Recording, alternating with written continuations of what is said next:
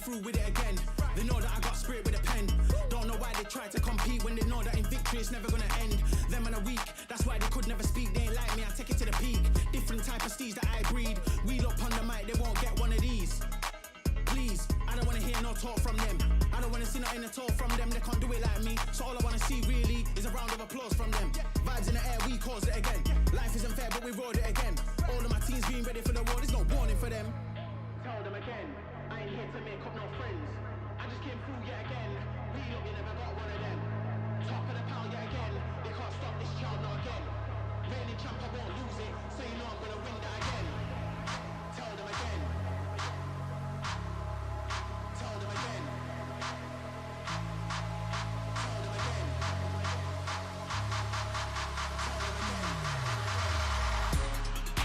Tell them again. I ain't here to make up no friends. I just came through yet again. We look, you never got one of them. Top of the pile yet again. They can't stop this child not again. Reigning champ, I won't lose it. So you know I'm gonna win that again. Tell them again.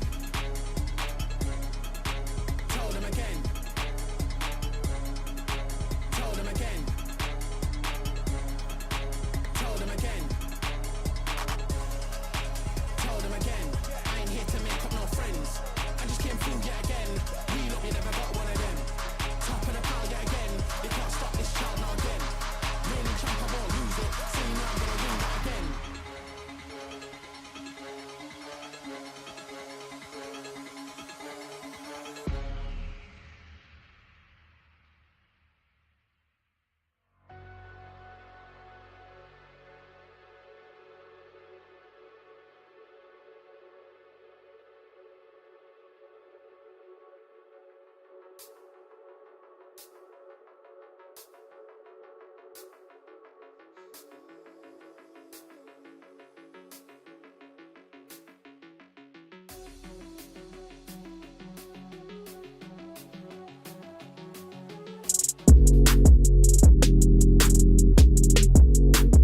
What's up, everyone, and welcome to another week of Spike Down. As you can tell, it's not Seaside hosting. It's not Sean Garris, rather. It is I, Van Silly, probably the third best looking person that fits the job criteria for hosting right now, or unless Roy decides to host, and then I'm going to be the fourth best looking man. So Roy, it's actually quite awesome and an honor to finally be able to be back on a camera and a microphone with you. It's been such a long time since we had to share the screen together as talent. So I'm looking forward to this. How are you doing today, man? Absolutely, man. I'm doing great, dude. It's a pleasure to be here with you, man. You're actually a legend. So I'm ready to go. I'm ready to introduce some of these teams, let people know what's going on with the Mid-Season Cup and what's coming up here for VCL in year number 2.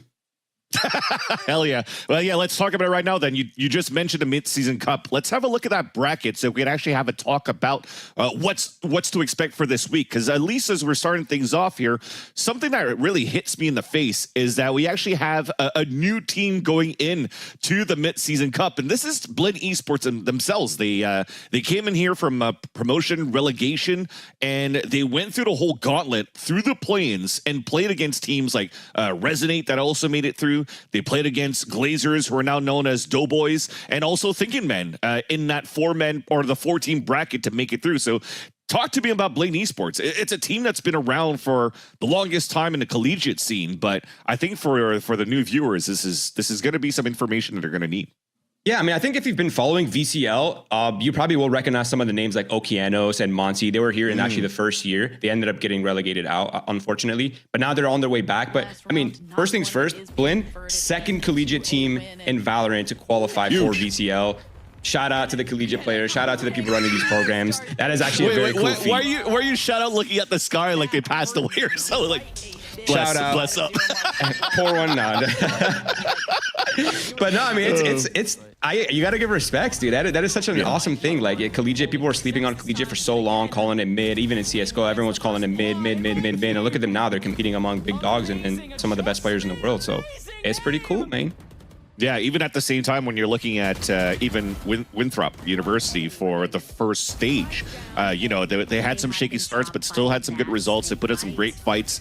They even had some of the top dogs actually being like, hey, we weren't familiar with your game. We still won, but we were expecting for this to be a walk in the breeze, and it wasn't. So I'm actually really looking forward to see how Bleeding Esports are going to do in the mid-season cup. And at the same time, as those players you mentioned, like Okeanos and Monsi, they're actually players that have been grinding not only in the collegiate scene, but also in like tier 2, tier 3, when everybody is trying to make it at the same time. So it's no names that you should be unfamiliar with, and they should still be good, sure. a good team or a decent team that could make some heads turn. But at least for like some heads, like turning my head on something that I've noticed here is that we actually do not have any thinking men going into stage 2. And I think that's going to be the most surprising one for me, to be honest with you. As we were looking, thinking men, they grinded together throughout the open qualifiers as well. And unfortunately, they played the qualifying game in the lower brackets against Doughboys, where they lost. So a little bit of a head-to-head matchup from that stage 1. And what happened to Thinking Man, pretty much, Roy? I think they might have just used their brains a little too much. They might have just thought their way out of the tournament, to be honest. They were looking pretty convincing. Roy, I'm supposed to be the one doing the dad jokes. Why are you doing that's right. No, congratulations, by the way. You're officially, you have the dad stamp now. You can say any joke you want. But yeah, sorry, go ahead. Sorry for cutting you. Tell me about Thinking Man. Why? I wouldn't want to call this a failure, but why, unfortunately, do we not see them here in the mid-season cup? They just had a shaky start, and they just never really recovered. They had roster changes. To be fair, they did have extremely tough matchups. I mean, even in the relegation tournament, it's not like they got blown out of the water, right? Like almost every single match that they played was like neck to neck. It was extremely close. It's just unfortunate they didn't show up that day. They didn't show up for the tournament, and they're out. They're no more thinking men. We don't like people who do. We don't like thinkers around here. Yeah, so then it's the Glazers that actually beat them, made it through. They beat they beat Resident rather as well, and now they're in the run of 12. And I actually want to talk about this team a little bit more, being Dobros, aka the Glazers. Is this going to be a game that they could actually beat here, going up against QOR? Because at this point, when you looked at the Glazers, when they actually qualified through by beating Resonate, Zachary actually came out with a tweet saying like, hey, you know, at least my duelist role isn't like as rusty or whatnot. So do you think we're going to see some role issues or role identities for Doughboys going into, or Dobros rather, going into? Yeah, not to be confused with the bros, okay? The boys, they don't got the dough, but the bros do, okay? Exactly. No, I mean, I've been pretty outspoken about their role, their kind of like role issues that they were having. It seems like their identity is pretty, like, they play very good Valorant. Like, they have great ideas, they have great setups. There's nothing inherently like flawed with the way they play. It's just they don't have that sort of oomph that you kind of see from some of the top teams, right? Like Mata on Moist like Shopify, for example, Koala, Noob, Nismo on M80, right? Like, these are just names off the top of my head. But they don't really have that. So Zachary's duelist has been sort of in construction for a bit. And to be fair, though, on his defense, towards like the end of the runs, it seemed like he was getting much more comfortable in that duelist role. And he's going to have to if they want to actually compete and challenge Core, who, in my opinion, is actually an extremely tough matchup for them fans, because Core is one of the teams in Challengers that has a full-on roster, right? They have 5 players that have been together for a while. They're very developed in terms of strategy and map pool. They have a coach and they have an analyst. So they have a team of 7 people that are like actively working on to improve like their roster. And like they've been going consistently for a while now. So I am actually kind of nervous for Glazers personally. I think it's an extremely tough matchup for them. And they're kind of like mashed on every level. And they have the X Factor duelist. Yeah. So it's a tough one, Vance. It's a tough one. Yeah, especially when you have to play against Core, where, you know, when players like Nerve have to activate, they'll activate. And then, you know, you're playing in a single elimination bracket as well, going to the mid-season cup. So for a lot of these teams going through from the run of 12 onwards, you know, you can't do any mistakes at all. So looking back at Dobros, you know, if there's going to be some role issues or they find comfort into it, they can't afford to make any mistakes. And there's other teams actually that can't afford to make any mistakes. Is if you're looking back at this bracket, there's 3 of these teams actually going into the mid-season cup that have gone through roster changes and are trying to make a big impact right away. So I want to go through these one by one, and then maybe at the same time we'll have a little bit of a pulse on your end here, Roy, to let me know who do you think won these in terms of these roster changes. Exactly, the roster shuffle. The biggest roster shuffle actually is going to be a game where they go head to head against each other. It's actually Winthrop University versus Fluffy Aimers. So on one end, Fluffy Aimers actually picked up Bones and Jonah 6 from YFP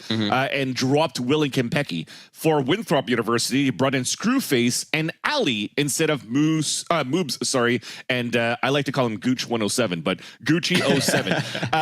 This, I think, for me personally, though, for Winthrop University, if I'm looking at this head-to-head, I think that Winthrop University kind of wins this one because I'm a huge Ali fan, and Ali is a controller. I've been watching him play since like the Northwood, the Red Bull Campus Clutch days, and I think he's a huge addition to the team, alongside of Screwface that's been mixing roles, as you saw in Challengers, between like IGLing, duelists that we know that he could do in the past, and also playing, I guess, more initiator roles when he was filling in for Lear over at Thinking Man. So Winthrop, for me, seems to be that complete team that could actually upset a team like Fluffy Aimer. Yeah, I mean, one, I agree. I think they have definitely improved their roster. I think the addition of Screwface has kind of added this sort of internal structure, like kind of internal process that they sort of were lacking in the last season, to be honest, in Split 1. So I think Screwface will bring that. And Ali, I mean, Ali's a monster, man. That guy is like, there is like this trend of like these emerging, yeah, I mean, yes, like you see the trend, like 10s on controller top fragging, right? Yeah. Like almost all the control, we're no longer in the era of supportive controllers, okay? We're moving into like star player controllers. And like Ali is like a great star player controller, right? And you put him into a system with Screwface, and you have like Jerk, Nazi, and Infiltrator, who are also, you know, all pretty strong players themselves. I think we have a great recipe.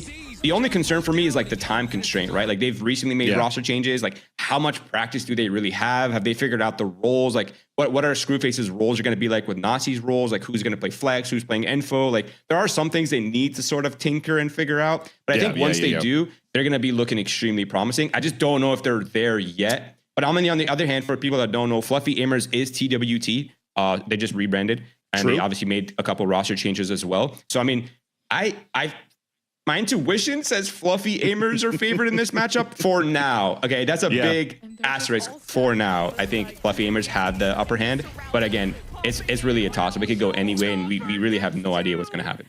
Yeah, I think if you're talking about time constraints that Winthrop University has, I really feel that Fluffy Aimers has the same thing as well, right? Because we talk about these roster changes where, you know, it wasn't a direct trade, as I mentioned before. It's Bones and Jonah 6 that comes in from YFP.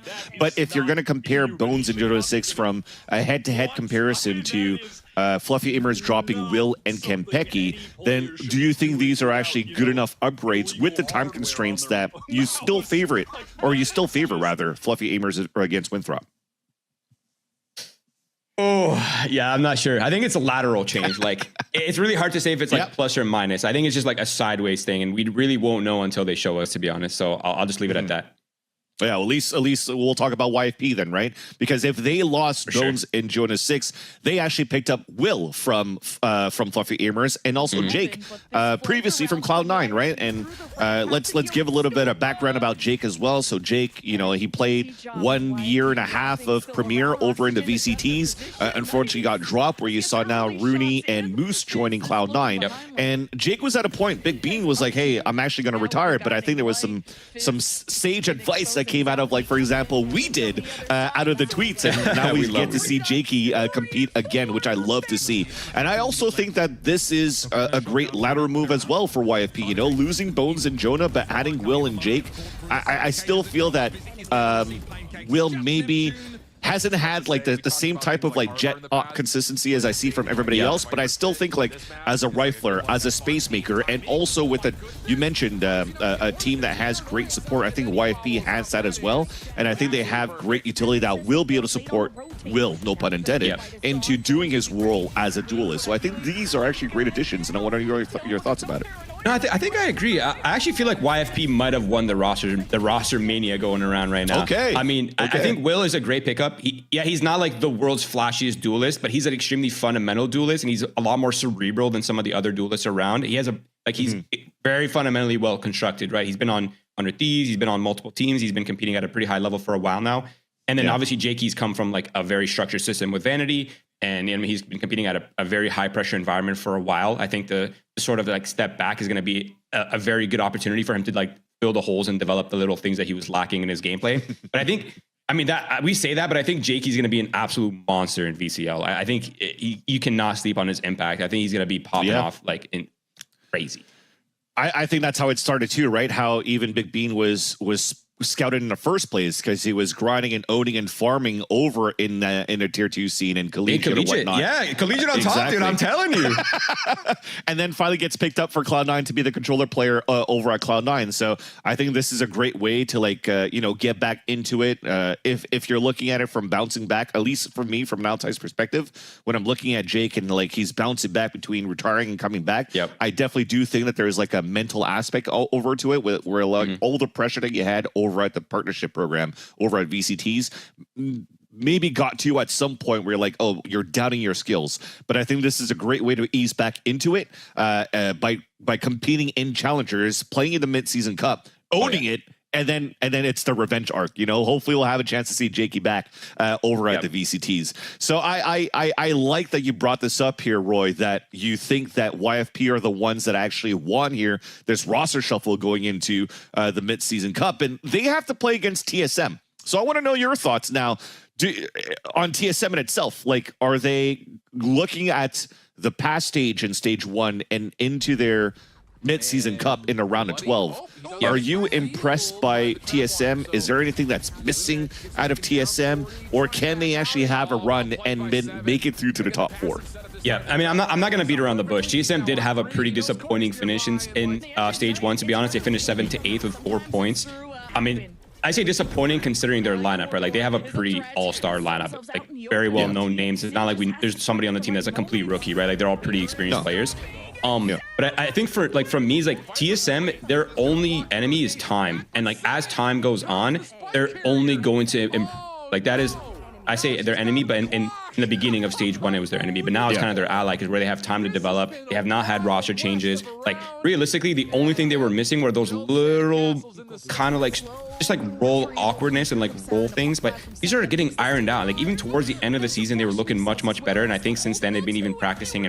Like as long as they don't have any internal issues or like some sort of things that you and I are not like psychic readers about, I think they're gonna be the dark horse of this tournament, to be honest, and I think they're gonna be proving a lot of us like wrong. Yeah, I'm actually looking forward to see TSM. I mean, this is a lot of pressure for sure because you represent such a big org, but at least in terms of what you're mentioning that they're practicing, I think you're right on that as well. I had a chance to actually see GMD, I think like 2 or 3 weekends ago. I think it was week number 5 of the VCTs. He actually flew into LA, so he came to the VCTs, watched some games with the coach, with Faded, and we wanted to go hang out, but they're like, no, we got to practice like 24/7. No, but they're just telling me like we gotta practice the whole time. I was like, yo, what about partying, bro? And they're like, nah, man, we gotta win the mid-season lock cup. in. Yeah, you gotta lock in. Exactly. So I'm looking forward to it. Hopefully they lock in and get to that point. And at least now when you're looking, we had a chance to mention, at least on the other end here, Blinn making it now to the mid-season cup and now joining the rest of the rosters into challengers. Do you think that they have the best possible scenarios looking at this bracket to make it to the top 4? Because the teams that they have to beat to make it through would be SAD Esports, and if they win against them, they have to play against TTR. TTR also has been, ups and downs in terms of like roster changes or trying to figure stuff out from week after week. Yep. I mean, first of all, shout out to Turtle Troop. Most underrated award goes to them. We all slept on them. We knew they were kind of a top team. Agreed. But we didn't think they were a first seed kind of team, which is insane to think about. So shout out to them. Yeah. I mean, things for Turtle Troop did get much better once they like swapped their roles around, right? Like, or their comps, not even their roles. It was just their comps. They were really weird. Then as soon as they like in the middle of the season, they swapped up their compositions on some of the maps and like, dude, like snap your finger, boom, their performance changed tenfold. Like they're only I will add one more irrelevant point here. Their only loss in the season was to Winthrop University. That doesn't even make sense. They oh my God, it's crazy. It's insane. It's insane. Okay, anyways, enough waffling. So we're gonna get back into it. So Blinn, I don't know. It's a tough one, Vance. It's a tough one. Yeah. They have, first of all, they got to get through SAD Esports, who have been a very unorthodox team to play against. They're very hard to prep against because they play such a off-meta play style. And even when they're running meta comps, fans, they're still playing an off-meta like comp, like setups. They're the way they spread out, the way they play the game, their pacing is just like very different than what you're used to. So they are kind of a hard team to get through. So that's their first challenge. And then they have to go against Turtle Troops, which obviously they are a first seed team, and they're looking to continue their dominance here in the mid-season cup. So it's tough. And even to make top 4 is good, but even to get to grand finals, they got to get through M80 after that. So it's You're optimistic, so you're already man. I assuming respect that it. M80 is going to make top 4. I think so. Yeah, I think so. Yeah, I No think upsets going the through way there? they ended their season was a little too disappointing, even for them. And I think that's gonna like light a fire under them, and they're gonna come in with insane levels of vengeance going into this event. Yeah. Well, at least for Blinn, if they make it through to Sat Esports, but they can't versus Turtle Troop, but they make it to the top 4, that's a great start, right? Because Oh, for sure. you need 4th place at the minimum Yep. in the mid-season cup to actually get some points Yeah, but they going need into the that. circuit. For the finals, right? For the playoffs. So, Yep. you're already joining the tournament and you're already joining the league mid-season, no pun intended again. And that's a very, very tough and uphill battle or a steep hill that you're going to have to climb for Blinn Esports to even make it to playoffs at this point. So, yes, it's nice that you've made it, but the experience is another thing. But if you're trying to find results, it has to be very, very, very quick. So, all the best. Okay. I hope the best for Blinn Esports too, but I do agree with you. Again, Sat Esports, with the way that they play, when they have Kohlberg and they have Bob, it's a very, very hard team to beat overall. For sure. But at least if you're looking at it then back at the bracket, is it just written in stone for you that whoever got the bye in a round of 12, so we're looking at MXS, Oxygen, M80, and Turtle Troop, are these the 4 teams that are just going to make it to the semifinals as well, beating whoever's going to make it through the round of 12? I think at least 3 of them are. I mean, despite Turtle Troop's performance, and I'm going to eat my words. I know it. We did. You can hold me accountable. I will accept it if I'm wrong. Okay, I will take it. I'll hold the L on top of my head. But I think Turtle Troop's the only one in my mind that is like in question, to be honest. Moist Shopify looked like the best team in the tournament by far, in my opinion. It wasn't even in question, to be honest. Their setups are great. The way they play is great. They're a very well-rounded roster. They have oomph in every role that they need. They're a very well-constructed team, and I think they're going to keep that consistency going here. So in my mind, Moist Shopify is locked in for the semis.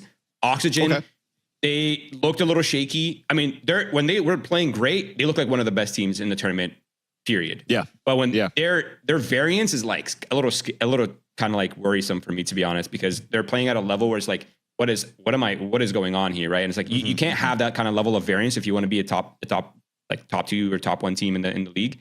And then M80, obviously, they've been consistent throughout the entire tournament. They played extremely Since well last year, yeah, literally through every roster iteration, they've been insane. So I mean, M80 is pretty. I think, again, I'll hold the L if I'm wrong, but in my mind, they are locked in. Turtle Troop is just like, I don't know, did they close out the season well, and now they're like, what's happening with them? Have they swapped their comps? Are the roles still the same? Like, what are they going to keep up the same level of performance they were putting in towards the end of the season? Like there's just a little bit of question marks for me, but I think, Moist, Oxygen, M80, the big 3, I think those are locked in for top 4. And then in the bottom of the bracket, who knows, man? Who knows? And actually, even looking back at M80, like when we're talking about teams who are challenging them, Winthrop University was one of them. Remember, one of those games was like a 13-11 to win that M80 had versus Winthrop. So, or Winthrop rather, as you say, like there's a heavy top 3. The competition behind that is still very, very, very close going into it. But I guess now it's the hard-hitting question into the top 3. So if you're looking at the top 3 on one side of the bracket, then you're going to have MXS versus Oxygen potentially here for that first semifinals. Who's making it to the grand finals and why? Oh, you're putting me on the spot for the future? Always, man. That's how I roll, dude. I just like proving you right or wrong, depending what you predict. Okay. I like that. I like to be held accountable. Man. While you think, it was also pretty funny too, because every time I predict against Turtle Troop or TSM, I get like a subtweet from like we did or GMD, specifically. Yeah, that's what I was referring to. And they just talk crap about me all the time. I love it. But anyways, go ahead. So OXG versus MXS. Who wins this one to make it to the grand finals, assuming everything goes according to plan and everybody follows the challenger script? If I'm projecting the way they looked in their last public appearances, I'm going to go ahead and say Moist Shopify wins that. If Oxygen has tightened up in the last month, in the last couple of weeks, it's honestly a 50-50. But based on previous trends, I think Moist just looked a lot more consistent, and that consistency is just like the thing that I always base things off of. Is like who can win out, the averages. And it looked like Moist Shopify was a little bit more well constructed in that regard.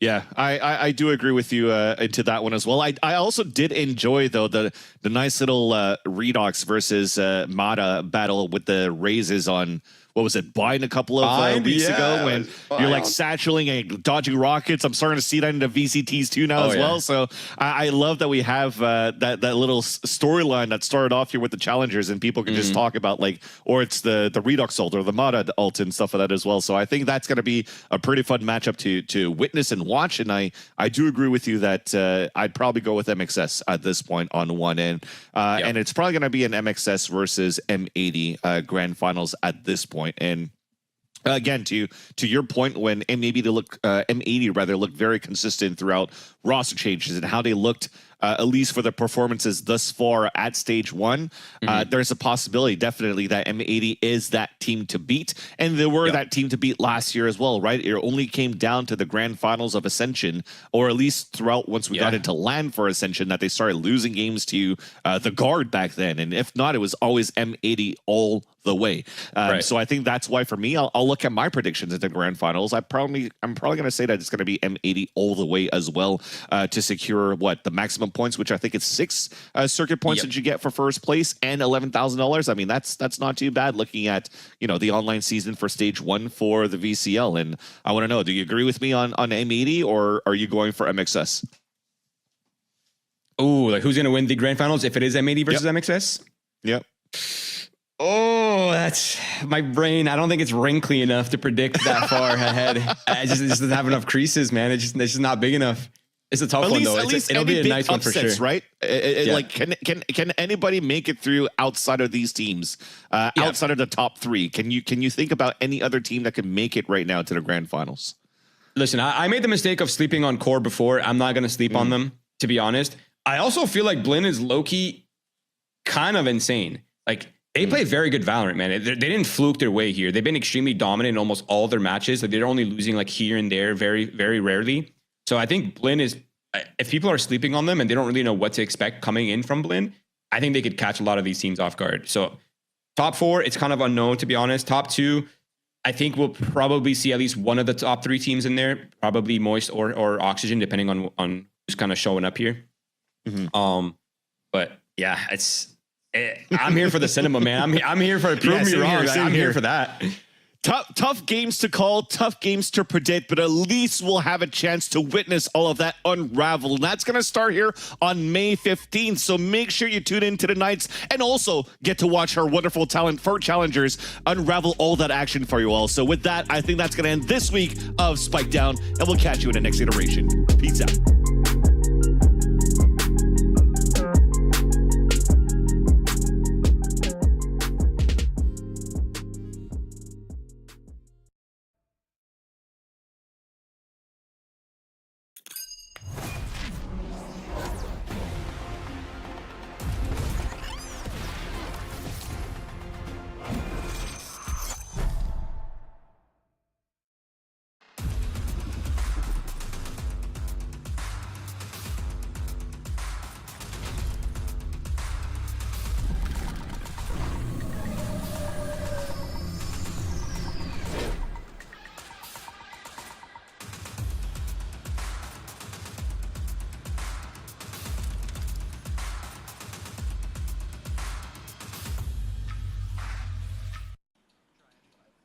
Hello everyone and welcome back again. It is now time for the Challengers Mid-Season Cup, and there's been a lot going on, roster changes, new teams that we're going to see that were coming from relegation. I'm your host Dryad, and today I'm super excited to be joined by our 2 analysts, 2 experts on the field. It is going to be Psycho and Roy.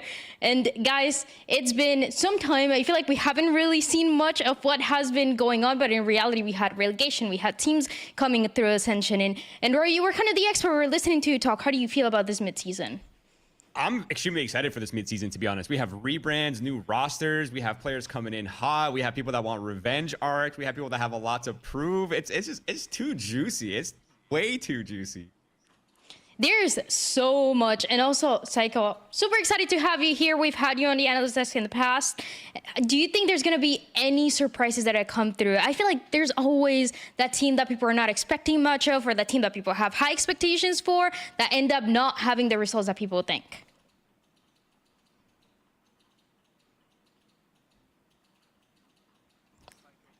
I don't think we can hear you. Oh, sorry about that. Okay. You know, absolutely. It's a rite of passage. It's a rite of passage. All good, all good.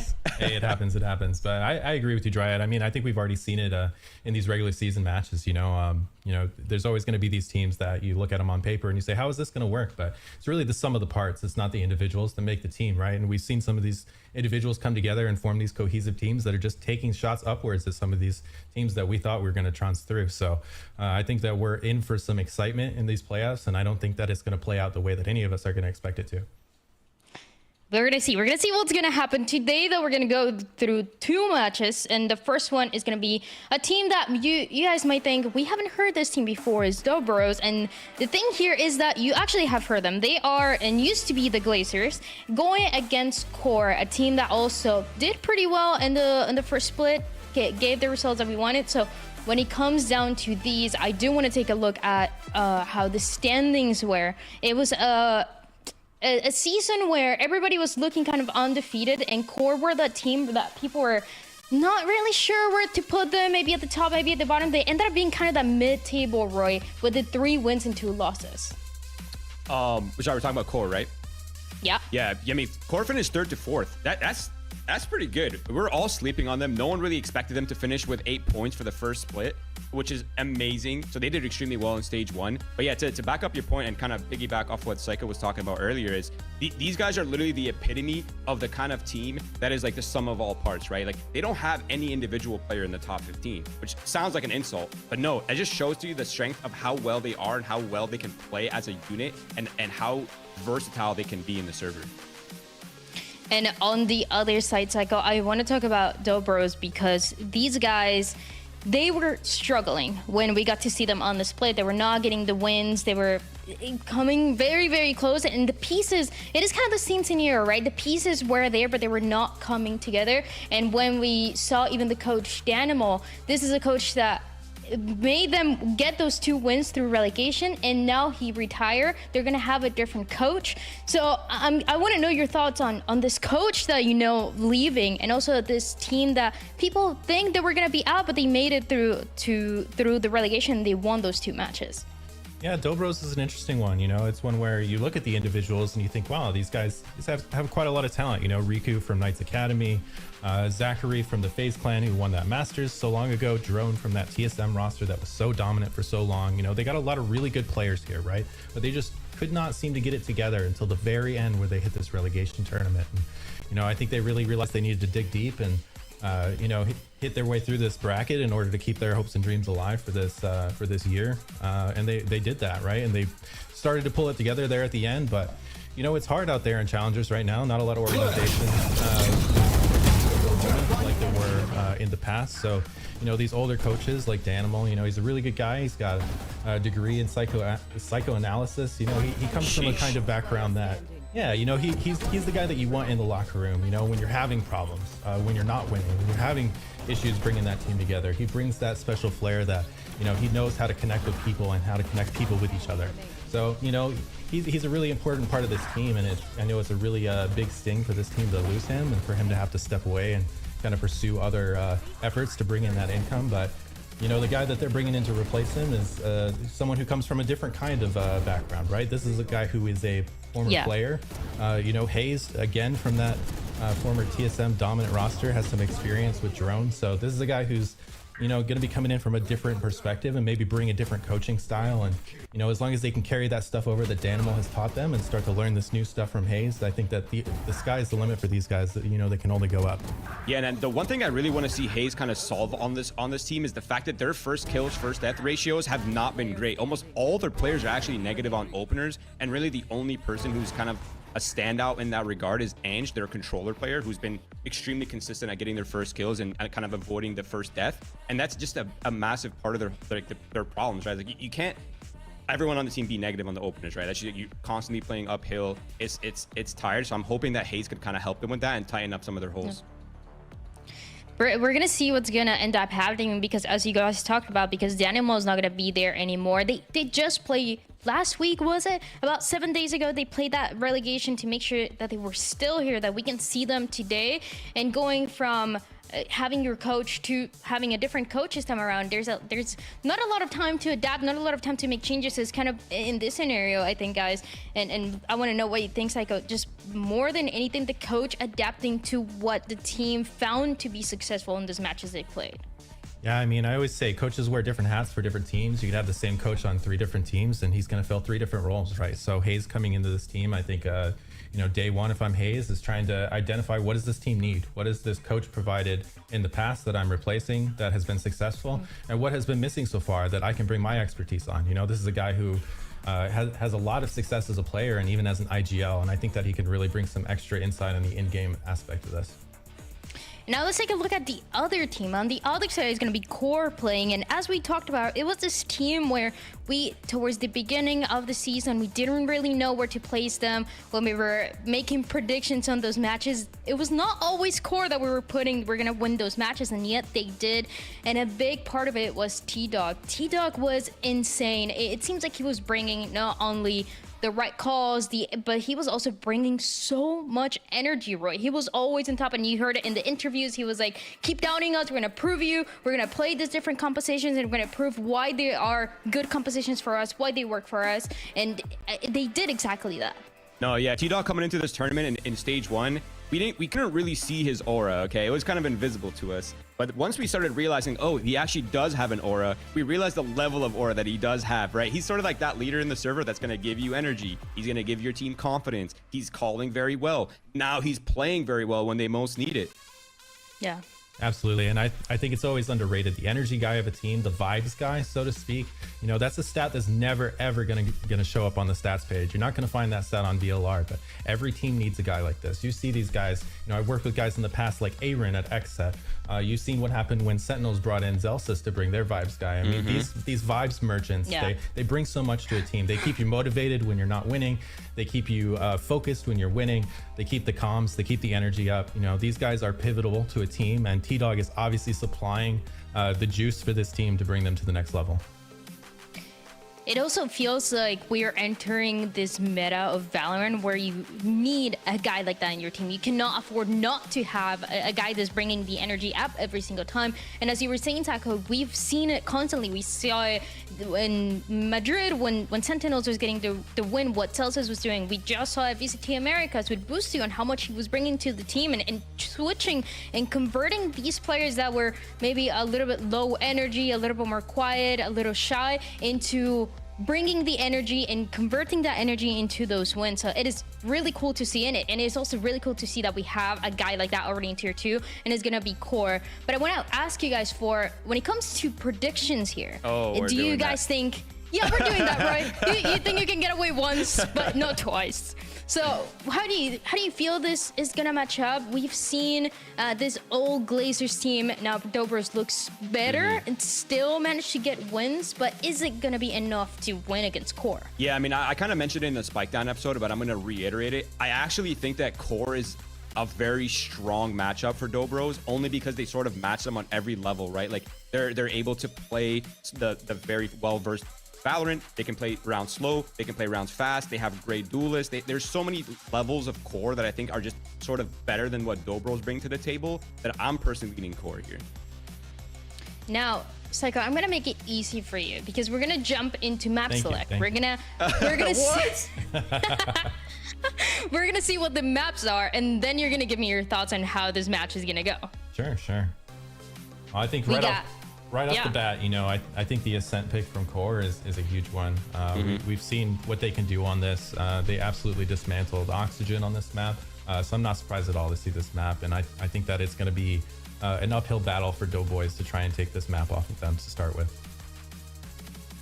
It's also an Ascent that I found really interesting. Again, for Dobros, we saw them just play last week, but it's been a little bit longer for Core, Roy. And this is a map of Ascent where they were trying a couple different things. It was not a crazy composition like we've seen for Sad, for example, run out, but it was instead of the Killjoy, they were running the Cypher, and instead of the Sova, they were running a Fade. So give me your thoughts on that. Do you think we're going to keep seeing that composition be played out?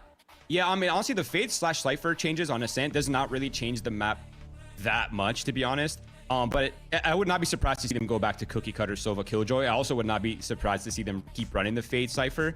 That map is pretty well laid out at this point. Most teams know how to play it. It's really just going to come down to the fundamentals and how good of a read they have on each other.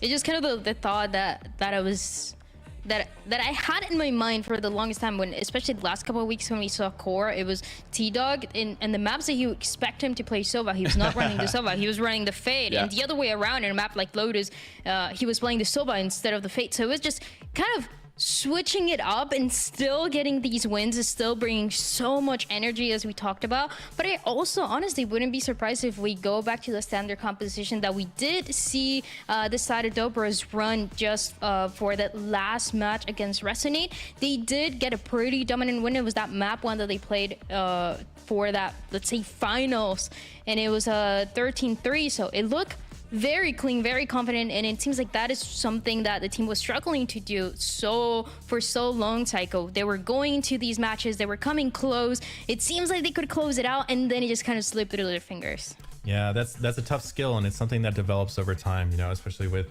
newer teams in their first season or two. You know, the rounds early on, or even in the middle of the game, are completely different than the rounds where you're looking to actually close out the map. So that pressure starts to mount. It can get into your head. It can affect the communication. It can affect the confidence, right? But you know, when it comes to these initiators, you know, Sova versus Fade, I've seen it a lot where you're leaning into the expertise or the confidence of the initiator player, right? I mean, we saw it last year with EU back when he was on M80, and that's carried through even into 100 Thieves in the Americas League, where he's playing Fade on a lot of maps where you'd expect him to see Sova. Yeah.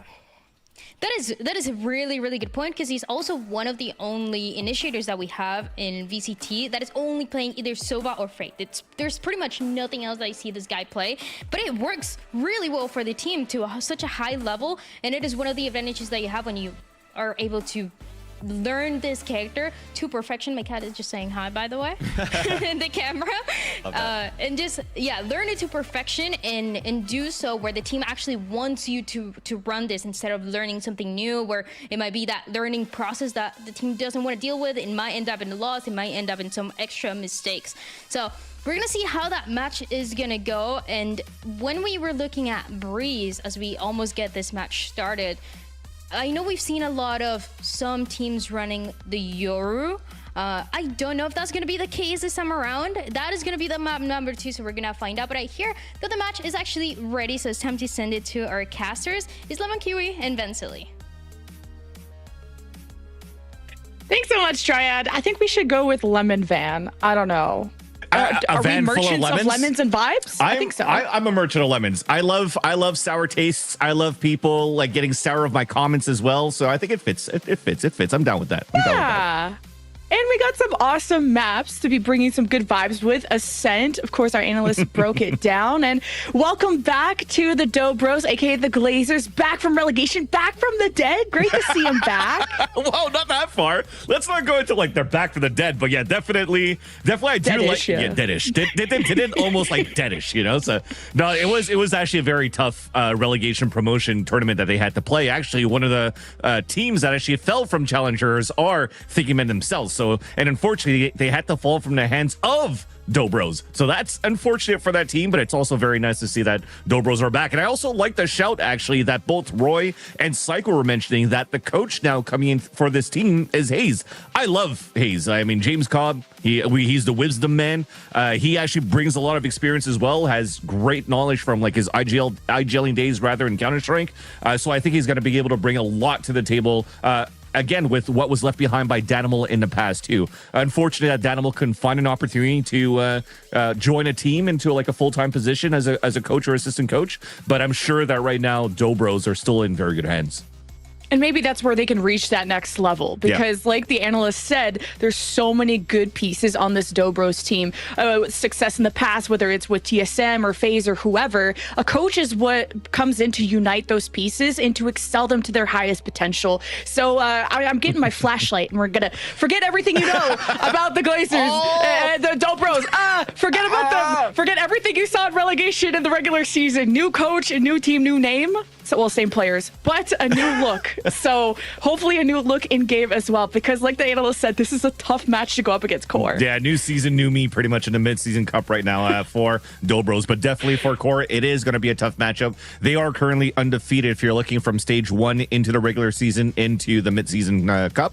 They actually won Ascent 3 times so far with a change in composition as well, where also on top of that, they won that change of comp by bringing in a Fade instead of a Silva and won that against Oxygen, one of the big threes actually in the challenger scene right now. So it's nice to see that, you know, Ocean and Slow is Cool are continuing to bring something new to the table on a map like Ascent. You have to think about back then too, like the Pittsburgh Knights or even like in their academy team, how they were like so strong playing on Ascent. I remember like they had like a 30. I mean, it's always going to go back to that, but that's the first thing I think of when I think about Ocean and Slow. But it's Ascent. I think it was like a 30-0 run on that map until they finally dropped that map, right? And they were the ones that came out with the unorthodox Sage in that composition as well in the past on Ascent. So it's nice that they're bringing out this time around something new, something that allows a little bit more aggression, I'd like to say, allowing Zeldris to get a lot of these like close quarter fights because you could follow behind on these Prowlers. I think that's the main difference, right? As we're going to wait for agents to like, but I think that if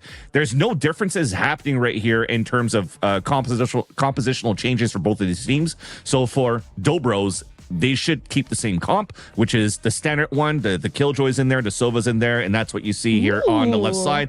And on the right side, unfortunately, I wanted to, you know, talk a little bit more about this Fade and what was so good about it and to see T-Dog in that role. But it looks like they're going back to, you know, Ziff back on a Killjoy, T-Dog back onto a Silva. So no Cypher and no Fade. So this goes into like a nice little standard, honest Valorant that we're going to see in this matchup. And the analyst teased us about how, okay, yeah, the Fade Cypher, but they could easily go back to the cookie cutter meta. And that was Core with the Fade Cypher. And to reiterate, this is Core's map pick. Yep. They are 3-0. They are undefeated. They've beaten Oxygen. They are the GOATs at this map. They are favored in this first one. So to see Core go away from a composition that has been so successful for them in the past is interesting, but I'm not going to be a hater about it. T-Dog, one of my favorite Sovas to watch in Challengers, also has great educational content on YouTube. If you guys want to learn how to get better at your game, T-Dog teaches you all about it. And even when he's criticized on his Sova on maps that maybe Sova isn't as hardcore picked on, he still is such an impactful player at flushing out corners with his shock bolts, getting at least some kind of information with the recon, although that's not always consistent. But the Hunter's Fury value you saw in the stats, T-Dog will deliver. And that's why we hyped him up before. Yeah, and also learn how to drink Dr. Pepper with T-Dog, right? Oh my God. That said, though, if we're looking at this head-to-head, one big thing that you have to think about looking at over here for Dobros is Zachary. Now looks like he's going to take this role full-time as the duelist for the team. And it's not somebody that you necessarily think that's going to happen, that's going to take this role, because he's been known to play more of an initiator role back in his phase day that Psycho was talking about. But we'll focus on that a little bit later. We're now live here in the pistol round. Lots of aggression starting off here on the attack side of Core as they're fighting for control also towards A main to start until this one-way comes out. So that's going to slow things for a bit. Yeah, the one way for the defense, and even Core just testing the waters. Like, can you shoot my ankles? Can you get them? Now Dobros think they've left, but Core just circled around through tree. Here's Zeldris dashing in. But now the front line, also T-Dog and the rest, were not able to make it through main. So this has not gone the way of Core to try these different split pushes into the site. They only have Ziff left in a 1v3, now 2, with the Ghost and full health. Needing to recover that spike though, and maybe this is not impossible. Yeah, I mean, picking up the spike at the same time as, you know, they pinch back from the catwalk back into the A main, could still get a plant down, has a turret to watch middle. So there's still a lot of room to work with right here for Ziff. So a great way to start things off. There is going to be a little bit of information gathering here. Yeah, Rika's about to step out. Easy kill for them.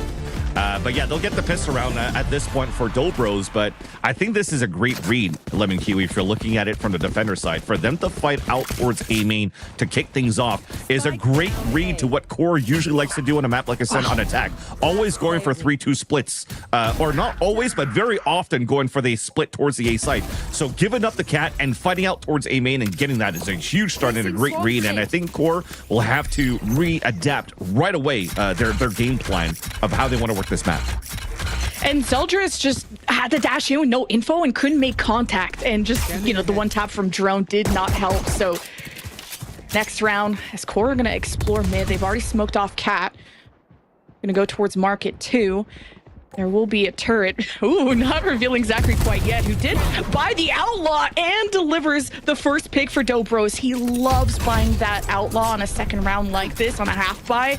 So Dobros feeling like the pressure could be coming towards B. Shockbolt trying to flush out these people from the closet, but Core slowly but surely. I mean, they don't have a great buy, so this is already not an ideal round for Core. Yeah, and the crossfire is already set up. I mean, at this point, as you mentioned, half buy is usually very strong. They realize this for Core, right? They're going for full classics, so they want to make sure they just try to get the spike down, try to flood somewhere and get a plant, and that will be like the best silver lining they could get.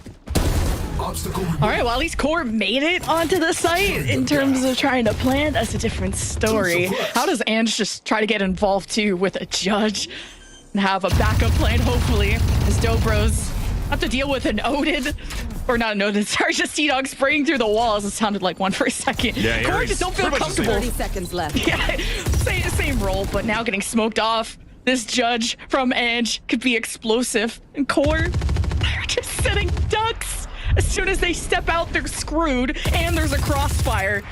Dobros, patience paying off, and the back and the 2-tap as Dobros take round 2. I mean, that's still very nice at the end of the day that you're able to do some armor damage on the two of the last 3 remaining players on that site. But just mentioned it before, they realized it for Core that they had to fight against Zachary, that you mentioned here, Lemon Kiwi, that he loves to buy in the second round. So you're just trying to maximize your economy in this third, and you've made it expensive. Look at the bonus that you currently have for Dobros now on defense. The best weapon that they have is a current Outlaw for the second time, which could do some damage against Nerve and Zeldris, but the Vandal is the next bet that you have in the hands of Ange, and he's playing it at least somewhere to where Core is looking to lean towards to at the start, right? You'll see a slow default. They're recutting towards mid. That gets shot right away, so they know that there's some pressure mid coming in right now. So working back on the middle, if they decide to pull back from aiming for Core, they're going to have to start using util. If not, they go for a bio ball right into the A main and just try to steamroll for a plant.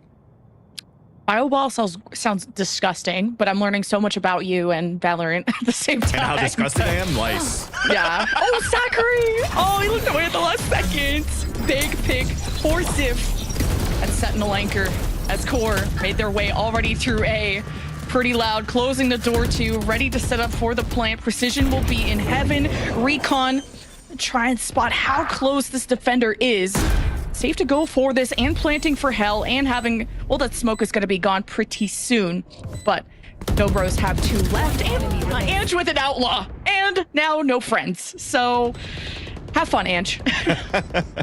Yeah, at this point, if you're able to do that damage onto Ziff, especially with that turret that's around, and unfortunately not. So Ziff was watching that Vandal left behind too, and yeah, they didn't really give a chance here for Dobros to really rotate back from mid up towards that A side. So that plan that you currently had for Core, just trying to find the right timing. Again, the buy a ball, trying to go for the perfect trades, entering towards the site. They got it quite easily, which then allowed their Ziff to play that lurk right after. With all the kills that he currently has, they now have a lockdown available, which also now gives him an opportunity to really add that aggression and steamroll, and this time looking to be towards his B site. Okay, Riku now has actual Odin and is deciding not to spray through this wall. So Riku just hiding the fact that they have this weapon, and this could be a lot of damage. Somehow Core get grazed. Ziv brought down to half. Oh, is Riku going to get affected there by the lockdown? Doesn't matter. The kill is acquired, and Core just cutting off the rotations out of Dobros, but a better response out of Drone. His mechanics have been fire today, leaving us in a 3 versus 2 in favor of the offense. Core getting the spike down. Or at least the Odin did some damage, right? That was Ziff and D-Dog that was damaged by that Odin. It gives a chance right now for Zachary and Ange to retake that site, but they don't have flashes to work with. So this is on Core to make these mistakes and for DB to capitalize on. Ziv, half health. no utility to check what's around the corner, but can just play off the contact with Snarly, who doesn't even need any help. Zachary will force the 1v1 with the smoke and can't deliver against Ziff, and Core will even it up. And you saw that they were in one and done positions. Possibilities that if those shots actually landed on a retake on Zachary's side, that was potential a two-piece that you could have converted. But you saw right here in this replay from Zippo, it was two heroic plays, one and done positions that you're trying to do, right? On one end with the Odin trying to spray towards the wall, secondly, and then dodging over the top of the wall with the radius of the lockdown, knowing that there's at least one person in there, and Zeldris is able to win that fight and open it up. So very nice job, at least for Core, with the check marks that they had on whoever got kills, whoever picked up orbs, and leveraging those ults to really break the economy very early from Dobros, puts them in a comfortable spot here to start things off on the attack. And now they'll go back into that small defaulting with, again, this 4-1 setup. As we talked about, that piss around that they like to split very often in their ult composition with the fade. They're now trying to work more as a group now on focusing on this A side or B side extremity, not allowing here Dobros to get too much value on forward positions on middle. Then Ziff will be patrolling mid and also seeing if there's an extension out of B. So Core will push the 4 through A main. No diversion through tree like they tried last time, but they're making some noise, and Zeldris will be the one to dash in. He needs to have better contact this time and try and see if he can dislodge Drone. He was a problem for him last time off of pistols. Well, that was a different round, but now Ziff just spawning any opening pick, of course dealing with the Sentinel. It's going to be dealing with Riku pretty soon. Great headshot.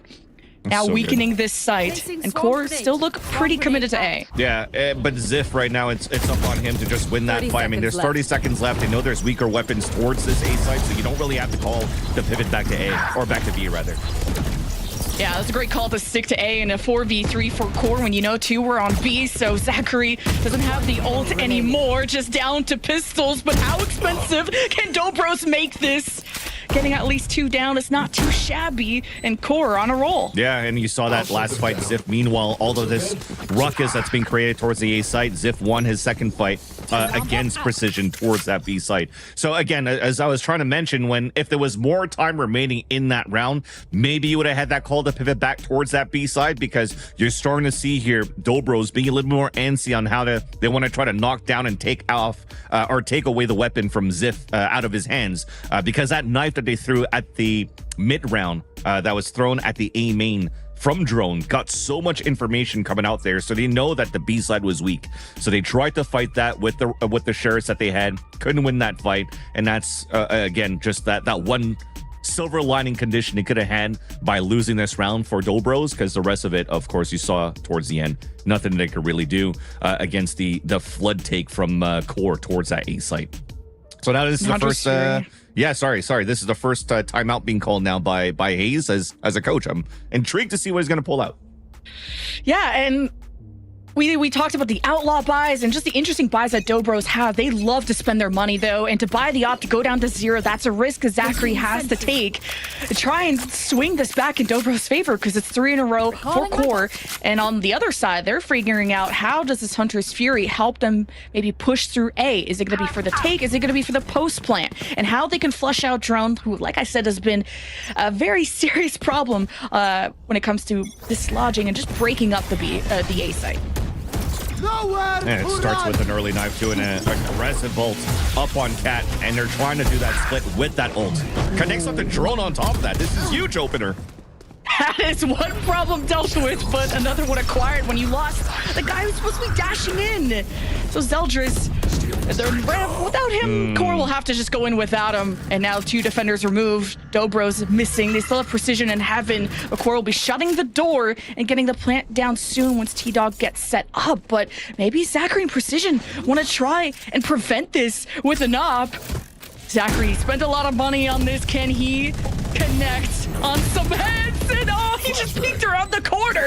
But Precision just used him as bait anyway. But once he got flashed, it leaves Riku in a 1v2 with an Odin, which is very tough to do, especially against T-Dog and Snarly. There's some shock bolts to some recon, no flashes to worry about. Riku almost turns onto the second one, and Core continue the streak. And you saw the idea that Ange had at the beginning of that take that Core was trying to do towards this A site.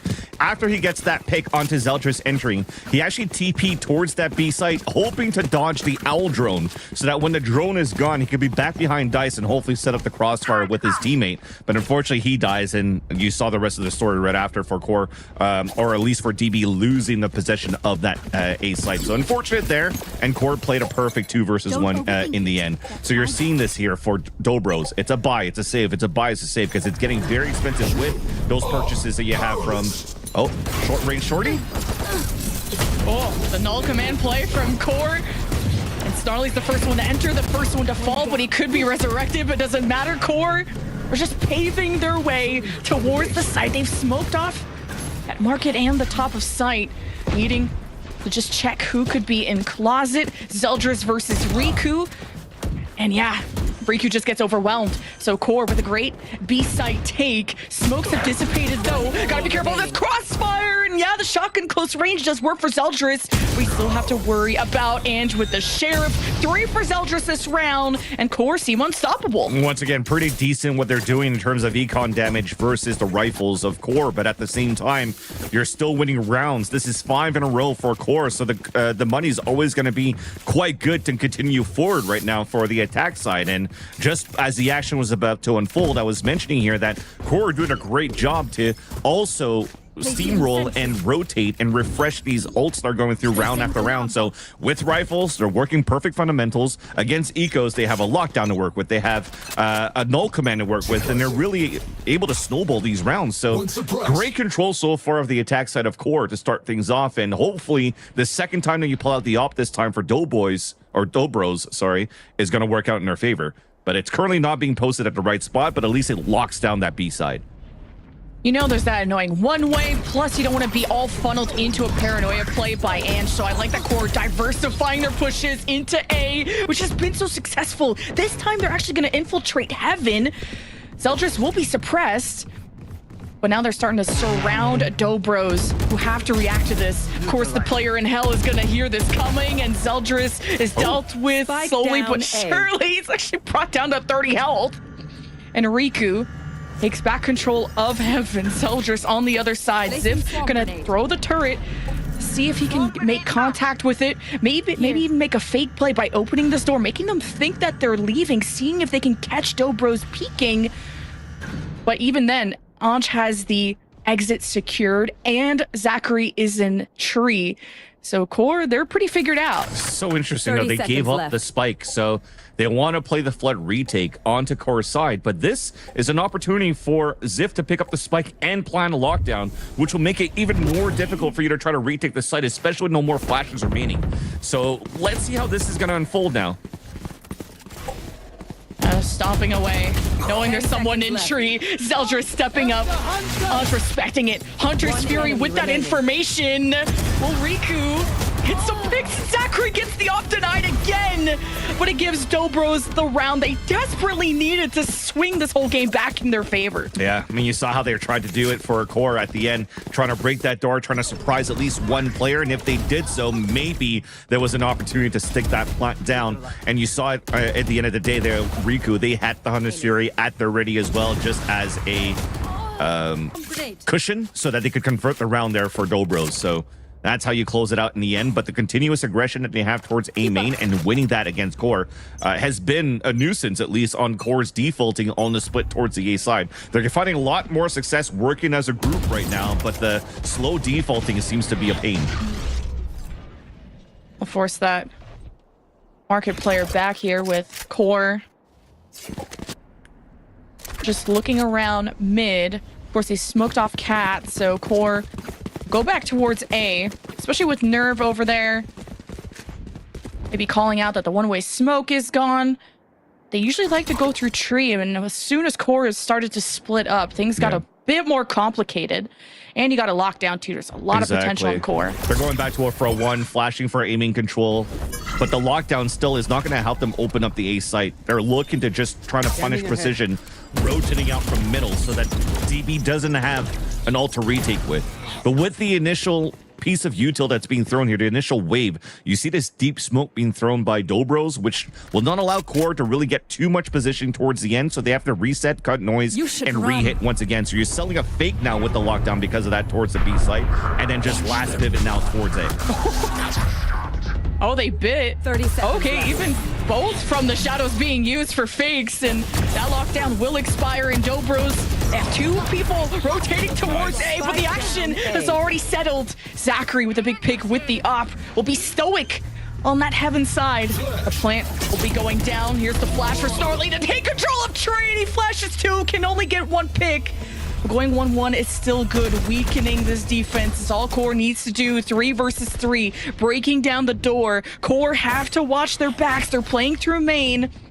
There's no smokes, of course, to worry about. There's some shock bolts, though, from Riku. Spike will be tapped, forcing Core to engage. They still are pretty healthy. Time running out for Dobros. Drone has the pick aside of the road to cross.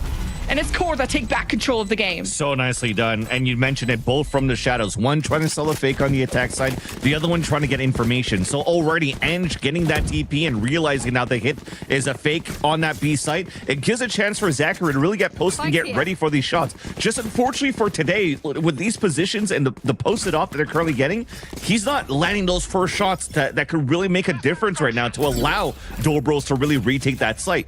And Core, you saw it from the util and everything that they had at the beginning. They were going to fight that lockdown no matter what here. And for them to still get a kill out of that before falling down and then converting that around after, it's showing that, again, the control is over on Core's side. Not only Mako-wise, but Mryko-wise too, being able to win these one-on-one fights consistently.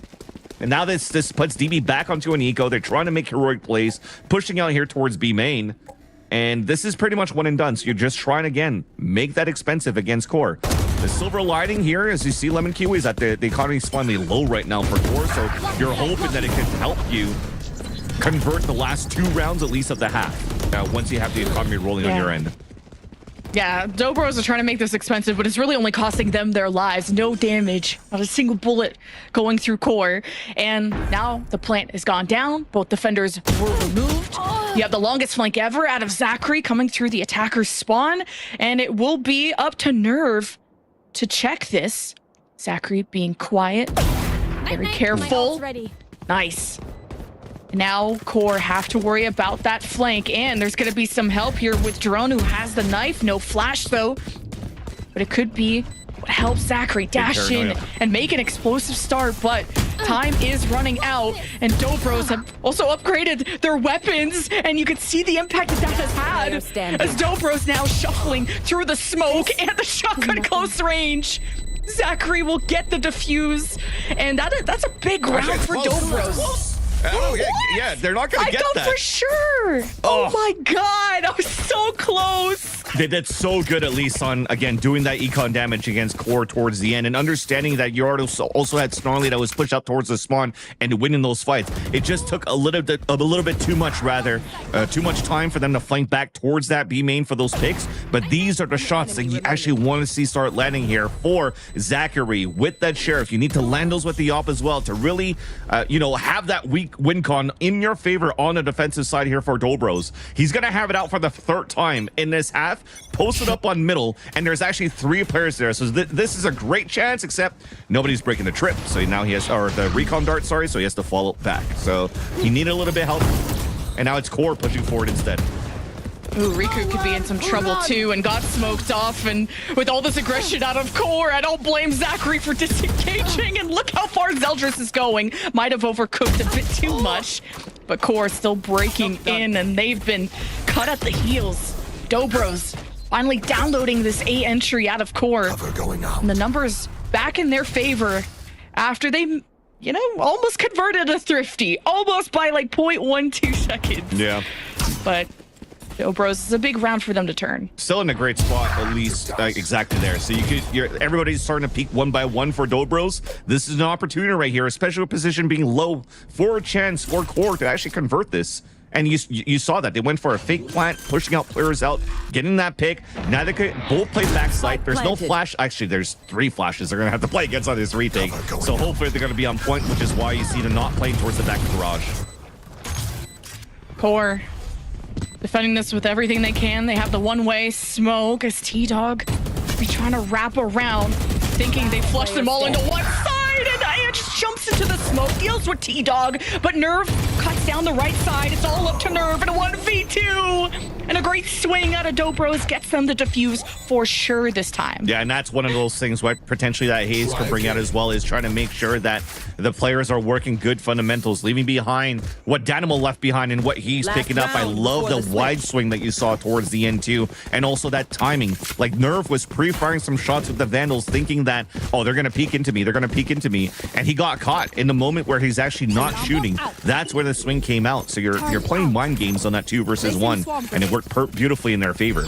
And despite them losing Zachary in the first place, getting pummeled by utility pretty much at that point, they're able to still convert great crossfire setups in the end. So at least a great way to, you know, patch up losing that first player early in the round, and they have a chance now to make this a 5-7.5. Look at the economy finally.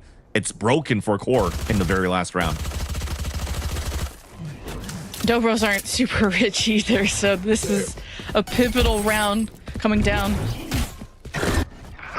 Final one of the half, so Core have some eyes on mid, keeping an eye on market. Core making their way towards B, and the spike being down is rough, especially in that position where Drone is too.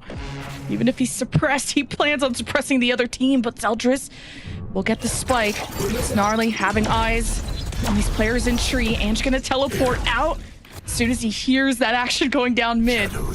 Ange just smoking it off and having the one-way, so you know if Core is coming towards A or not. Well, with the null command being out, right, you have to TP away, give up spike, and now fight.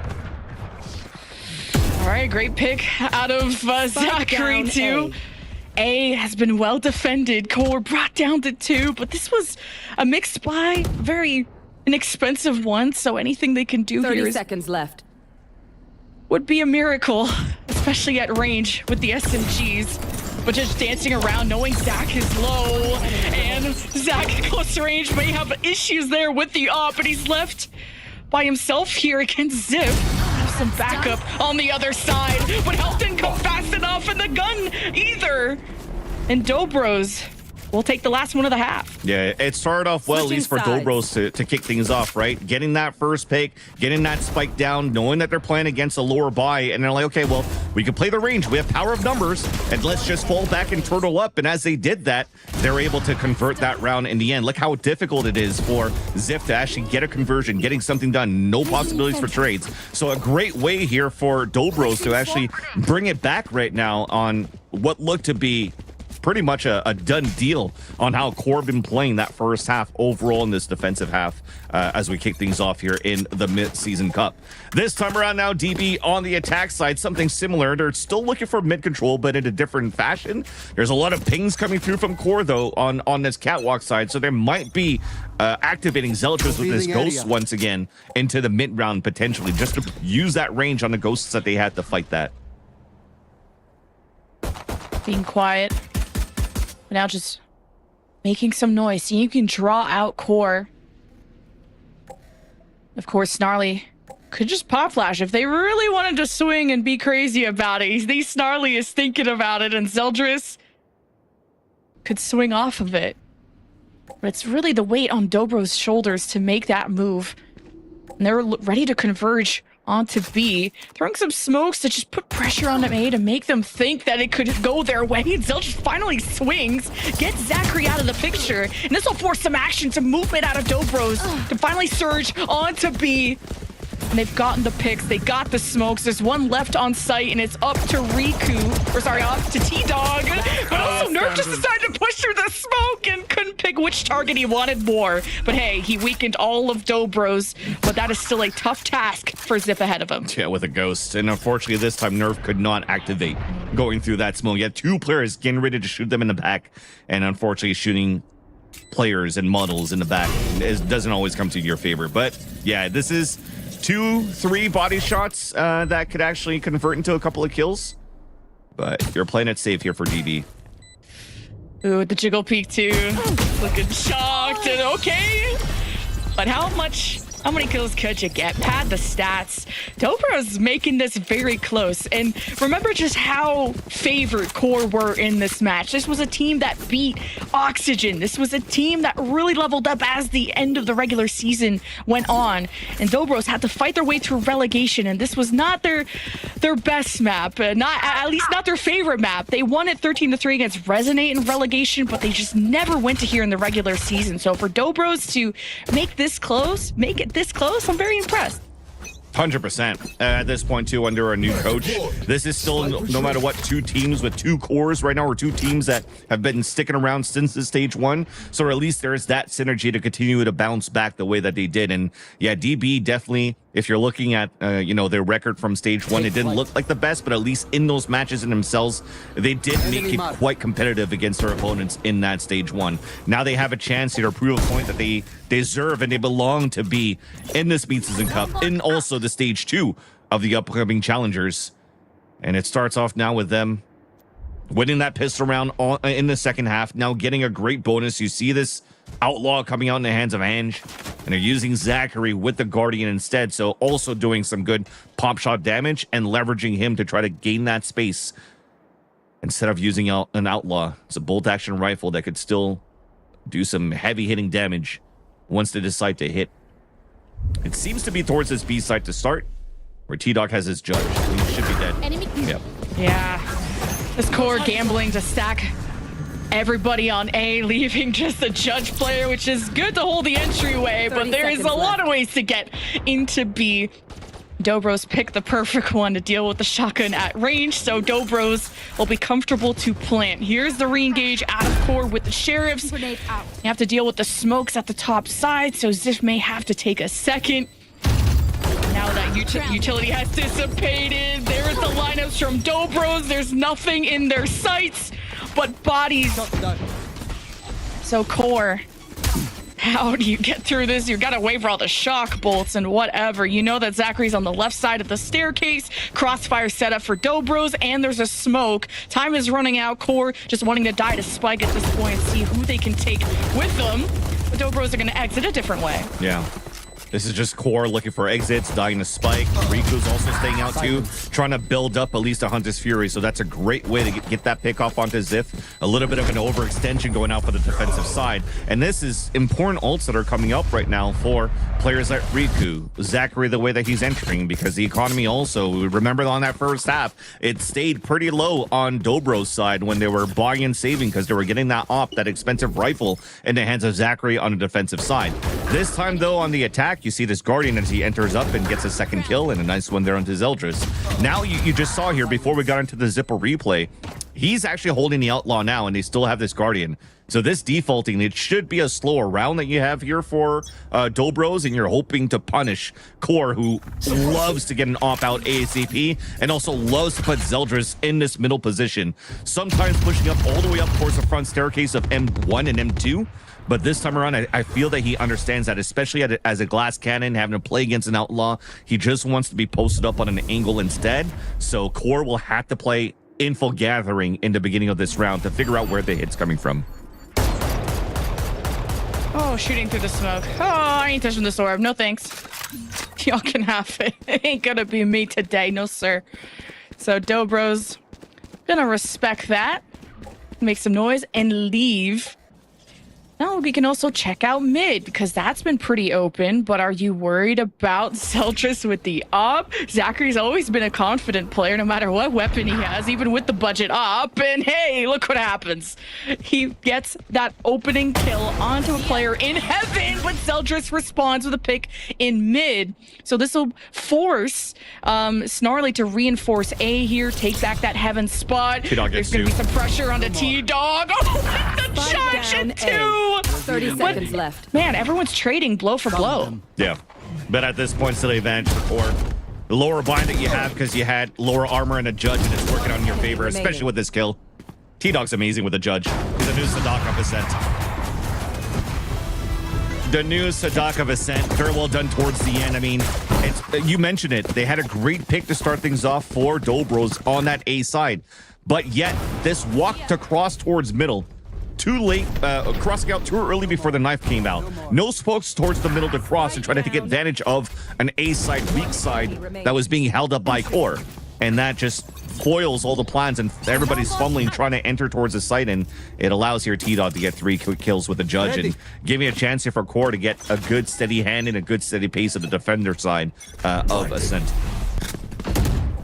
This was starting to look like Dobros could take a lead with the kind of streak that they were on. Zachary just dashing right onto the turret, taking care of that. Hearing the op through mid. Something to worry about, but not for the moment. While the smoke blocks off that line of sight, T-Dog with the corner. Really couldn't at least deliver or trade on the one he was hoping for. You're just going to get overwhelmed when you're solo holding the site. There is no exit for a guy like that. So Dobros sort of established on the site, may be comfortable to plant now, but there's one person left. You know Zeldris has the op. See how he rounds this. Planted. It's not sure if there's someone in closet.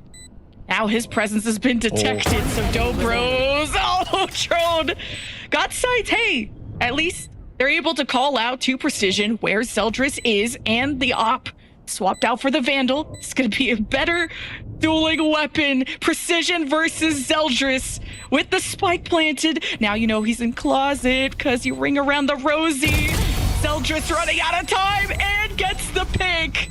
So Core will extend the lead. Zeldris is so good with the op, the patience that he has. His teammates are falling behind all around him while his responsibility was just to watch B main as he retake the site. But his patience, he saw both players behind the dice just holding the corner and is just waiting it out, posted up, gets that pick there onto drone, and then just understands where the last player is, clears up the site very cautiously and wins that ninja battle of silently moving inside the step to get the pick. He's way too good right now in the challenger scene, and he's a nuisance to deal with right now. He hasn't had a chance to really fight with an op on the early rounds, but still gets great work done on the retake self that he has. And now posted up on this A side. You're going to have that side unlocked at the beginning. Core is looking to add a little bit more pressure now towards mid here. As you can see, there's Recon Dart getting ready for an Odin spam and support if needed from Nerve in the end. And that Dart's also going to spot Zachary with the Blade Storm. So they are also understanding here for Core that there's a lot of mid pressure happening. So they can turtle back right now and set up these crossfires to make sure that they're not going to get really pushed out on the tree. Checking all the corners with the Owl Drone. Yeah, interesting that the Odin isn't being run on B long, when considering how much Dobros have liked the B site so far. So dashing out of the paranoia is great, but Core aware that an aggressive jet could be coming their way. Okay, Odin at range. Mine doesn't do that. Great job by T-Dog. Pivots towards B, and he got the KJ util there too. This is going to be a slow burn for Dobros to carve through all that utility, but above and beyond, Zachary gets it done. And Dobros still have to get the spike actually on the site, and they got to do so before the smoke dissipates, but I guess who cares when you just spray through it. Core have 2 coming through the top side, including an op, and Zachary with 3 this round. Doesn't even need to see his opponents. He can feel where the danger is, and the threat of the ace is there. Nerve and a 1v3 may just decide to keep this weapon. What a round by Zachary. I thought it was over until when the Owl Drone of T-Dog saw 3 players there. And that's what happens when you're playing with too much confidence in the end. Just trying to get an Odin spray through a smoke. And the amount of kills that Zachary is currently getting through smokes at the same time, the taps that he's getting across, and on how he just entered towards that B site. Maybe he doesn't need to stick to an op. Just let him continue to rifle and create that space that they can do here on the attack side, and it'll be in a great spot. Look at how it started off here. These smokes, little gaps, crosshair placement, wide peaks. He's understanding where every single one of these players are going to be peeking out from and gets the perfect timing against that. And that definitely will force out the timeout from Core. You had such a good round in that third round, the lore buy that you had in that round, and also in round number 16 to convert those and build that economy on your end. Yet, you let that slip with over-aggression on your end, which now puts you in a difficult position now in terms of economy. So you have to reset this so far, and that's a perfect timeout being called by Ocean. An Odin buy, 1 away from Hunter's Fury.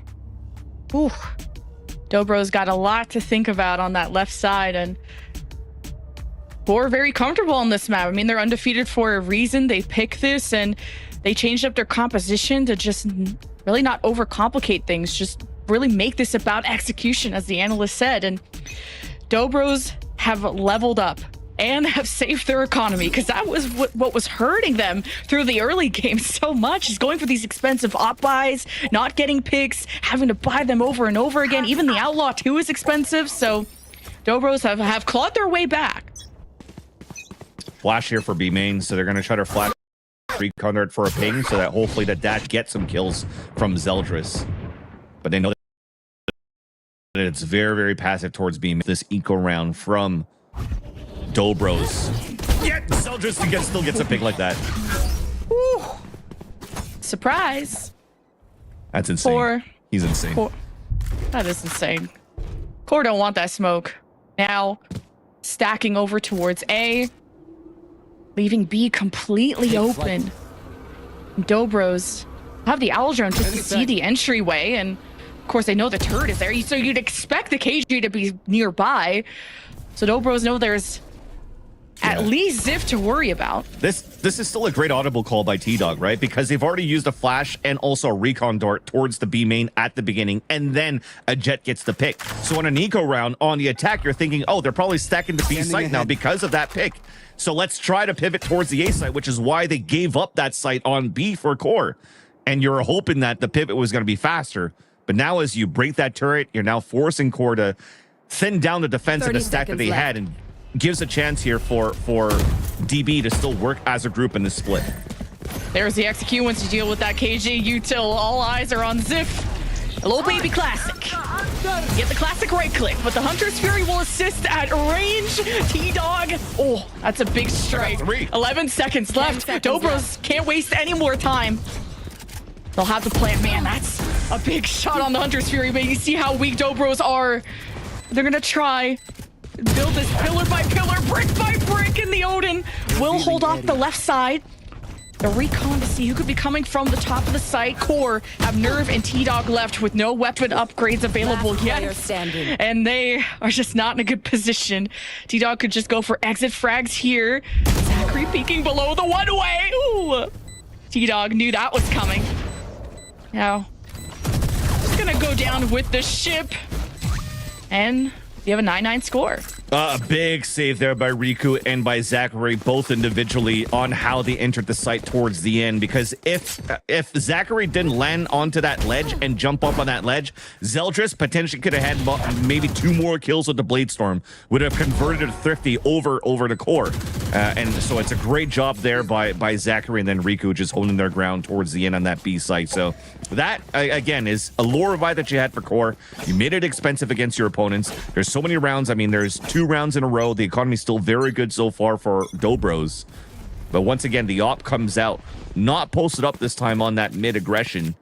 As the beginning, at least the tendencies from both of these teams on their attack side, from looking at it, has been really towards the extremities at the beginning.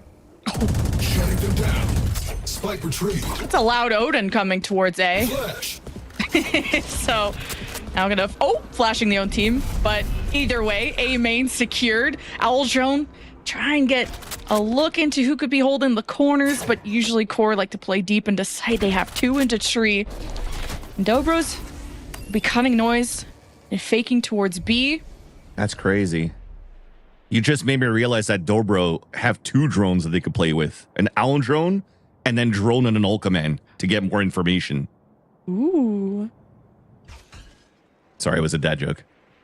But a split towards the A side, towards the end as well. And the op is not there to start things off, right? So a great opportunity here for DB to take control of this A site. Oh, the Hunter's Fury hosing him down.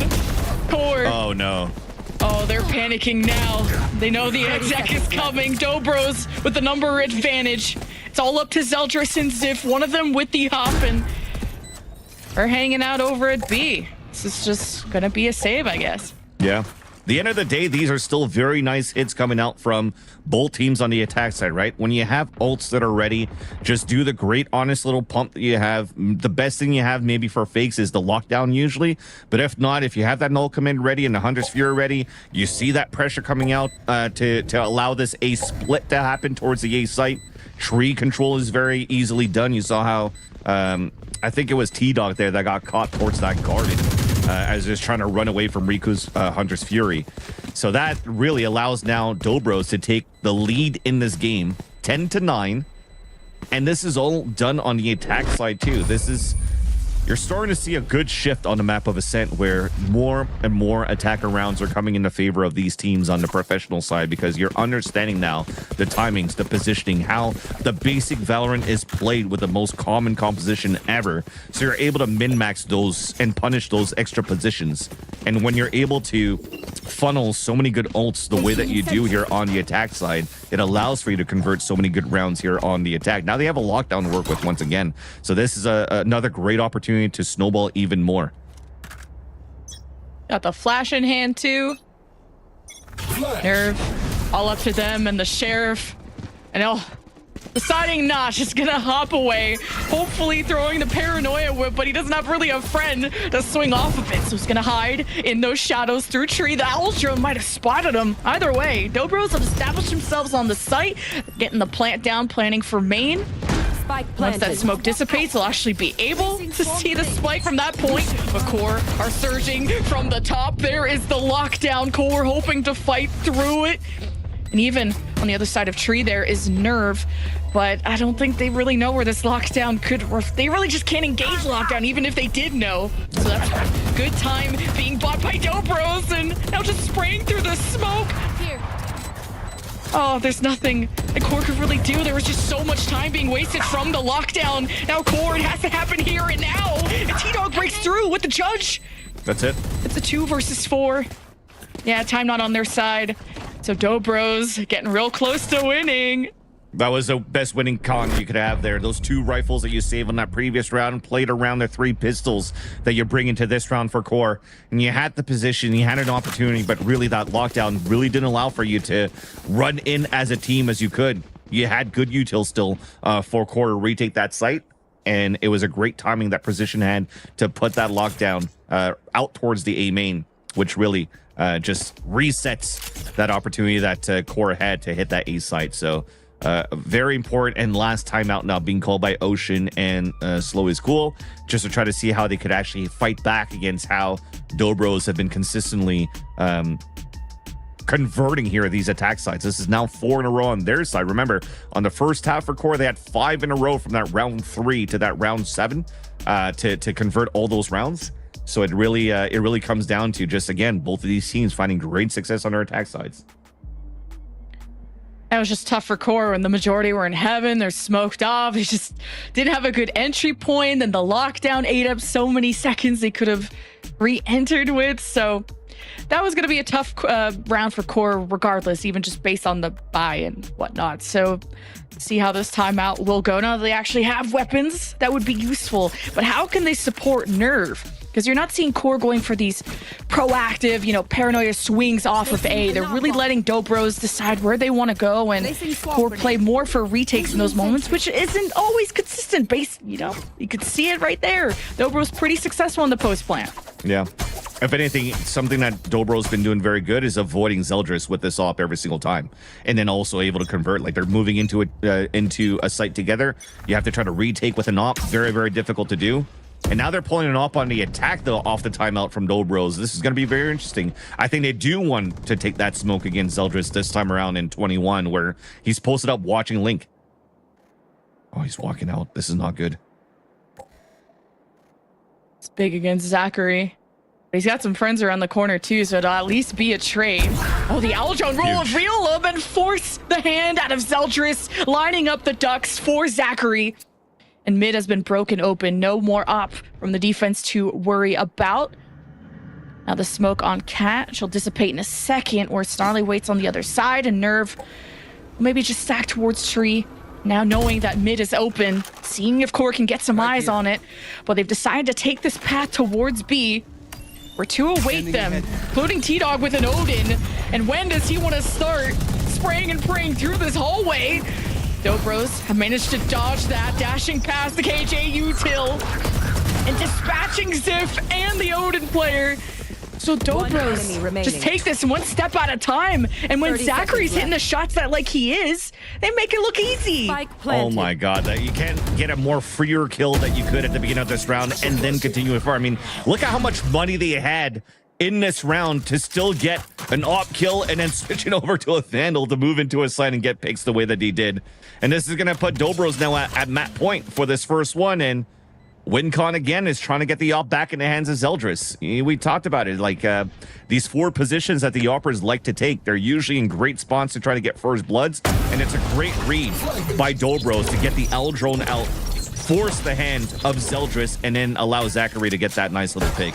So in the end, great reads, understanding how Core has been playing this Ascent map, and this is just some great anti-stratting being done in the end by Dobros. Great calling off the timeout that was called out by Ocean, and for Hayes to tell Zachary on their end, pull out the up, get this kill.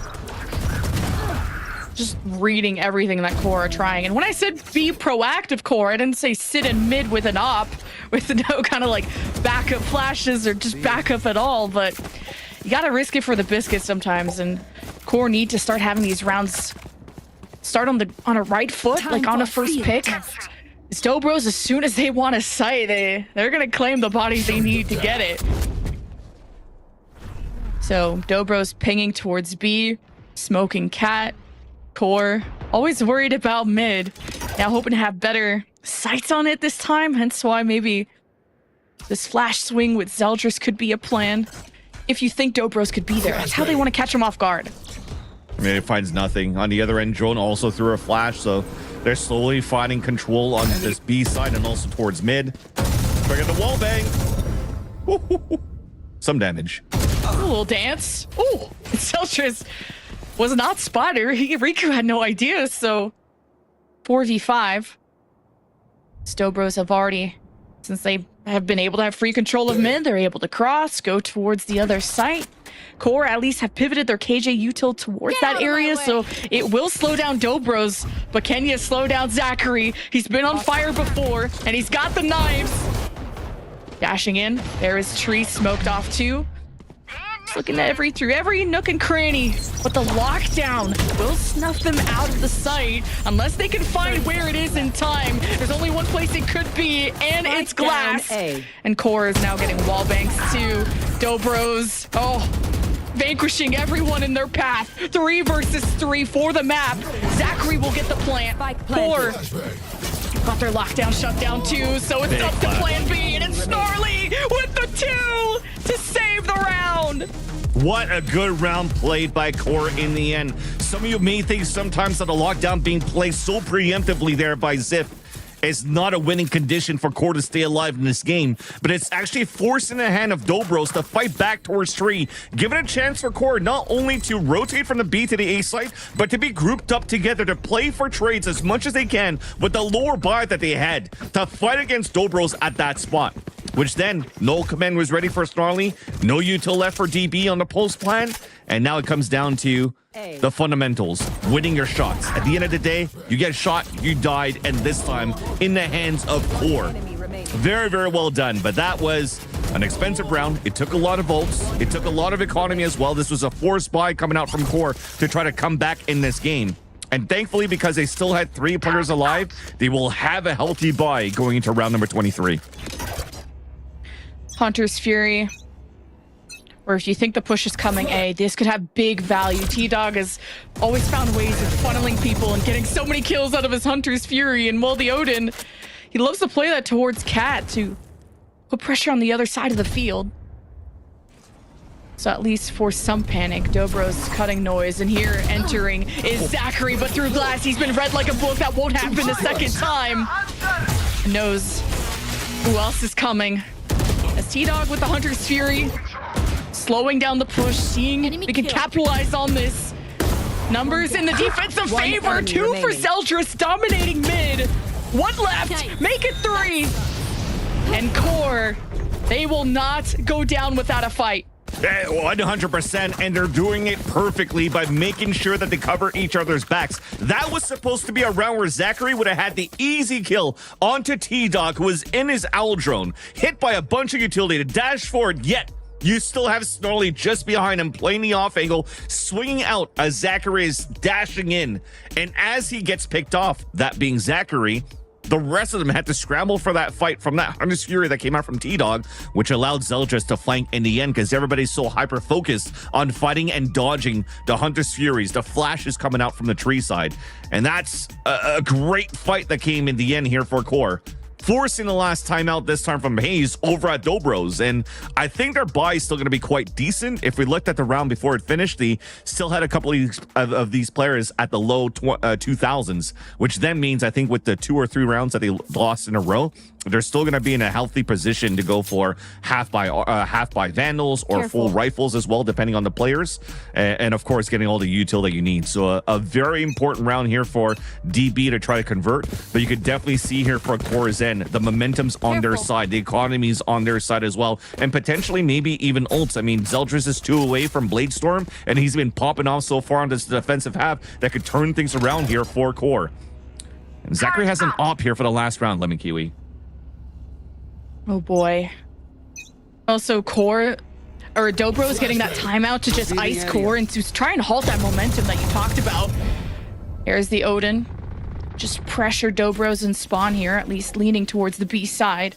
They've left the spike behind. It's going to be a war. And look, Zeldris in that forward one and done position, playing off the contact of either that paranoia or a back of flash from KO, from the KO player. Snarly if needed. But Dobros just wanting to play off a first pick from Zachary, especially with that op. And Zeldris is dashed out of that position, so good on Dobros to check that just in case. Now through the smoke, Dobros will have to engage together, but they also are going back to a default. They're checking out A as well. Yeah, at this point, the beginning of the game for the round for Core is they're just trying to isolate Drone away from the KOL. Now he picks it up on this A side, and they're going to try to fake towards the A side. There's nobody left except for one player, and the crossfire set up here towards B. Well, no command. Dobros making it look like all the action is at A. There's the teleport from Ange in closet. Knows that the site is weak. Precision. Big 2 kills. Dobros have evened up the numbers, but not in the healthiest of spots. This is everything for Zachary. Dealing with Zeldris is up to Snarly. Has a flash, and the spike is planted for Dobros. Crossfire for Ziff and Snarly on opposite sides. As soon as they walk out, Zachary with the op will be on the hunt for his prey. With a big upset potential of map 1, Zachary will spot the cross, will smoke it off. All he needs to do is play his life. And Core can't be too distracted, but they deal with Zachary and Ziff through the wall. Now a 1v2. Ange versus Snarly, sees the drop, little dance around. Spike being tapped, may get it halfway. The 1v1 to decide it, and Dobros take ascent. Oh, what a way to end the first map there. Look at Ange even stepping up after winning that 1 versus 2, like looking outside the windows like, I got this, boys. I'm hyped up. What a way to win the round there for Dobros in the 24th round. At the final gong as it hits midnight, the Cinderella story works out here for the Dobros, and it looked to be an overtime round going through. I love this shot right here. The most important shots that you need to land on the operator where you weren't so hot at the beginning of that map for Zachary is the most important one to make sure here that Ange could win that 1 versus 2. So in the end, this is a map that topples down the undefeated Core on Ascent, and a great chance here for Dobros to actually close the series as we'll move to Breeze on their next map pick, right, Lemon Kiwi?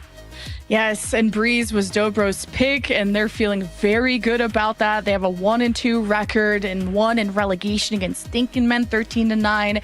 And they also know this is a weaker map for Core with a loss to TWT in the regular season and not really just as much playtime compared to Dobros. But what a game 1 to start our mid-season cup. Dobros from relegation taking a game off of Core, the big favorites. Going to be excited to hear what the analyst desk thinks about this, so don't go anywhere.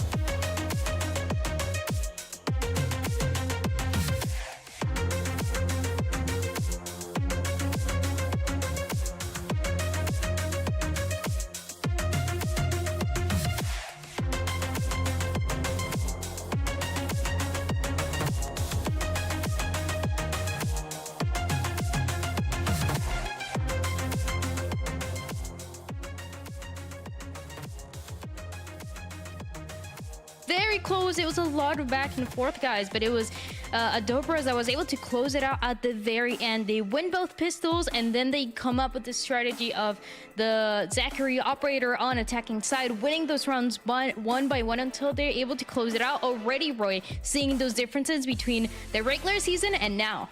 Yeah, I mean, honestly, Core kind of had me going in the first half. Like, they were controlling the tempo so well. They were playing so well. 7-5 on attack side of Sand, including pistol lost round. Like, that is impressive, right? And then the second half starts, and it's like, what is going on here? Like, yeah, there's so many different like things coming out from DB. Yeah, it was really interesting. You know, the whole, like you said, the entire first half, it's just Core absolutely controlling the tempo, right? And it seems like, you know, when they swapped over and we had Dobros over on the attack side, we got that T side up. You know, it seemed like they expected that same sort of early tempo control from Core, and they were able to turn the tables on them and use it against them. You know, they get that early round up. They seem to have studied where Zeldris likes to peek, what kind of coordinated team plays they like to put on mid and towards the extremities, and they were ready for them. They were shutting them down, getting those early picks, and turning the rounds in their favor. Yeah, I mean, dude, how many times, like, how often can teams really practice against the attack op, right? Like, it's such an uncommon thing is when it comes out and it's looking as good as Zachary made it look. 5 first kills, by the way. He completely shut Zeldris down on the attack side. And on top of that as well, they were doing such a good job at, like, just controlling the map, waiting for Zeldris to make his move. They had a very good read on what Zeldris likes to do on their defense side, and it seemed like they were ready for every single one of them. And then for me, from on the second half side, it seemed like Core was slightly overconfident because they were investing their ultimates on, like, you know, rounds that were not favorable, like blowing the Sova ult on an eco round when you have such a little chance of winning the round. Like, these kind of ults can help you win important gun rounds later in the half. They just showed me that there was, like, some holes in Core's gameplay.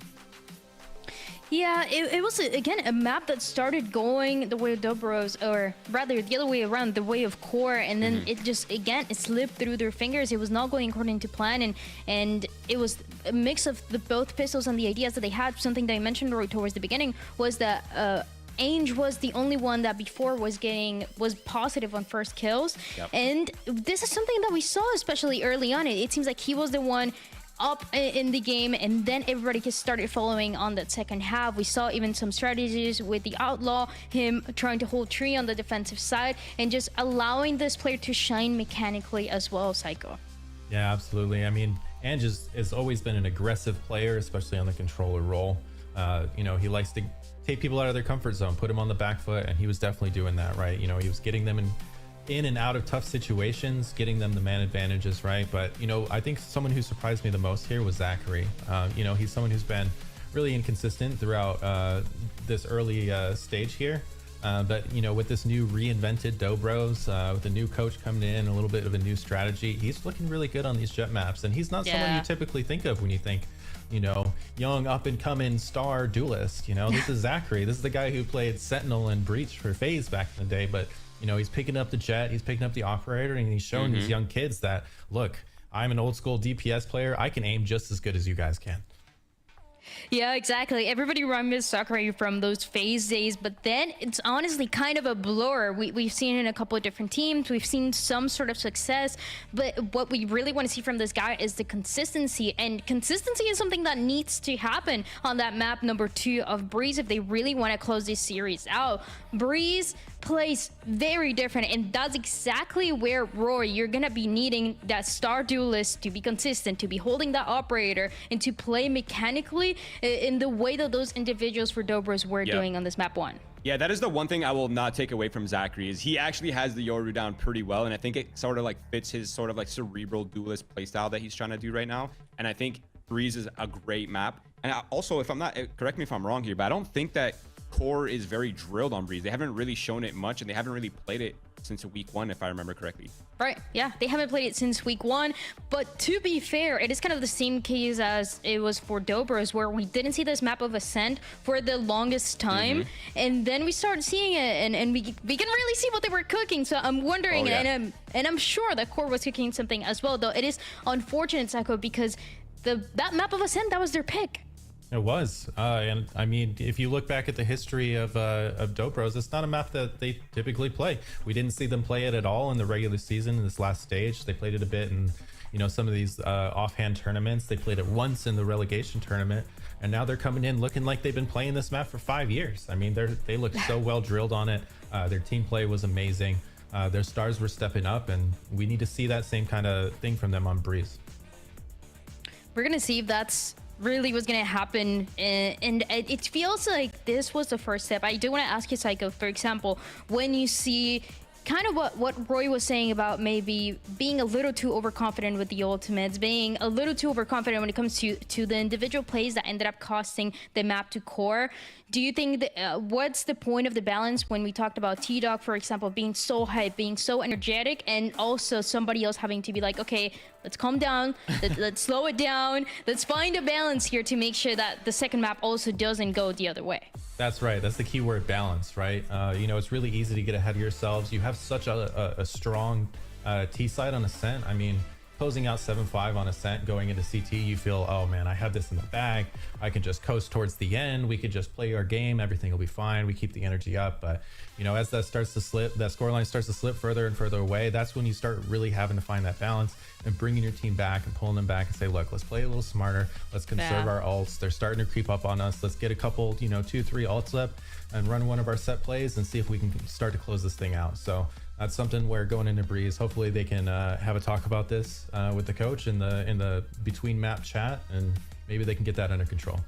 For sure. And as we said, it's all about the balance, especially because we want to see the series go the long distance, go to that map number 3. We've seen now what the old Glazers, now Dobros, are able to do. We've seen also what Core are able to do as they were coming up with better and better results each time we got to see them on the regular season. But now it's time we jump into the Agent Select. Let's see what they have prepared, and with that we send to the casters. Oh, it's actually gonna be us jumping into the Agent Select. So the debate. let's go into the Agent Select. We're gonna be the ones talking here and seeing if they're gonna bring anything new. Now, for the side of Dobros, we've seen in the past this Yoru comp that they've been playing in the past, but it has not been very much. I do expect the 2 Jet compositions come through, maybe a little bit of some of the teams that have been spicing it up with the Astra. Roy, I'm not the biggest fan. I'm more into that standard composition of Breeze, but I think now that the teams have talked about it more, we're going to be seeing that Jet be Jet. Psycho, you can take this one. Yeah, no worries. I mean, we just saw it on Ascent. Essentially a masterclass of 2 Jets going toe-to-toe, heavyweights, throwing blows. So, you know, that's something I'd love to see on Breeze. I mean, it's a perfect map for it. You got these long sight lines, the operator heavy map on both attack and defense. You can open up a lot of rounds with the Jets. So, you know, I'd love to see the Yoru. I think it's a fan favorite. Everybody wants to see it, but I would not be surprised if we see a Jet mirror comp here. No, Dan just likes it predictable and tame. Oh, wait. Oh, there it is. You're right. Wait, maybe you're exactly a genius. Your brain is so wrinkly. It is going to be the Zachary Soldiers Jet v Jet once again, but it's in a very different map, Roy, compared to Ascent. Oh, yeah. I mean, this map is completely different, right? Like, you can have good strategy, you can have good set plays, but this is all just a battle map. Like, you go on B site, everyone's battling. You go on A site, everyone's battling. Like, there's just long-range battles happening on pretty much every part of the map, including elbow and halls. And the map is kind of awkward now that they've reintroduced halls, so there's so much more ground you have to cover. And like, I'm really like wanting to see these teams just challenge control, like challenge map control consistently, not play passive on sites and wait for the other team to make their move. Yeah, you said it. It's a brawler map. Our shooters are going to be shooting here, and if they're not, then we're not going to be winning the map, right? So, for sure. You know, leaning into the Jet, then we're leaning into the fact that we're relying on these guys to open up rounds, get picks, get man advantages for us in order to win. I have my eyes on T-Dog and Riku on these Sovas. I want to see what they're going to be able to do, especially to set up those Star Duelists for success, because it can be, yeah, you need those shooters to be shooting. You need them to get those first kills and to get the first kill stat up. So we're going to see if that's going to be the case, if Dobros is going to be able to close it in 2, or is going to be Core taking us to map number 3. And with that, it's actually this time around time to send it to the casters. Dan, no, you're casting this game too, no? Oh, yeah, I was going to get a snag, actually. But the real treat has been this series. I'm so hyped with how close this has been because, you know, Dobros, they got relegated. They weren't able to amount wins in the regular season, not against Core because they were in different groups, but to see them kind of come from the ashes, you know, not dead, as we said, you know, dead-ish, but to come out. Phoenixes. And to show consistency, that's what the analysts were talking about. Zachary being able to hit his peak mechanically. Because I'm going to get my flashlight out again, because if you watched what Dobros did against Thinking Men on Breeze, you're going to wish you forgot about it. So do not, they won, but it wasn't pretty. So can they clean up what they did against Thinking Men against Core? I feel like they can. Like I said, I was a little bit harsh on Zachary opting on the defensive side to take things off, but once he started taking a jet roll on the attack, holy crap, was he good with Vandals, with the dashes, with the updraft, and this would be a perfect way to start things off here on their attack side as how they want to bring that jet as the aggression to get that forward space, and they don't really need to do that with, you know, the Euro they were trying to bring out earlier on too on their end. So I love this, and I love that we're seeing this is also very standard comp that we're currently seeing. And speaking of standard, the thing that's different though, at least to kick things off on his pistol, is that Core are playing with 5 ghosts. So you definitely want shooters to shoot. And on the other end though, DB, they want to use a poison orb for lineups for Ange. So go for the flood into the A side, play the flood util and to delay on that side, and hopefully you win that in your favor. Wow, a lot of initial damage into Dobros just entering into A. I was a little worried because I was like, there's no bodyguard to this club. They just let anybody in and Dobros get a free plan off of it, but got taken out by the knees. Snarly on top of Yellow. And that's 3 picks for Core off the retake. They are not sweating at all. Wait, what happened to the strat of wall up, plant, and play outside of it with lineups? How did they all die? Like at least 2 players died and 3 players were low HP or half HP when the spike went down here for DB. And with that, it seems that they really wanted to, again, leverage Zachary to try to get some space behind that plant so they could make it a little bit easier for them to delay on those post plants. But when you're playing against 5 ghosts and they're shooting the way that they just did there for Core, it's so hard to play that post plant in the end. So a great way to kick things off here on that pistol round for Core when, you know, you let that lead slip through your fingers on that first map of Ascent, and now you have the Marshal to work with against, you know, a very, very low buy up to absolutely nothing here for Dobros on this second round. You could still do some good 101 here with headshots.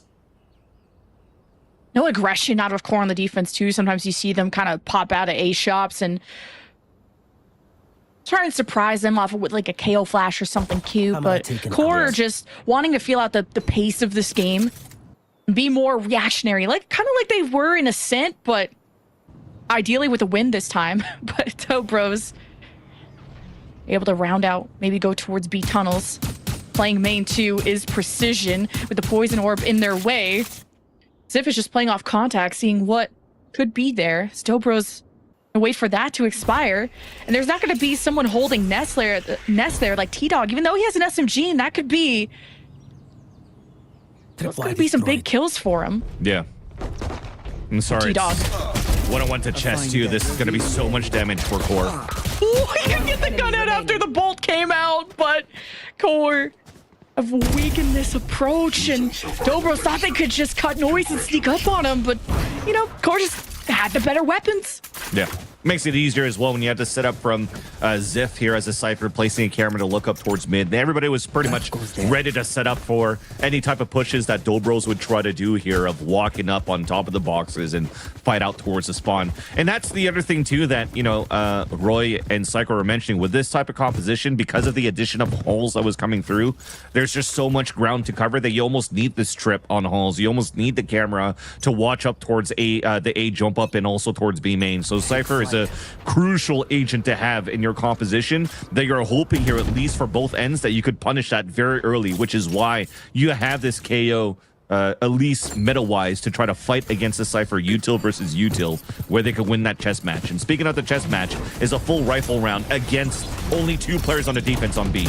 Ooh, not Viper wall up. Dobros being locked into this engagement.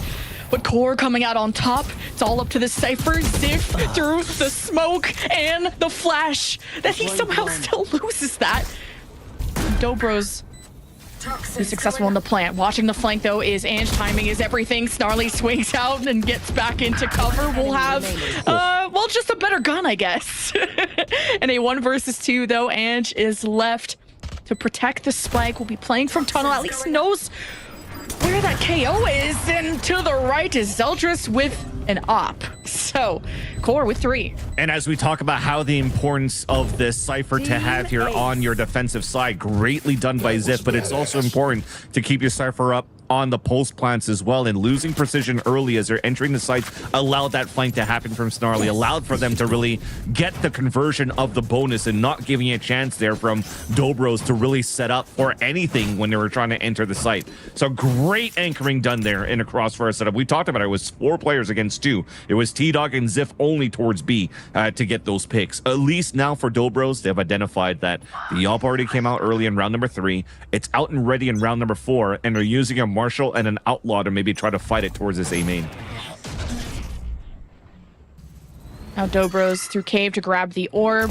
We'll have Riku looking through hallways, and also Ange coming through mid. Snarly just spotted it and got the better headshot. So the defense still holding strong. Dobros have their Sova 2. Riku being aggressive through hallway.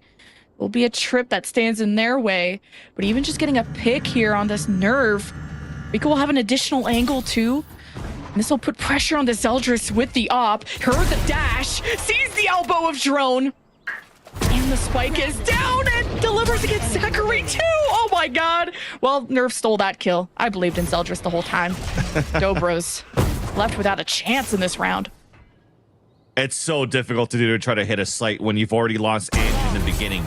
That's no walls to try to get into this site. The lure buy that you had for DB, you already saw too that Zachary dropped his weapon for his teammates so that he could try to dash in, create that space. But with no walls, no orbs, anything to really follow up to try to get Zeldris out of this position, we mentioned it, right? If you're giving a chance here for players like Zeldris on a defense with an op, or Zachary with the with his Vandal and Bladestorm on the attack, this is the type of results here that these duelists are going to produce. So you have to try to isolate that, or try to avoid it, which is something that DB has been doing quite well on Ascent before, or fight it.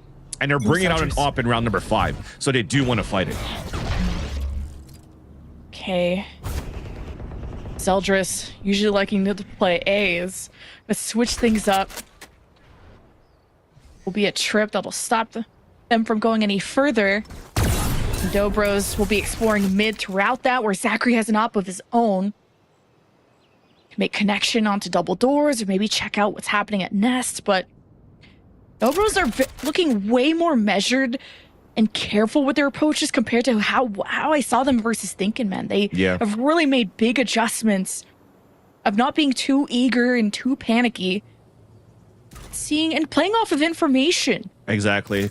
And Core's doing the same, though. You see how passively they're playing there. It almost looks like they're giving up middle. But we talked about how important that camera is, right? So they have 3 players stacked up towards the A side. They have a trip for halls. They have a camera to watch towards mid.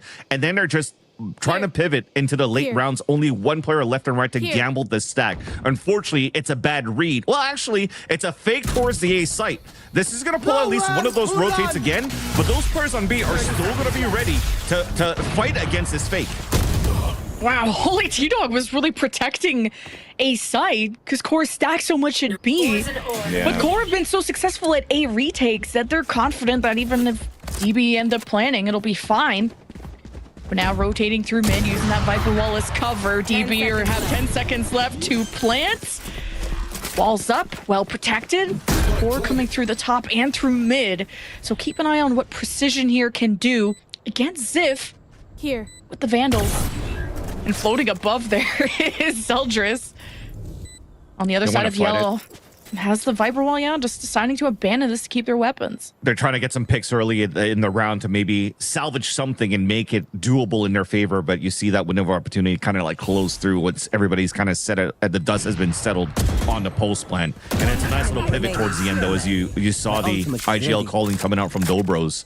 After getting those 3 entries towards that A side, they know definitely that the A side's open, so you had enough time to rotate out from this B main over to A, get that plant, and convert this round.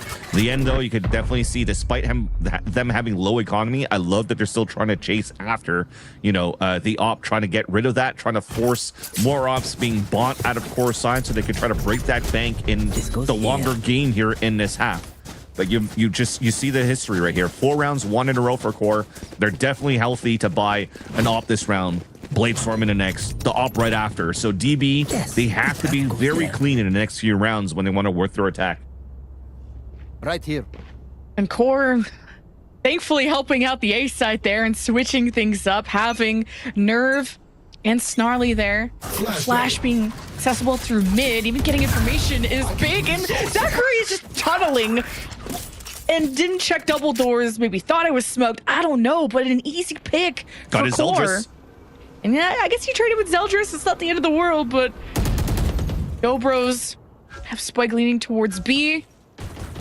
And one of their members being picked, so core is snuffing out this plan, and T-Dog tried to swing and loses that to precision. So the numbers go back in Dobro's favor. Neuro theft for Dobros, knowing who is on this site. Ziv will just try and pressure through the smoke and hopefully wait for reinforcements. Yeah, I can't even play anti-KO at this point. So this is a free plant coming out from Drone. The position's already set up. You have a setup for a pulse plant as well. The ops watching it from outside B. Not too much utility left for core to retake. I feel that this is going to be a round lost now for core.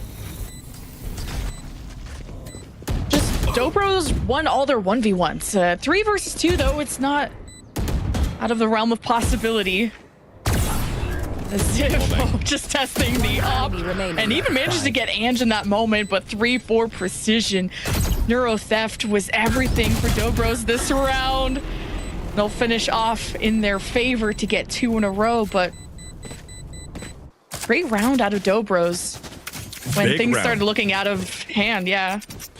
Especially a big round for precision too. Understanding how he was going to win that 1 versus 1 against T-Dog. The sixth sense, knowing that somebody was going to try to peek through, especially after the L drone that pinged him, which allowed the hat to come out and really for DB to set up. But we talked about it, right? The opportunity to get Bladestorms and ops right now on the side of core, and they're investing on the op instead because this is still a healthy buy for everybody else around core. So they'll play Vandal and an op this round. They lose it. Oh, yeah. There was a chance. There was a chance. Oh, the elbow. Pretty weak. Zachary. The smoke to allow him to get a little bit closer, but it dissipates so quickly. Around the corner will be T-Dog with the Vandal. He's done this before, even on Ascent. He's patient. He'll play corners. There's the barrel. There's the head. And there's the pick for core. And 3 stacked at A2. Being able to help T-Dog not only have control of hallways, but the rest of the site. Can't let this be too free, even if you're confident in your retakes. So Dobro's not even gonna try that after losing the A hallway control. Gonna try their chances at B. you gotta wait to reset here too. Maybe a recon dart to try to get on his spear, or just blind ult. And he gets what? On T-Dog's end. I don't know, bowling that seems like a strike to me. A 2 for 1. What an ult out of core. Shutting down every entry from Doughboys before they can even think about planning. Simple as that. That's crazy to read that T-Dog head right there to just go for that ult into B main. There had to potentially be some contact or some sort of noise that was heard there. This is the first big mistake that I see from how you're defaulting coming out of the site, though, to try to get map control for Dobros, which is quite surprising because, again, this is their map pick. They didn't check that corner and they lost a very important piece of utility and an op coming through. But the scenario stays the same. On the other end as well. We talked about Bladestorm available on the defensive side. Now it's on the attack. They're trying to add a little bit more pressure towards middle by getting Zeldris out in the open. Misses the shot, though. Now Ange is like, okay, guys, the op is at A. Let's not go there, maybe. But free mid push. You even they saw did it last time and got hit by a Hunter's Fury, though, on B. Yeah, that's not fun either. Yeah. And Dobros, hey, they've even wrapped around Nest before. It didn't work out against T-Dog, but Dobros have tried different entries.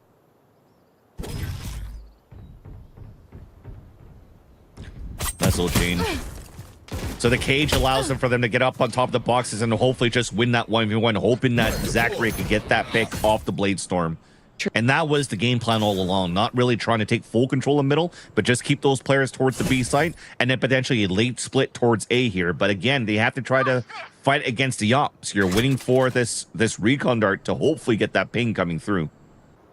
Zachary is weak, but he's out for blood, and Core have their sights set on these double 30 doors. seconds left. And Zeldris has an op too. He's watching main. Core have their bases covered. Dobros want the home run, and they want A. But man, the spike is dropped, and they can't even make their way through the entry with all the nades and mollies in the way. Dobros only down to 2, and now 1. Everything they've tried has been cut down. And Core are looking more invigorated, more than ever. And that's looking at the mid round, the late rounds, the amount of util that's still available for the defensive side that doesn't allow for you to explode as quickly. At least coming out from Dobros on their attempt to split towards the A site. You just mentioned it. Mollies that were thrown, fragments that was being thrown by Snarly here towards this A main, flashes to delay, and then once again, just being a nuisance at that right side pyramid for Zeldris, going left and right, bobbing and weaving every single time, landing his shots a lot more cleanly with the op on defense than Zachary did on their side of defensive, of the defensive half on ascent. So the game plan now off of this timeout from Dobros is, at this point, we're avoiding one end, getting to the other end and still getting punished, but we're still at least able to cross that line of scrimmage into those sites. And that's through a lot more utility coming through.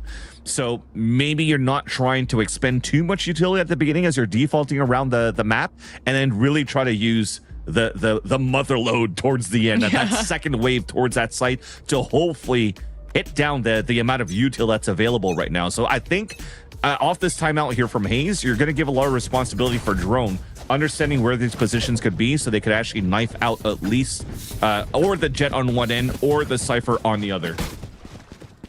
Core are playing the distance battle. They're not going for, flashes into cave. They're not doing anything crazy. I mean, they're thinking about it now, but Core are just playing counter, playing punish.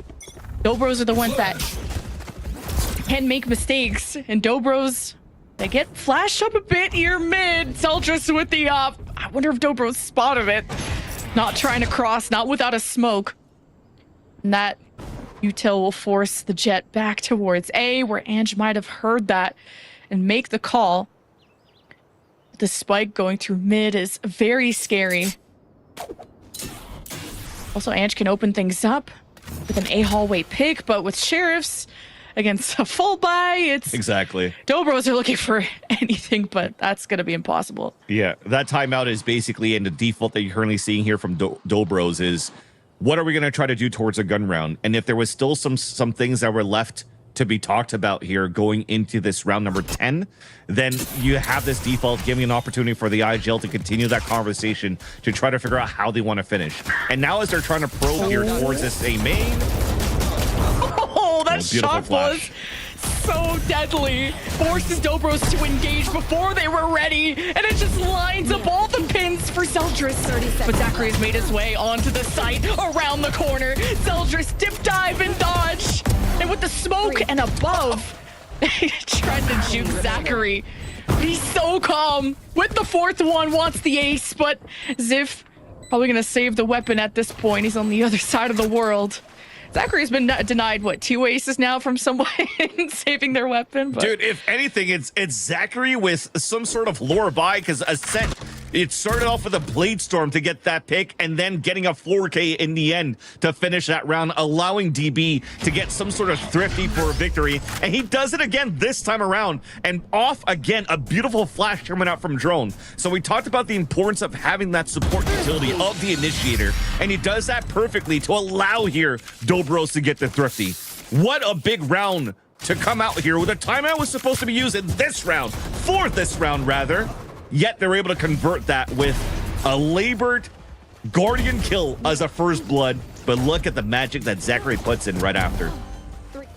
Oh yeah, Zeldris was such a problem with the op on pyramids, and Zachary needed to bury him 6 feet under immediately. That was his main job.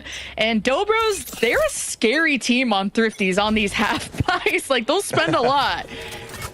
And it pays off for them. Oh, definitely. Now, Dobros with the with some default, but now sending Zachary with a drone through a hallway. But man, that pick from Zeldris, at least it gives Dobros the information that the op is on the other side of the world, so maybe Dobros can be more aggressive. They've opened the door, they've infiltrated back of yellow, but Snarly is just sitting at double doors, cutting off rotations, and Dobros are left in a 2v3, and the op is already rotated towards A, so good luck, Dobros. Spike planted. Yeah, it's going to be difficult. At least the pit comes out, but this is still great position that they could get, especially off this flank that's coming out from Zip. Okay, that's huge. That's actually really big. Got the op. Oh, on the flank, though. Ziv hasn't been discovered yet. Knows where Riku is. Ange is in the pit and can't really respond. Maybe even can't even leave the pit. Now in a 1v2. This is the playground of Ange, and Core have to get in there Big to win this round. Ange trying to zone off with the nades. Zeldris steps up. The spike has been tapped. Ange panicking. But yeah, no time to defuse. So the round goes to Dobros. With a Zippo clutch 2 and a 1 versus 2, that snake bite inside that pit was that piece of util that was needed to just delay enough for that round to be converted in the end by Core. But it started off so well for Core as well. Oh, sorry, the round was converted for DB, but it started off so well for Core, not being flustered at all from being thrifty the way that it did before. And unfortunately, it was just a matter of time right here that Ange was able to have once again in his side. In these pulse plant situations, just like he did on Ascent, does a great job here to keep that round and survive that round for DB to have a comfortable bye going into round number 11 right now. So with another ult that comes out early this time around for Core, you're isolating that side to Knife. Doesn't get too much, though. It only gets the Cypher, which usually is the same type of, like, lurk positioning you have from a Cypher on the attack. So for them, they're still information starved. That's what you're seeing currently. T-Dog forced to fall back for a bit, trying to figure out where they actually could be coming from. Knowing that they have a weak side towards A2, he's probably going to have to, like, drone into the holes, and there you go. He goes, and he won't see anything whatsoever there either. So this is a great opportunity now for Dobros to take control of that map and scale up the way that they want to in this map. It comes down to the offing on the top. Exactly, yeah. Zeldris is gonna get so much information, and the pick is gonna smoke off and play his life. Zeldris is that guy. He is him, but against 4, even with an op, gotta be careful now for Ange. Catches the Sova, good dip out of T-Dog to avoid that. Door will be open. Dobro's putting pressure onto A, but Riku losing that in main is not a good start. Dobro's losing numbers quickly, but trying to make this expensive. Zeldris is all the way at the back with the it's spotted like the tip of the cap from drone, and the third one. This is a Jet showdown. He ain't gonna miss. Zeldris ain't gonna miss at all with the operator, and that's why, again, you need utility to flush him out.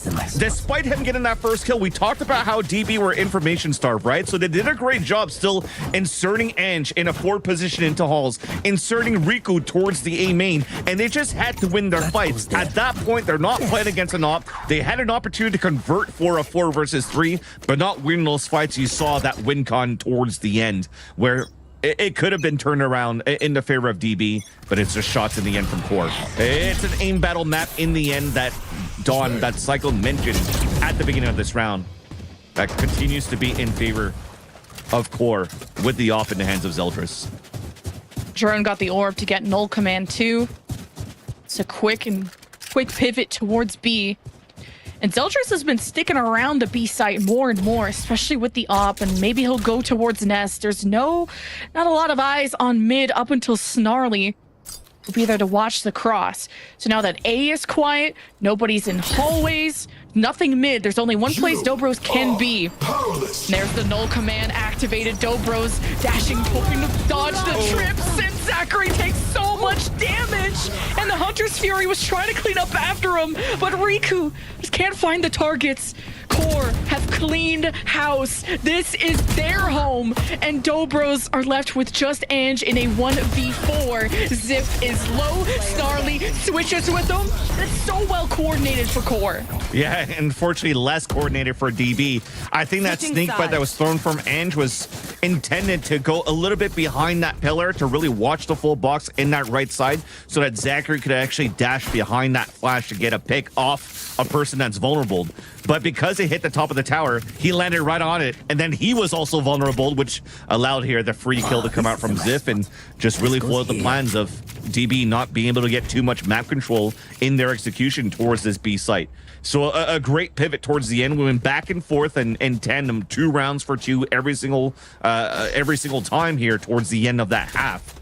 But it's still a map that's much needed for Core to win here so far so that they could try to push this into this third map and decider map. Remember, this is a mid-season cup that doesn't have a double elimination setup. So you're playing pretty much a gauntlet to try to capitalize on as many points as possible, which only starts from 4th place forward. You have to finish in a top 4. So winning this series here or winning the next is what's needed to at least get the minimum of 2. And Core needs these rounds right now in the pistol.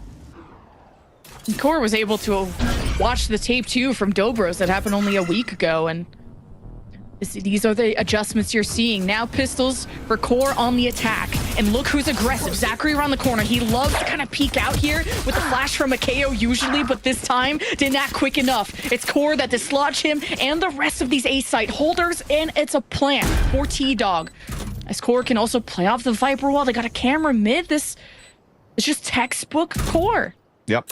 That's what you kind of wanted from DB on that first round, right? To wall up, to flood towards the site. I mean, unfortunately, precision was in his camera there, but it looked like he was in his camera, I'd like to say, but that was a free kill. But yeah, you wanted that to be a little bit cleaner for DB on that first round. Just get that wall up, flood the site, play the pulse plans, and then just play time in your favor. And it just did that perfectly for Core.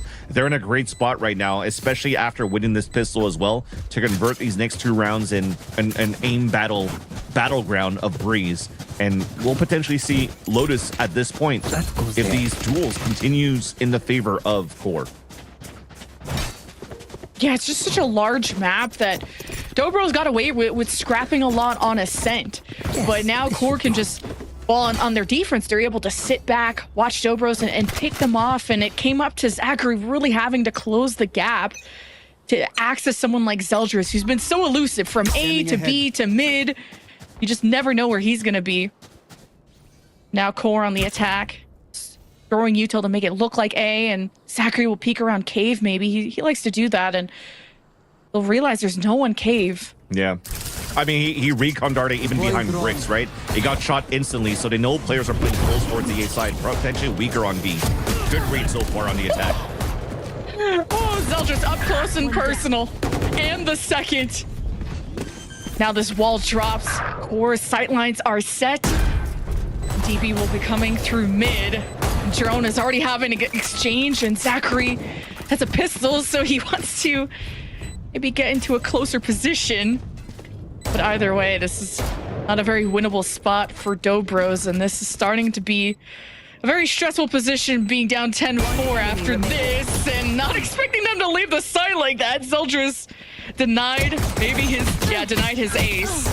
No Jet aces today, but a 10-4 game for Core. With what's at stake, I think both duelists do not mind that their aces are stolen if they can win these maps. And for Core, it's a must-needed map to try to push this once again to Lotus. And it's Zeldris pulling up his pants this round, getting these eco frags, farming up right now a very early Blade Storm that's going to really help in the economy balance if it gets to a point here in this bonus and on to the next with an early op coming out, as you can see here from Zachary.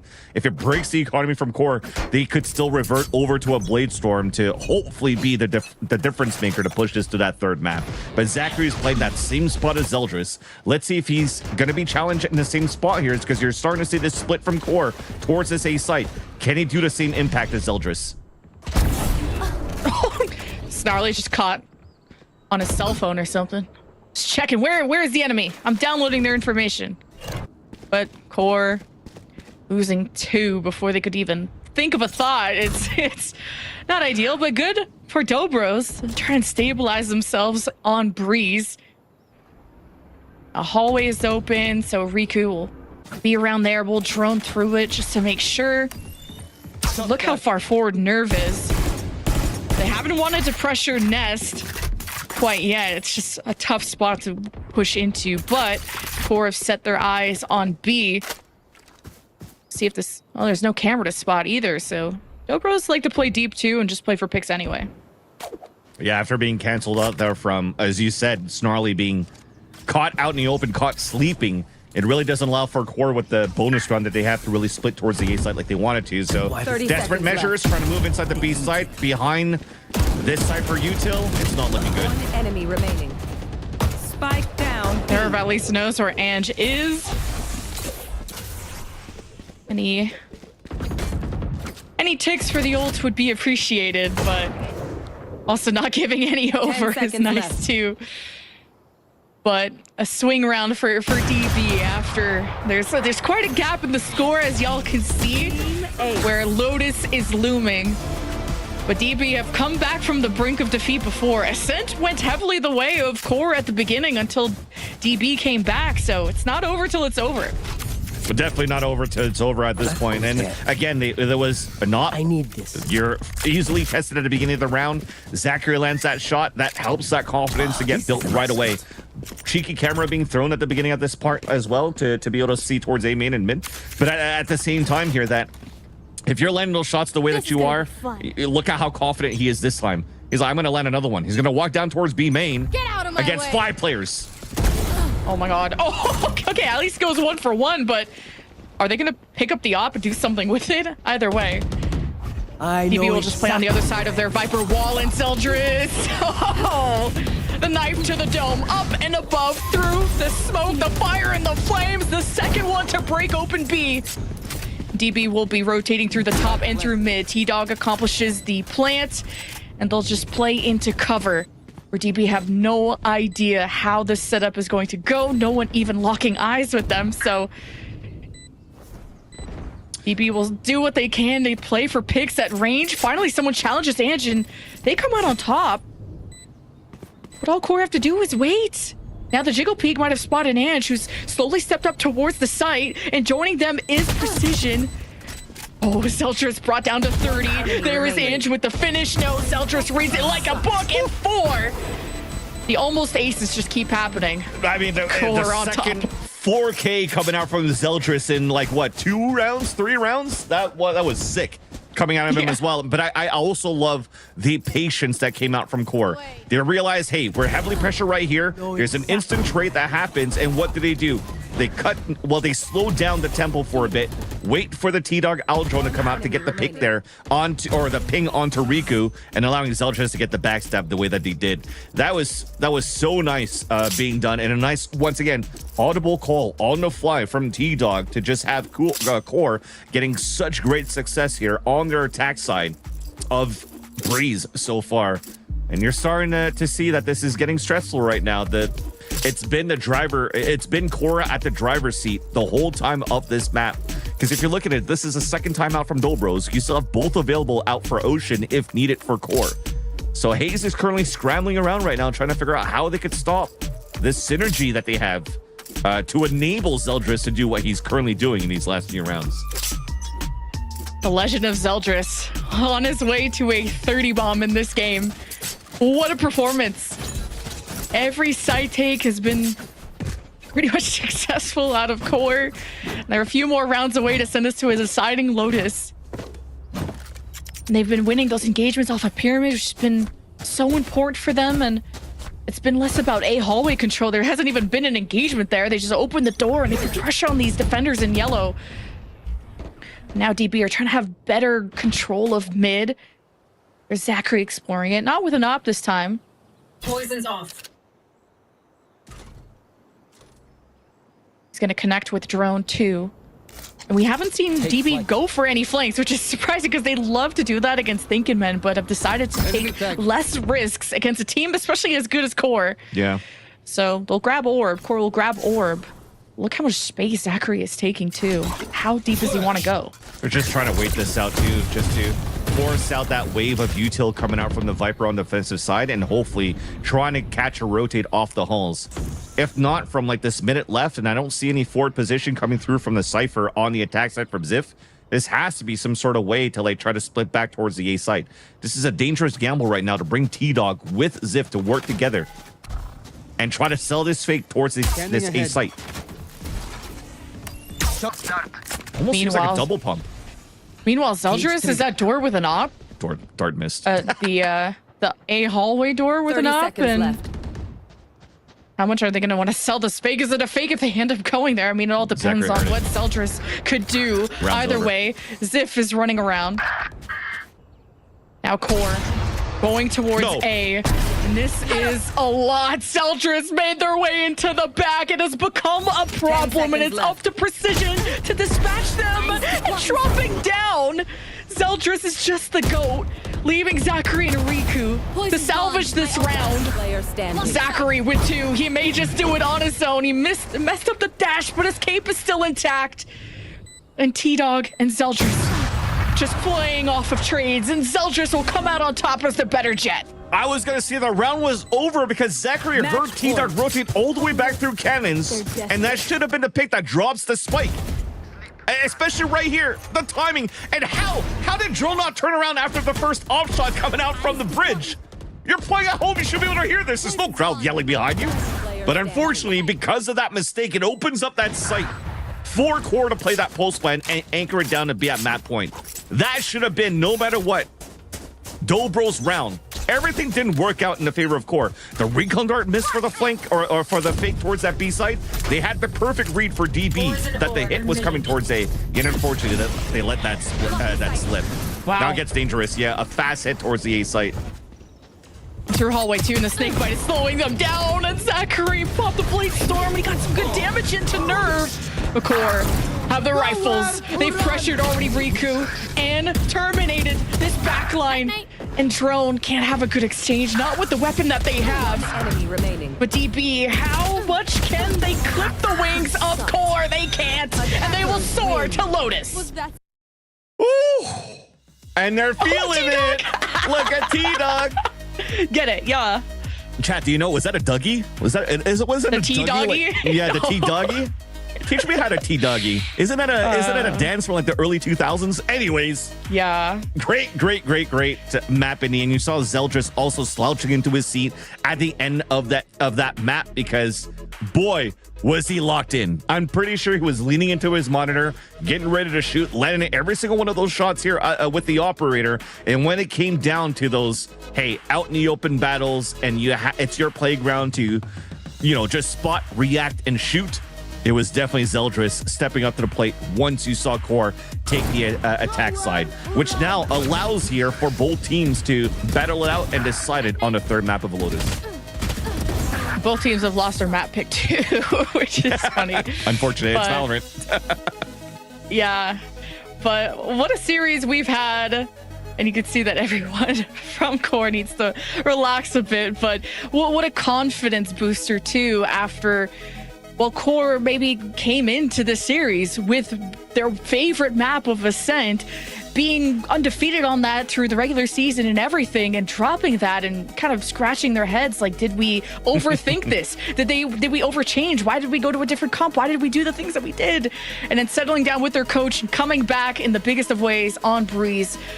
We're going to decide which team will survive depending on who takes Lotus after this break.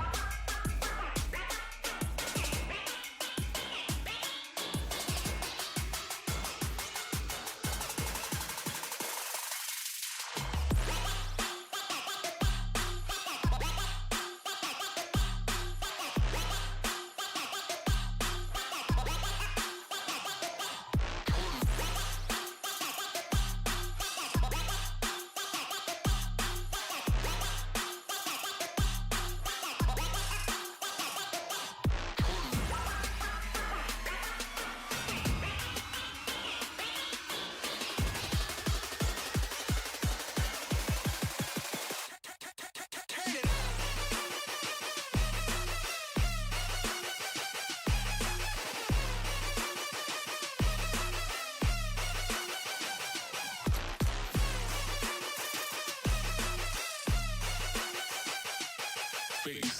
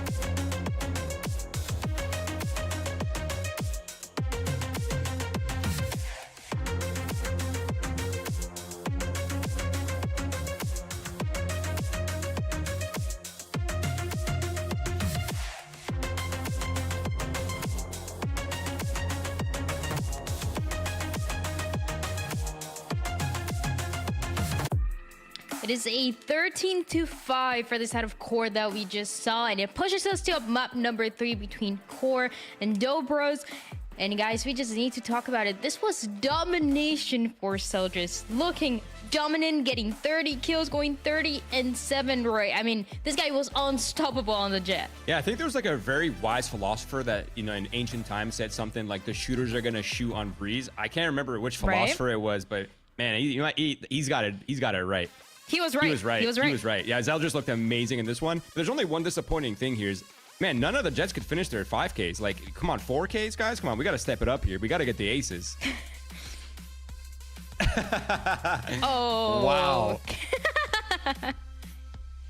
Yeah, it was a lot of multi-kills. Not an ace, not quite the ace, but it's still looking pretty good for the side of Core. They came up to this map knowing they had to win it, and they really were able to just do that, positioning Soldiers in it was pretty much just aggressive positions, and the rest of the team kind of working around it to close it out. We saw Civ going around, going for the flank, going for the lurk, and just working out Psycho.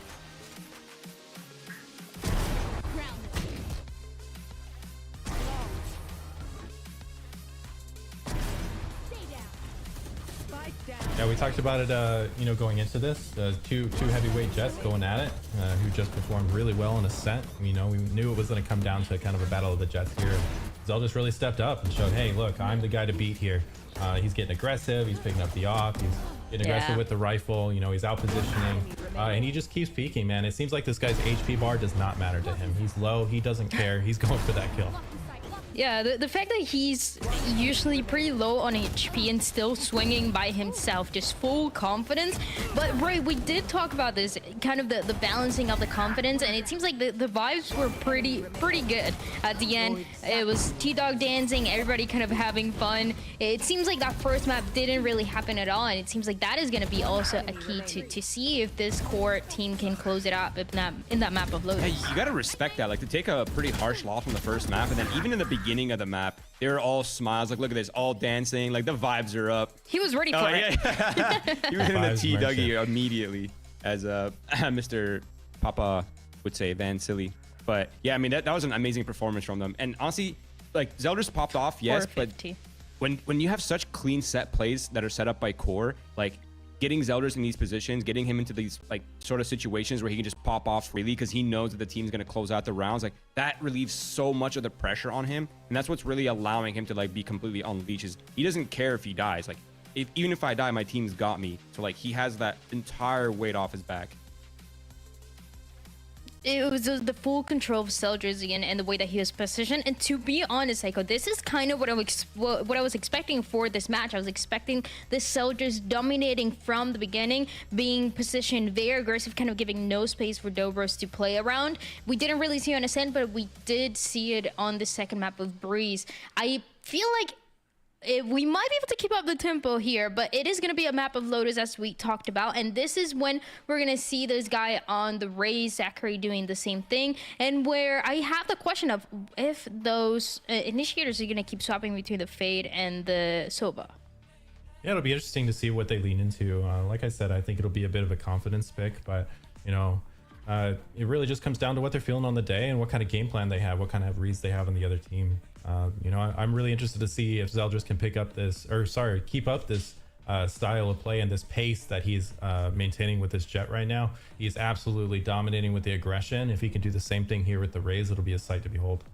I would love for one of these teams, on a kind of a side note, to pull out the Gecko Breach right now, because it is becoming a lot more meta since the Viper nerfs. Ooh. And I mean, these teams surely cannot be practicing that often with the unnerfed Viper, right? So like, I wonder if one of these teams is going to pull out the Gecko Breach and completely surprise the enemy team.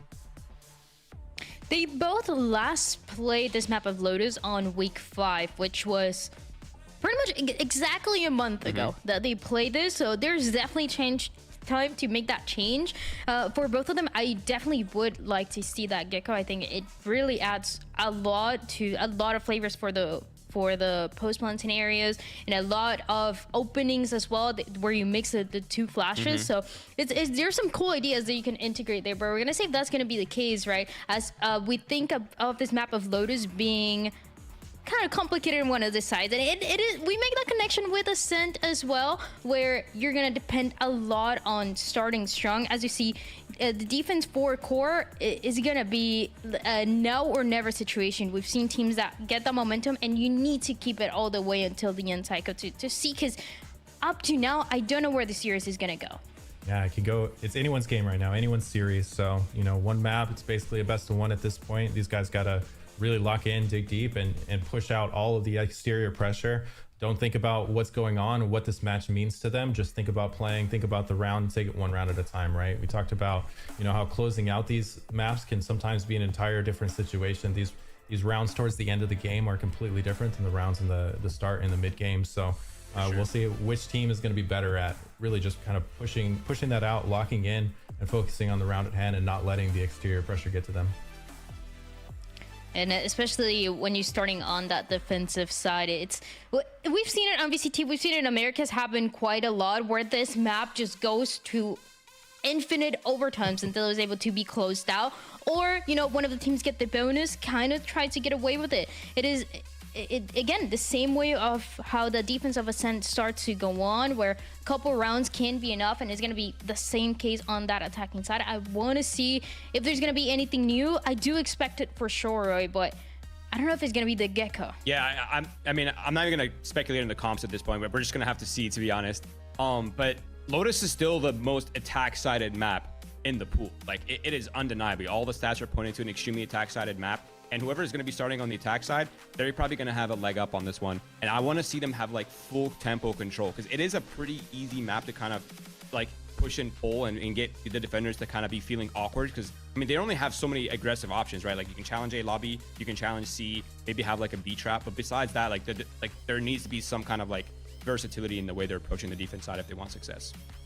Yeah, this map is just so completely different than both Ascent and Breach. I mean, Ascent and Breeze, not just because of the 3 bomb sites, but just because of the meta and the agents that are being played. I mean, you see it here, both Zachary and Zeldris are going to be on the Raze. You know, the last time Core played Lotus up against Oxygen, you know, Zeldris struggled. He didn't even break 10 kills, let alone the 30 that we saw from him in this last map. It was actually Nerve who was stepping up and dropping the 20 bomb on Omen. So that's something that we're going to have to look for here. You know, who on Core is going to step up and be this guy for them? And inversely on Dobros, is Zachary going to continue his dominance with the Raze, or is it going to be someone else?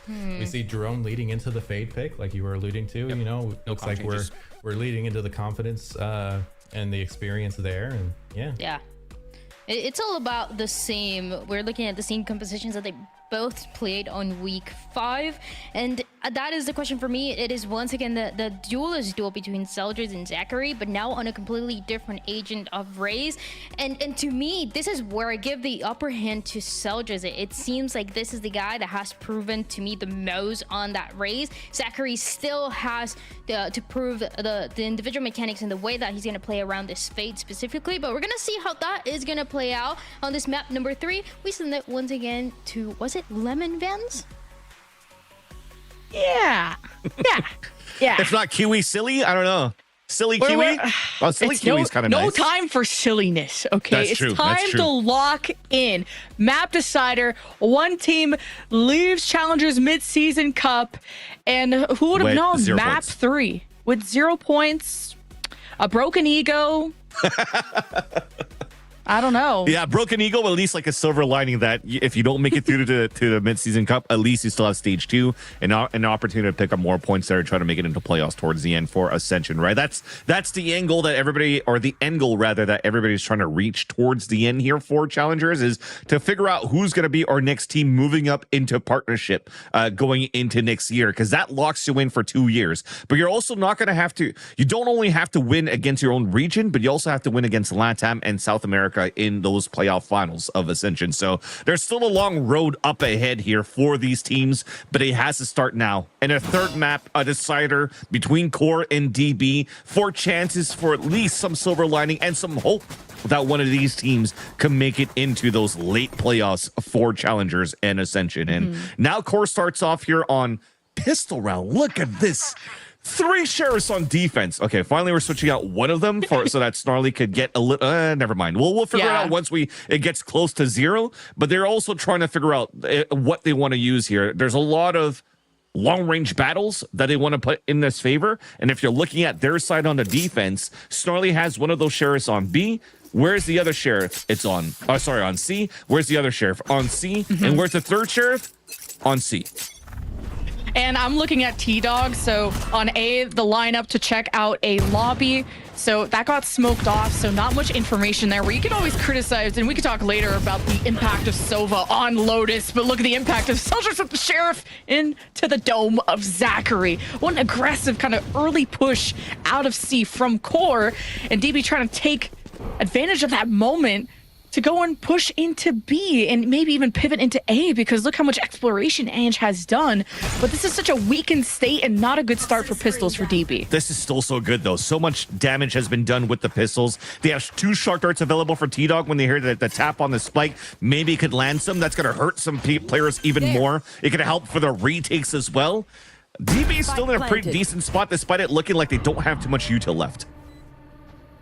Spike is down, and Corwell trying to scrap through B. A lot of information for DB to at least know where the main push is coming from. And then there's just Drone at range. Like, what is Drone playing back here? Just hoping to cut off the rotations from B, and it works out. Drone picks up 2 and is in a 1v1 against Ziff with the Sheriff. This is everything. And the spike's about to go off anyway, so this is very tough for Ziff. He'll get Managed to get by. We'll get it half, and Drone, he's gonna stick it. Drone. Okay, gets him off the spike. Wait! Gets it. What?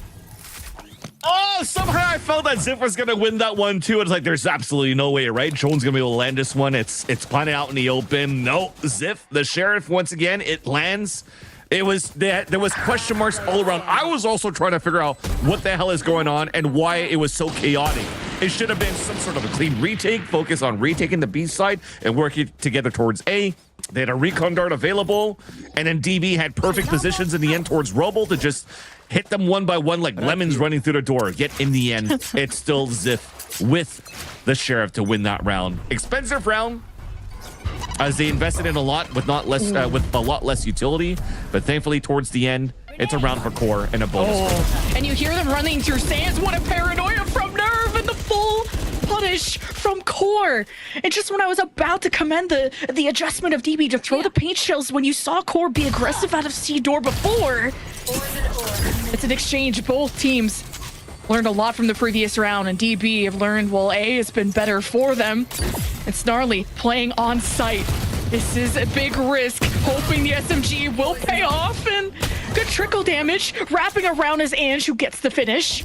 And DB are still hoping to plant, and now Ange is connecting on every shot and can play from tree. Knock, knock, who's there? Zeldris, the piece is cold, and Zeldris, I can't believe, won that against Ange, who was just lined up for it. Zachary sneaks up onto Nerve in a 1v1, taps the spike, forces the engagement, and wow, locks in just in time. I think this is going to be one of those third map here, Lemon Kiwi, where it's just going to be brawly and chaotic from round after round, beginning towards the end. Again, you see these shares this time on the attack, paying off for Dobros and converting into a thrifty to break the economy back over at core. And what did they do in round number 3? They're going to buy more shares. So shares and Marshall too, right? So you're looking for Ziff once again to get into a position towards C where even if it does armor damage 101, this means a one-shot body shot pretty much for the Sheriff players for the rest here on the C side. So they're still locking down in that position. This is a read that core has to consistently want to fight against DB's early defaulting that they're doing towards the C site. It's been working out, but not into the gunfights in the later rounds on the post plan. Zeldris playing boxes here. The scramble that we have for Sands.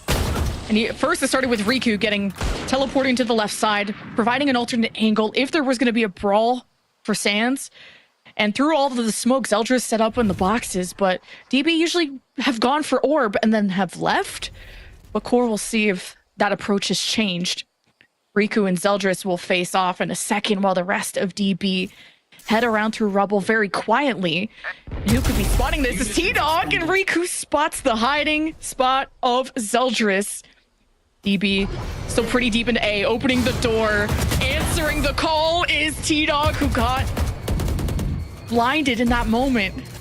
And stepping up to pick up tree is Nerve on the other side with a Sheriff. But with walls up, there's no vision on if DB are still committed up until now. The call is still to infiltrate A. Nerve at least goes 1 for 1, so it's not horrible. 2v4 sounds pretty horrible with the weapons that they have. Yep. DB will get the plant down.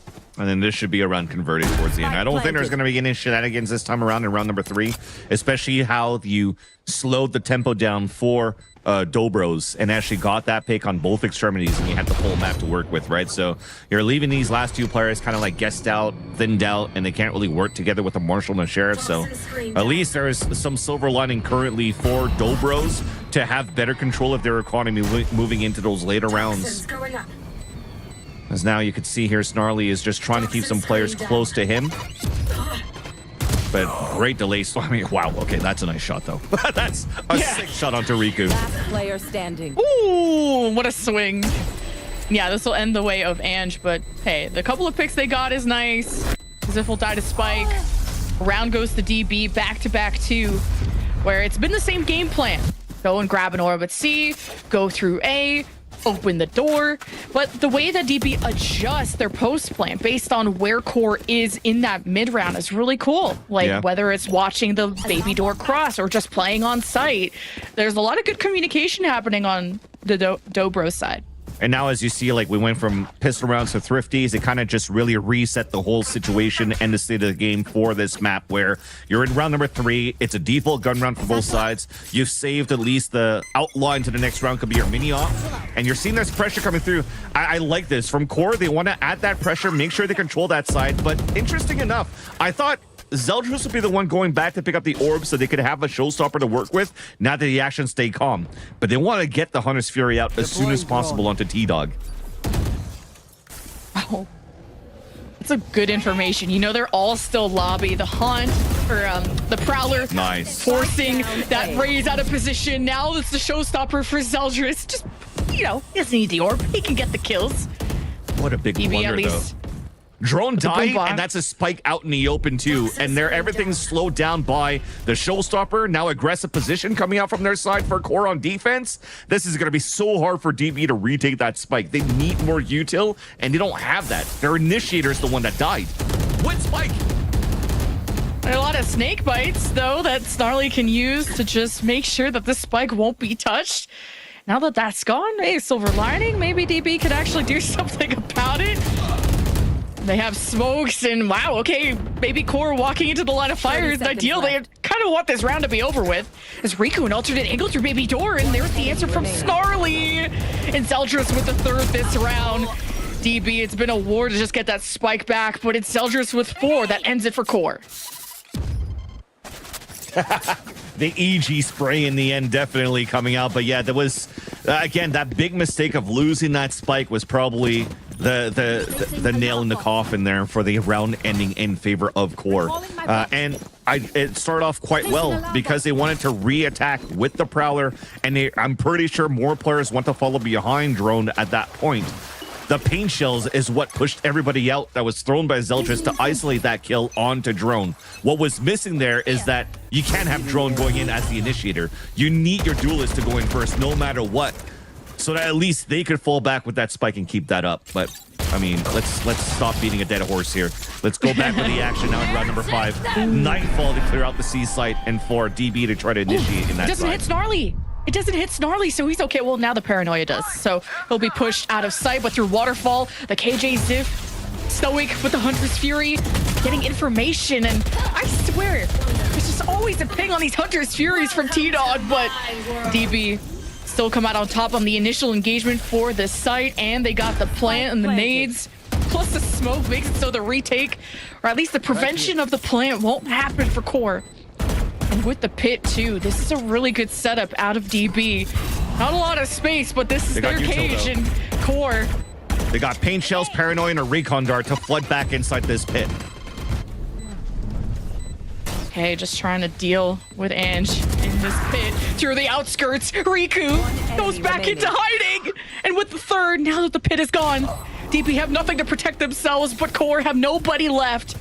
So DB take the round. I'm actually surprised we didn't go for that combination of a recon paranoia inside that pit, so that it could actually at least try to get the ping onto somebody. Yes, eventually they still got the pick onto End and dropped that pit, but I feel that this could have been a second one that could have gone onto Riku. Riku not getting hit by any of that utility allowed for them to really get around that pit and convert that round for DB towards the end, allowing DB to have a strong anchor crossfire setup play in the pulse plant on that C site. So this is going to break that economy now for Core. They're going to be forced on a full Sheriff round, but we know how good they've been on this map from that first round with the Sheriffs. They could convert potentially something again here. Toxins going up. Core being aggressive at A lobby. Luckily for DB, they still have the spike in hand. So pivoting towards C. So this will be pressure onto Ziv. The recon will reveal Ange, but the fact that it's just Ange. So DB could, you see that Core are on the chase. Ange has to deal with the drone and the swing. Not doing too much damage. The rest of Core will have to catch up though, because DB have already infiltrated the site, but Ziv took one with them. That's a weakened take, and Riku wants to get this annoying pest out of their backline, and will be ready for the swing if it happens, but at least knowing that they have left and Precision has wrapped around. DB are done messing around, but reinforcements of Core are back from their A rotation. The DB time is on their side, but numbers not so much. Man, the shots out of Core are disgusting. And Drone has to deal with 4. That's too much. And Core will equalize 3-3. Yeah, like I said, don't count him out when they got Sheriffs. And it started off well. I mean, this was still a nice little off-the-cuff call, understanding that how they were pressured on that A-side push from Core. They had to tempo up and prioritize just a flood towards that C site. But somehow Ziv gets a shot like that and still manages to escape, allowing the rest of Core to push forward from the C side lurk while the rest are flank, while the other ones are pushing towards spawn to try to take down Ziv. You saw that unravel towards the end. Beautiful shots from Core. They didn't even need utility behind that. And even with their eco, the orb was picked up by Zeldris. They're getting picks off Sheriffs. Now they have Ults to work with as well for a chance to turn around over on their side on defense. Okay. Oh, showstopper. You want this smoke? Oh, Zachary, do you want this smoke? Celtrix did not like the taste of that. Deep Zachary coming out on top. The better raise in that showstopper moment. DB head towards A, but Riku just deciding to take the snake bite damage, hearing the stomp, and T-Dog had no idea who would ever push there. Riku would. And that, you would think that the plant would be coming A. That's why Ziff is heading that direction. You think that you're safe just because the pit is at C, but DB have already swapped their whole plan towards C and maybe away towards B.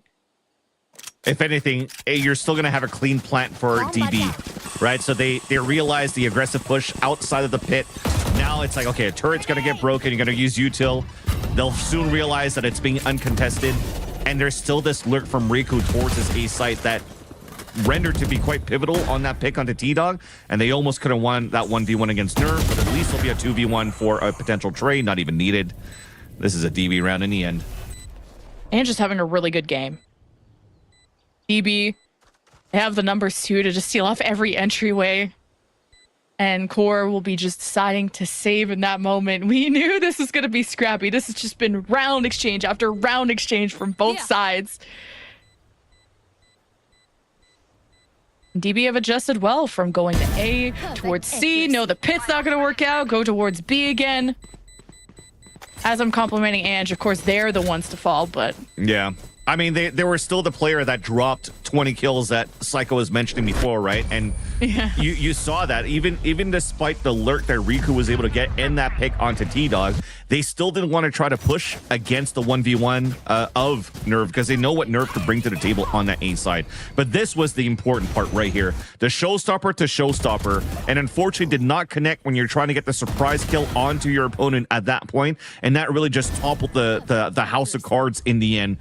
For Core on how they wanted to hold their defensive side. We talked about those 3 ults that were available. No value out of it that came towards the end for Core, which once again tips the scales and the balance into like an even situation. You don't know who's really taking the lead of the control of this map so far because both teams have been doing incredibly well on their respective sides for both Core and DB. Now this, although, isn't an opportunity here for Core to still answer back in their favor because you're potentially going to see a lockdown to lockdown here. Wow. Checking out the site with the ult and committing. The DB not even bothering with A, but look how quickly Core have learned. They were aggressive off A lobby and quickly went to C. Lockdown versus lockdown. Crazy. And still deciding to go for the play, but that gets denied by Snarly. No players detain. Oh, at the last second, Snarly does. And they'll have the backup of their team and the cover of smokes. And the spike is down. DB will be able to re-enter the site, and they'll be playing this Omen of Riku pretty close. And the paranoia, the swing, but punished, nerved, not blinded in that moment. And it's all up to precision. And while blinded, still picks up the kill. 1 versus 2. No spike in hand, but it's all up to the death match that Core come out on top of. What a Shad play by Snarly to walk out into that radius. Do you saw the play on both ends? On one end, it's like Drone is going to try to go for a plant. It doesn't matter if he gets detained while planting because they have the attacker ult to keep those players at bay. But they did not put into account that a defensive wall was going to come out for Snarly to make his own play and to drop the spike carrier. It doesn't matter if he gets detained because now everybody's playing outside sight of the defensive radius of the lockdown. So what a big read coming out here from Snarly to get the heroic play and allow for that lockdown to have more value on the defensive side and for Core to tie up the game. Now, again, no scale. The scale has not been tipped. You still have an equal buy on both ends, but no ults coming out on either side. So you're going back into the tried and true of working a default, and Precision loses that one. Gonna be working the spawn for now. Precision, first time they've even looked at that B main. To take note of that, they like to sit around the corner. But Core, and they've just played a different defense almost every single time, where they were aggressive off C. Now, I think they got the read at A. But DB are pretty undecided. But Core have no information on Rubble, so they may just take a look there with T-Dog, who has the Owl drone still. The Prowler from DB to check out B main, see if those See, mainly if Zeldris is still there, because that's who picked off Precision on that entry. Doors being open. The fake is being sold at A. Core have 3 stack there. So Hanch has to be careful. At least their life will be worth some information. Face your fear! There's the pivot.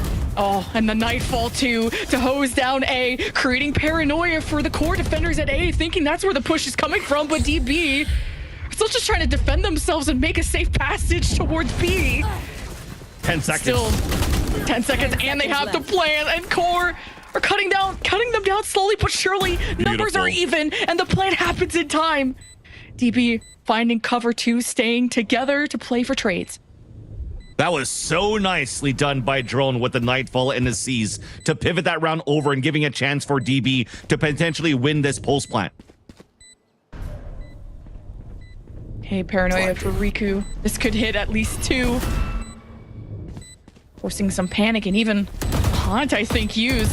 Time running out. Defenders know. Zachary is close, and him and Drone work perfectly together, leaving Ziv in the 1v3 and no health to work with. DB take the lead. Whew.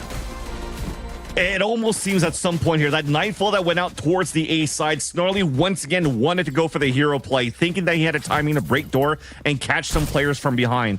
But that was a fake. An audible call from DB the whole time just to break through that baby door and flood back in that side with the time remaining and catching those players off guard. It got scruffy at that point, but in the end, it's still DB's round. So again, great utility being thrown by Drone, and that was one of those unsung moments here where, you know, Drone has gotten so much praise when VALORANT first came out and still was trying to find his footing once the meta started to establish. More agents coming out in the game, and TSM unfortunately falling out of contention, at least in 2020, 2021, when VALORANT first came out. So I love here that you're still seeing some good fight coming out of Drone and for DB to be back in the lead. Keep an eye on Zeldris playing Rebel as a support of T-Dog, but how will this go? See the poison orb, no info. Zeldris will peek and see 4. He'll lose his life, but there's the response from T-Dog with the Hunter's Fury. When they're all funneled in a lobby like that, he at least delivers on 1 before Riku's punished, teleporting on top. What a heads-up reaction from the Omen player, giving now DB the leg up to plant at A. And here come Core's rotations through top. And this is where you're starting to see like the real balance now. Attack side teams getting control of that map on a 3-sided map and just steamrolling through where, you know, the defaulting didn't really work out in their favor before against Core. Now they just want to make sure that their trades are good and they're getting it done. Riku is doing such a great job in this first map as well to continuously get these fort positions for the team, getting through their own teammates' snake bites, pushing forward to where opponents not ready to rotate to, and Riku is just finding some beautiful kills for DB as well. Oh, Riku gets the 4th one too from the shadows acquired. And wow, what a round out of DB to just be so quick to react when especially that Hunter's Fury came out, because I thought this is going to be over for the whole team, especially with the spike being dropped. Riku needed to go big here and make a play, and not even that, he even cleared and extended out of sight to just completely own the site for DB. And Core will have to use a timeout to figure out how they can get this whole series back in their favor.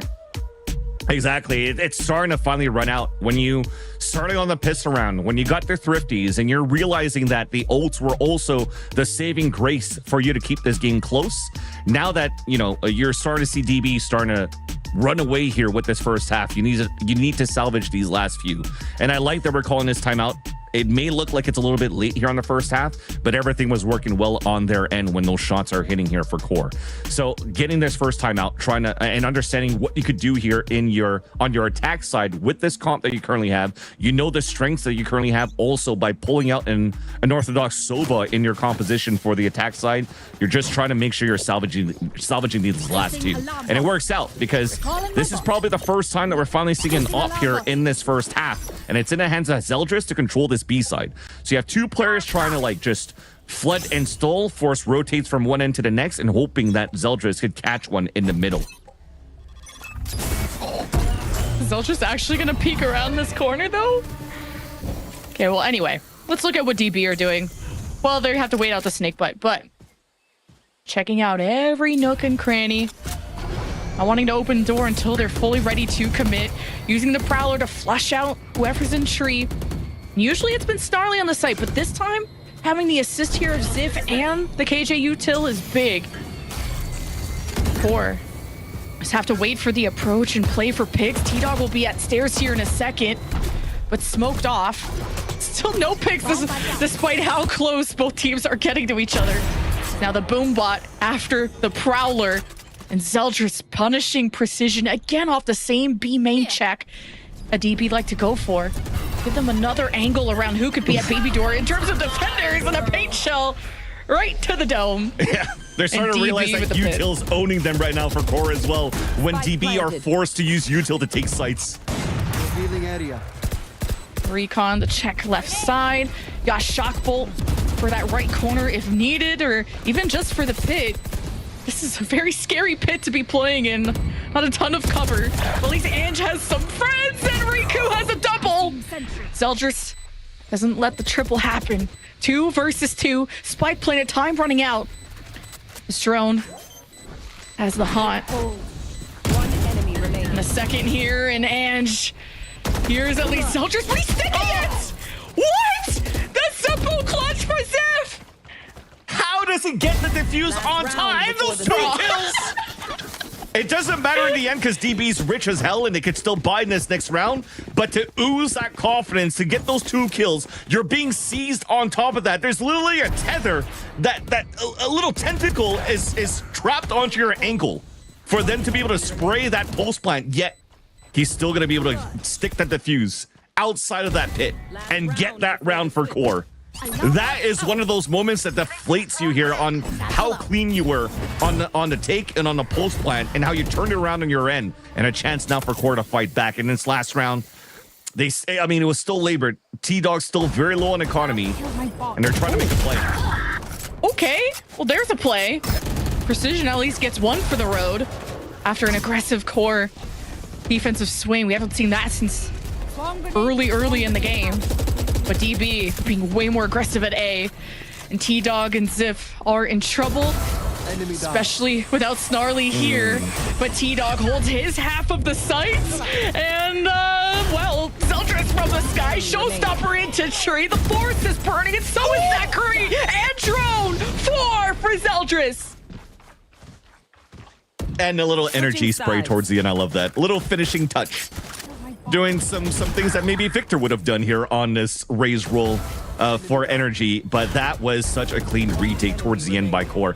One of those rare moments where, as I prayed Riku on how good they were to get these fort positions, unfortunately a corner not being checked, allowing T-Dog to get that pick, not getting pied in the first half, and also allowing here that opener for the retake to happen for core. So as Cycle mentioned, it was a clean slate on a third map. Now it's a clean slate on this second half. All tied up, evened up 6-6. No shenanigans with 3 Sheriffs. It's more ghosts now this time on the defensive side of DB instead of Sheriffs on their end. Yet they still have the same 3 players adding that pressure to hold towards C. We're just pulling 2 rounds out of a hat. First Ziff sticking the defuse and Zeldris getting a 4K. Like he just threw everything at that round to steal it away from DB. Now it's a boom bot off. And Nerve around the corner. Hacker's gonna check it, but you hear stomping and they're DB core trying to distract for their friend, and it does cause a ruckus. The focus was split from DB and they don't punish Nerve in that spot. He's still there. Doesn't have a teleport. He's got a lot of smokes. He's making it look like he crossed. Riku, pick which side. Riku isn't crossing quite yet. I'm looking on the mini map. And Nerve gets both. And Snarly is winning the engagement towards A and now pivoting to B. Core winning these gunfights is everything. 2 versus 5 for the retake of DB now that the spike is planted. Ange has already been discovered and Drone is stomping around. That low health. Drone at least gets 1, so that's something. Yeah, but at that point when you're trying to make that play on the C side and Core just understood that, played a default towards their spawn, or played it safe, got the punishment, and that's where the fundamentals kick in. They make sure they cleared the corners, got all these picks, and DB just didn't stand a chance in that pistol. Another pistol going in the hands of Core at this point. And this might be, you know, one of those moments where the alerts are being sounded so far on DB's end, because we're nearing closing the end of this series where the pistol round was important on both ends, and it's not in the favor of DB, and they're trying to make something work in their favor. To walk contact 4 players down towards A main. They just got jump spotted by Snarly. Snarly has the lineup too, so good luck with that, Core. Like, okay, if all 4 are going to be at A, that's just a free exposed looking site we got here. Got smokes at the top too, so free plants. Snarly with 1. Got damage into Riku as well. Guys, they're on their way. Let's make this quick. Now got some reinforcements, Nerve, and the rest. It's a scrap, and DB are losing. Of course, with the buy that they had, you wouldn't expect much. What can you expect out of Ange, who's on the other side? They don't. Well, now they know that they're there. The turret and the recon both revealing it. Little classic right-click action. No, not gonna happen. And Core taking a bigger lead. Big lead and all that. It looked like very similar to what Core did to Dobros pretty much at that side, but when Core had Sheriffs to work with, right? It was almost the same position as you had somebody watching out towards pillars, getting picked off, and the flank came through. There was still the same player towards the spawn. We're basically seeing a different alternate reality of how this map's being played on the defensive side, but unfortunately, it's in the favor of Core so far. And this is going to be a very, very nice bonus round they're going to bring through. A heavy one. A very heavy one, rather. Guardian, Vandal to actually go for the long-range picks, closing the gap with the lower rifles, controlling the objectives, picking up the orb on the attack side for Zeldris, and controlling that side at least to start. Yeah, that's a great opener. So Giga Chad for that. Knowing that you could just be, the defenders could just be hard locked onto your head as soon as you come out of those doors.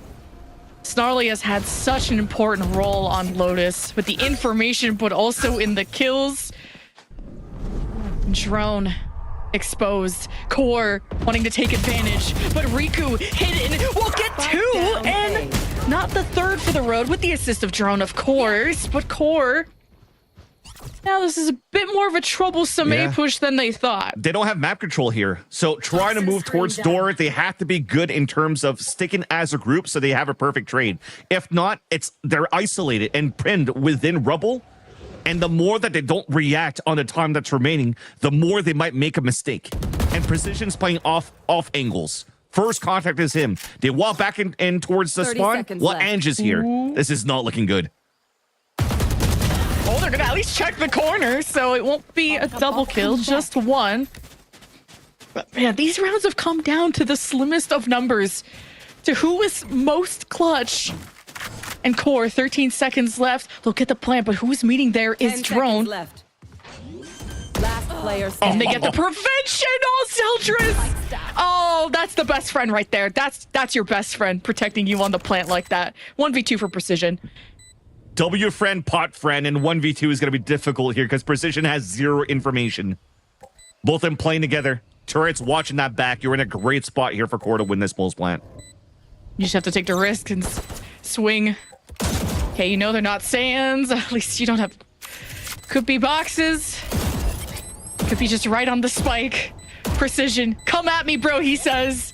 With the pre-fire, with the spike tap, getting it. No, not even halfway. Not even letting that happen. Zeldris with 3. Great round for Core. They stopped the bleeding. Again, that's what they needed to do. Stay as a group to ensure that they get the trade. And as soon as that trade happened, you saw how it unraveled towards the end. The control going back into the favor of Core on the attack side. Again, a 3-side map. There's the world's our oyster pretty much here on Lotus, and they played it perfectly in the end after getting that first trade in the spawn. So good adaptation on the fly.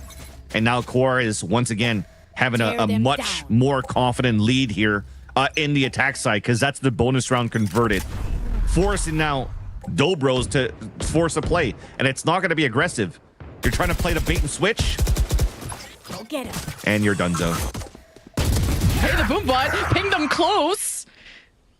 Fortunately for Core, they had to drop their duelist in that moment. Hey, you remove the worry of a paranoia at least. So core heading towards A like they always do, and Ange spotted that push already. Zachary's ready at the top side as well. Core still have to deal with Tree. Now with the smoke sub, they may just give the illusion that they still are going A, but could pivot elsewhere. But Baby Door's not broken, so they'll have to be loud about it if B is the thought. Still stepping pain shells forward. here, yeah. Pain shells to do some damage. There's still util with the fade. One enemy remaining. Who Spike cares down about A. you, Till, when you get perfect aim on the drop like that from Zachary? Placing alarm 1v3 for Ziff. Turret will help ping on the left side. All they gotta do is worry about the right. Snakebite just barely at their feet. Can they tell if that came from the side or from the top? Ziff smartly playing from Tree. Now, DB, their hand is being forced. They still have to defuse. Util still left. Spike being tapped, and 2 for the road. But a big finish for Drone and the defuse for DB. What is going on with these teams and their sheriffs so far? You understand the play from Core that, yes, despite them getting punished, they had to play the contact into the site, thinking that they had a good read. If they start using utility, that gives a chance for DB to even set up with more utility, right? We talked about how the Fae was available. The Raze still had his nades, so that could have allowed here a C's nade to be thrown towards the site just to really isolate them and take them down.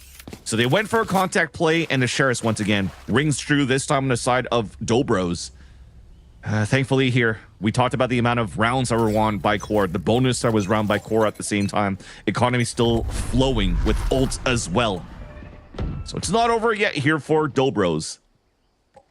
They Look still how have many to fight ults, strong. though. Exactly. 3 for 2, and they're strong ults on, at least on both ends. It just depends how this will unravel and how they're going to enter a site.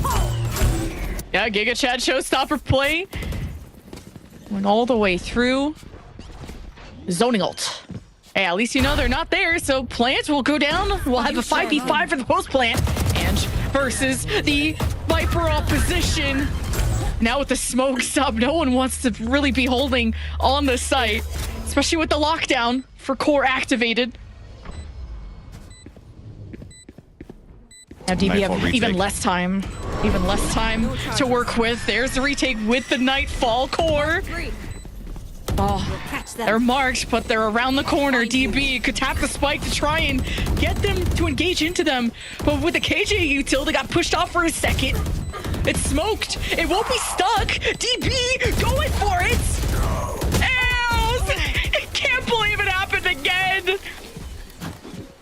But this time, for the opposition, DB got the defuse. Ziff getting a taste of his own medicine. Yeah, and exactly what we're talking about, how the round would unravel with these ults. So you use the showstopper to gain some space. You're trying to delay with a lockdown where you didn't force out the Nightfall on the other end, which gives a chance here for all of that information to get pinged out and spotted once again.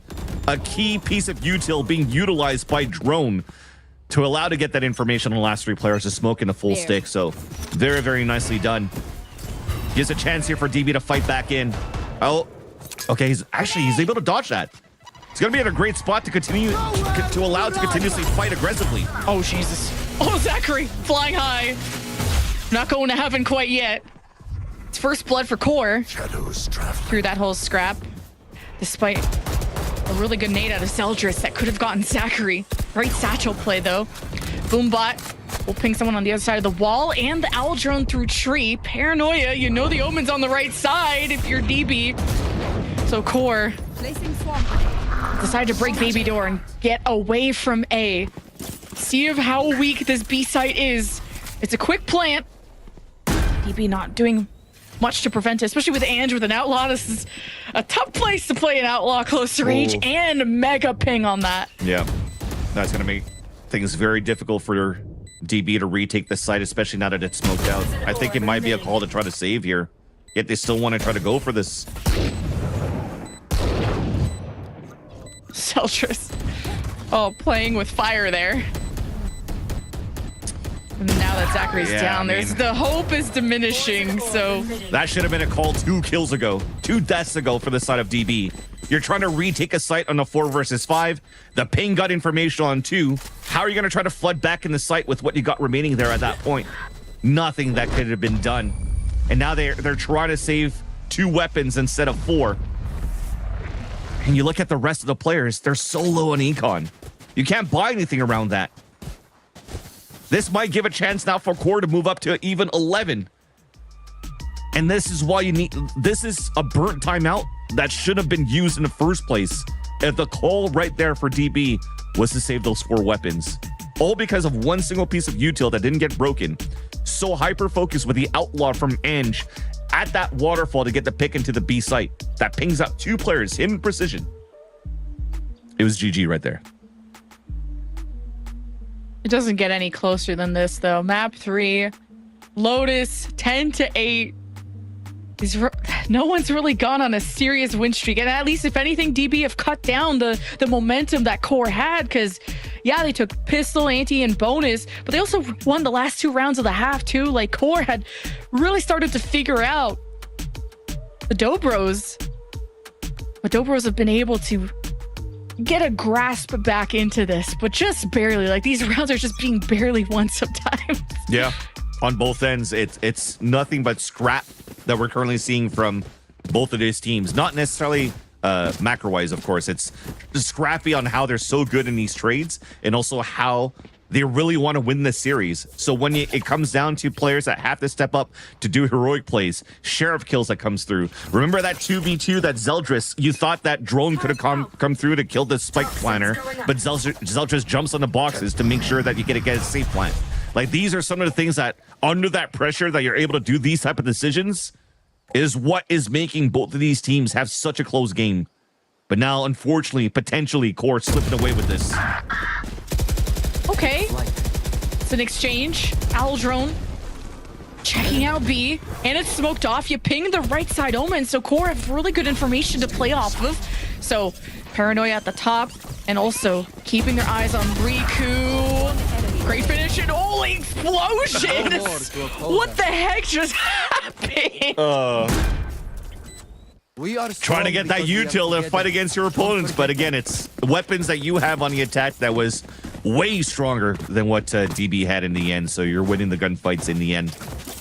And it comes down to those fundies. That pays off now for the team of Ocean and Slow is Cool over on Core's camp.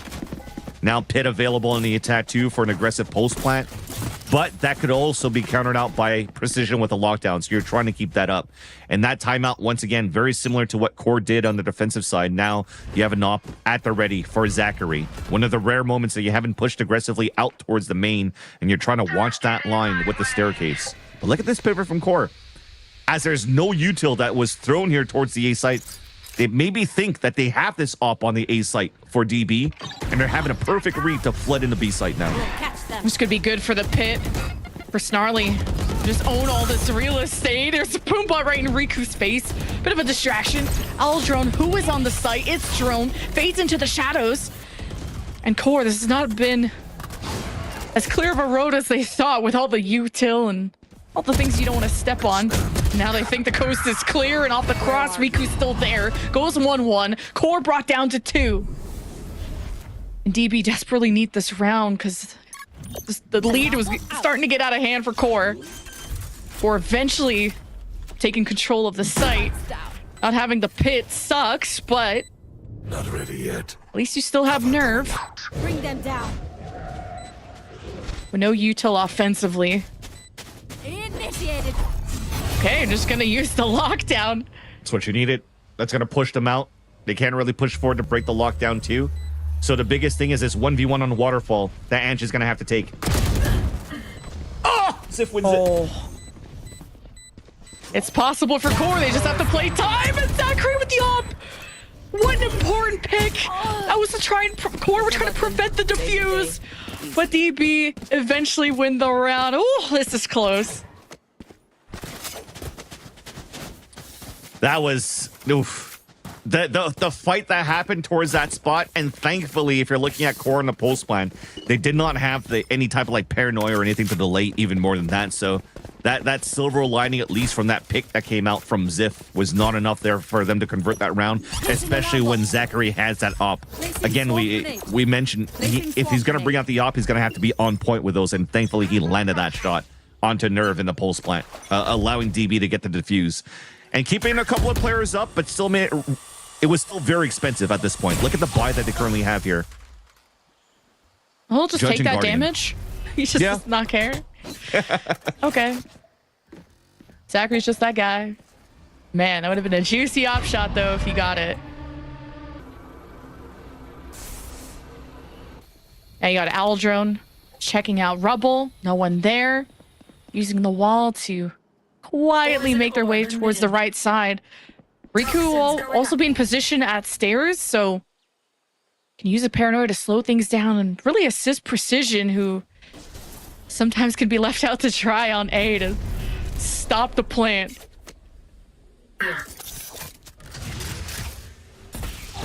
Yeah, this Prowler actually gets the info on a late lurk as well onto Ziff at B main.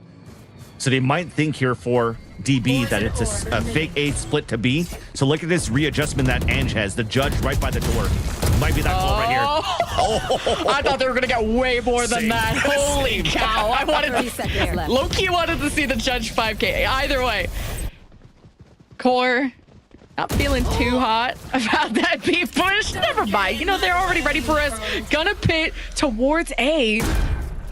But it's covering a lot of stairs, so DB have to worry about controlling that area, and Riku doesn't also want to take damage from the pit, so this is a tough situation for DB to face while also needing to defuse the spike. You got to save. This op is super important right now for the team, right? So you're playing for OT for Dobros. That Judge, if only Ange got a couple of more, maybe that would have been the call to try to retake the site as a team. But disadvantaged situation. There's no flash for you to retake. There's no boom bots for a scan. There's a pit that you have to play against. There's no way. So now, at least for Core, they're going to have to try to figure out now if they still want to fight against the op into the next round. And you have some silver linings coming out on the defensive side. If they could actually convert a couple more rounds, they have ults to work with to potentially push this into overtime.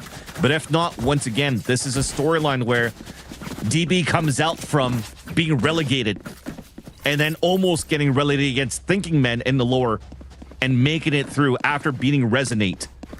Now has a chance to prove that they have what it takes to fight against at least the best of challengers in North America.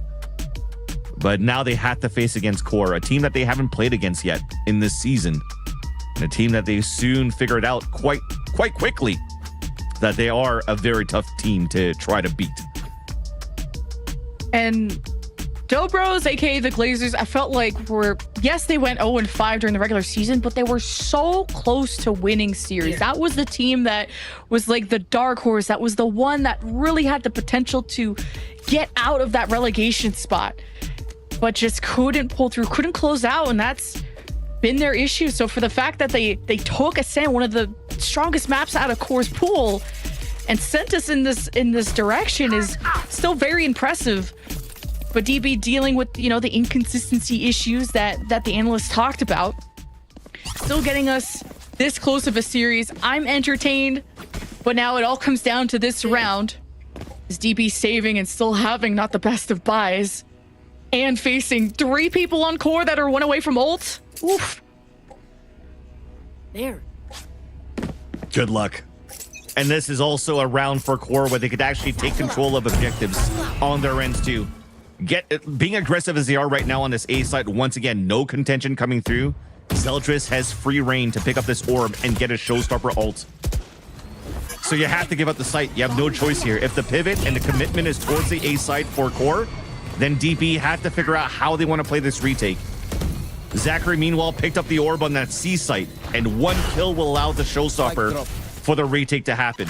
But they have to move quickly here to give a chance for Zachary to get something done. 1 less ult to worry about, but the lockdown acquired from the plant, and as soon as they hear the DB approach, that lockdown can be used. DB cannot give up. Nightfall. There is a lockdown. Nightfall available for drone, but wanting it for the retake instead of scrapping through the lockdown. Core don't have the number advantage though, so there is the Nightfall, and as they drop, T-Dog trying to cut him off the heel, by the heel. Zachary still has the op too, he'll be at staircase, but all the action, all of Core is at tree. No. And they're trying to stop the defuse, somehow they got it. Remaining. The paranoia. With the seconds. One enemy remaining. Oh my God, Core finished off in the end, 13-9, they take the series. What a key paranoia that was thrown out by Nerve towards the end, because that pick that came through from Drone to have the Nightfall to get info was everything to allow that retake to happen. But unfortunately, blinding the diffuser, getting the diffuser and picking him off allows Core to move forward now into the round of 8. What a big series, and you definitely do see the joys coming out from Core, as it was also as labored on their end to be able to win that series against Dobros. What? And also the Nightfall, which kind of got rid of the sound. So if we would have had another kind of ninja diffuse, I would have been so over this whole series. But congratulations to Core. They move on to the quarterfinals to get their rematch against Oxygen, the one that they upset in the very last match of the regular season. But I'm so excited to hear from the Dr. Pepper King himself. T-Dog will be ready for an interview, but let's go check in with the desk first. That's right. It goes the way of Core. They're able to close out the series on that map of Lotus. And towards the beginning, guys, it was a lot of back and forth. I was saying I really don't know what way it was going to go, but I also did have a feeling that it was just Core taking it away. Once you get 4 rounds on that defensive side, then you have that attacking side to go on you. It does get a lot easier. It was very close though, Roy. Oh, I mean, it literally could not get any closer. It was just completely full throttle the entire time, and I'm here for it. That's what we really want to see out right here in the mid-season cup. But it's such a sad loss for Dobros. I mean, they really showed up today. They kind of proved a lot of us wrong. They showed that they're capable of playing on multiple fronts. But in the end, it just was so close. But in the end, it doesn't even matter. In the end. These guys are just singing. What happened to my desk? Close indeed, though, Roy. I mean, I think the Doughboys have come a long way from what we've seen from them earlier in the season. Dobros, rather. I'm so sorry. Still getting used to that one. It's the bros. It's the bros. The bros. Not the boys, the bros. Yeah, but I mean, they stepped it up. But I think Zachary is showing that he's doing a great job on the duelist. You know, maybe a little bit of inconsistency, but he's been pulling it together, you know? And I think this bodes well for them going into Split 2, despite getting knocked out of this single elimination bracket here. There's a lot to look forward to for them. Yeah, it felt to me like this was the match where Dobros were gonna get that win and start kind of being that topic of conversation of, well, we almost got relegated, we didn't, now we're here to prove you why we're so good and how we made those improvements. And it was so close. It was a 13-9 on this last map, and again, it was all on that attacking side that Core was able to pull through. There was a lot of those clutches too that ended up taking place to make this one happen, but a Core that continues to look dominant and to win those matches that, when we look at them, they are supposed to be winning. Yeah, I mean, they just looked extremely drilled, right? Like, we saw so many set plays that looked extremely clean. They had a very good idea of what kind of game plan they wanted to run on Lotus specifically. Like, we saw T-Dog abusing B-site over and over until, you know, he kind of put the fear in Dobros to like kind of start defending B-site. Then he was hitting the sides, and there's just so many layers to like understand that T-Dog was, I mean, he had a very well laid out plan. Yeah, they sure came in with the game plan and they executed it well. I mean, we saw in Oxygen were able to kind of shut Zeldris down, and though Core came out with the win over them, the map still looked a little shaky from the individual level from Zeldris, but it's clear that they've kind of hit the drawing board here, and they have a little bit more of a game plan with Zeldris and how to get him activated. I mean, he's just been a stud this entire series, so props to Zeldris for popping off, props to T-Dog for leading this team, and good job, Cole. You guys are doing great. Let's go. Yeah, they're looking really good, especially, and you need to be not only good, but almost perfect when it comes to a format like this one. It's a single elimination. You lose your match, you're out of the mid-season, so it's got to be a question of winning, Roy. And it feels like this is a team that just what we've been talking about, the vibes and keeping them up, they're pretty good at winning those crucial matches and making it to the end. I don't know if this is going to happen, though. Yeah, I mean, honestly, it takes a lot of, first of all, it takes a lot of confidence to be able to laugh after losing map 1 in a single elimination tournament format. Like, if you lose first map and you're still smiling, that shows that you have a lot of like deep internal confidence, and I think that alone is a sign of their success. But I mean, yeah, this is a tough run, and it's, I mean, we can be as smart as we want to be, but in the end, it's like whichever team is most confident, whichever team is, you know, the most consistent, they're the ones that are going to be coming out on top in this tournament format. So it's really just tough to predict who's going to make it deep. Yeah, there's clearly a lot of trust between these core players as well. I mean, you see them there playing in the team house. They're living and breathing the same air. You know, they're obviously drilling a lot of chemistry in there. They're pounding the Dr. Peppers, man. Yeah. I don't know what's in those Dr. Peppers, but it's clearly bringing these guys together and giving them that spark. They're playing off each other extremely well. You could tell there's no hesitation. Someone calls something, they're going for it. And that's what you need. Again, that's what you need, just the vibes to be up and those wins to keep coming and coming. And speaking of those vibes, it's time we jump into the post-match interview, and it is with the vibes merchant, as we are calling them right now. It is T-Dog. And T-Dog, I don't know if you're here. Yeah, oh, you're probably the Dr. Pepper. You're ready for it. Of course. What is it like every win? Is it just every time you feel good? What is it like to have that many right now? I mean, I'm just blessed to be here. Really, it's just fun, right? I just get to show up, you know, every week and play video games. So I'm just gonna keep doing it. And now I want to ask you about how this series started. It didn't really go your way. It was a 13-11 on the map of Ascend, changing a little bit of the comp that we saw before, going for the standard between the two. And what happened in the map number 1, and also what changes from that second and third map to make sure it goes your way? Yeah, to be honest with you, we were just, I don't want to say rusty, just kind of like out of the loop. You know, we haven't played a match in a couple weeks here. Obviously, we've just been practicing and, you know, going day by day. We were having a little too much fun, to be honest. We were just laughing, okay, over peaking, kind of like doing whatever we wanted. And fortunately enough, we're a team who can do that, okay? I don't respect anyone in this league. I believe in my team more than anybody. I don't care who I have to play. So, you know, we can mess around, we can make mistakes, we can clean it up, and we can go forward and close out, you know, series like this, even though there should have been a, you know, 2-0 with us losing probably 3 rounds. But at the end of the day, we have fun over here, so. And fun is a big part of teams that you see finding success and winning, just like it is for you guys. Now, we see you especially always keeping the vibes up, laughing, dancing a little bit at the end of the maps. But when it comes down to when things are not going that way, are you also the guy that is like, hey guys, let's calm down, we're gonna do this, kind of settle everything, make sure that everybody's keeping the balance between the hype, the fun, and also the, hey, let's serious, let's do the specific strat? Right, it's a balance between the two. I think a funny dynamic is kind of like a Cloud9 VALORANT comparison.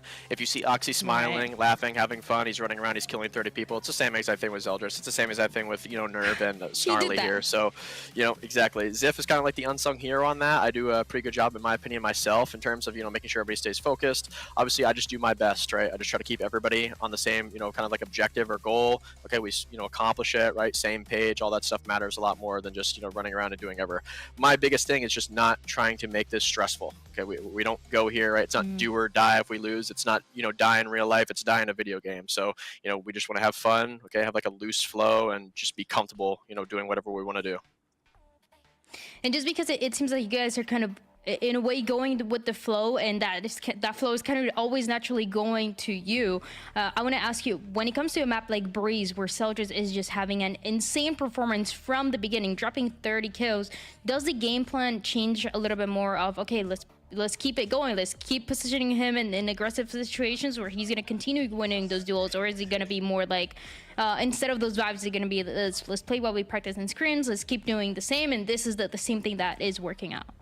Yeah, I think Roy hit it on the head. He mentioned something along the lines that, you know, we trust each other and we just have like a good time over here. It is a mutual trust thing. He will respect the time that I have calls and I want him to go places, and I will respect the time, you know, when he has reads and he wants to go places. I think the philosophy there is just keeping it simple, right? I don't need to overcook anything. I don't need to do anything crazy when he kills 3 people around, right? They obviously aren't good enough to be able to solve problems or present solutions, and, you know, they're scared and hesitant, blah, blah, blah. So I just need to sit around and just, you know, enable them, right? And if I need to solve a problem or I need to figure out, you know, what they're doing, I can do that easily. Yeah.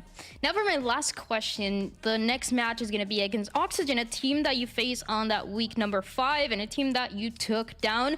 How is it going to go this way around? Is it going to be, it's not going to be a 2-1, is it going to be a 2-0? What are the vibes for that match? If I had to guess what their kind of like post game was, it was probably psyching themselves out. They were seemingly playing to not lose rather than win. So I think they're going to come into this with a lot of confidence. I saw that they're, at a boot camp now, and I'm sure, they're drilled and, more focused than ever. And, we're in the same shoes here. I'm happy that we got to just, shake this match off, right? Warm up, get that rust off of us. But, we're always going to be counted out. We're always going to be doubted, and I wouldn't have it any other way. So, you guys can place your bets on Oxygen, and you can, lose all your money again. No problem by me. And you're still gonna do everything to prove them otherwise and continue getting those wins. Congratulations, T-Dog, on this Thanks win. so much. We are definitely expecting to see a lot more of those. And with that, we're gonna close this post-match interview, but we have one more match to go, and it's gonna be right after this break.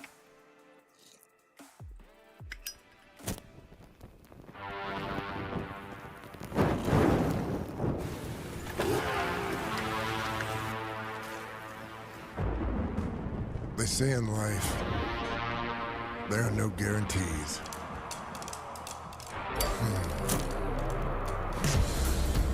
They say a lot of stuff like that. Slow it down.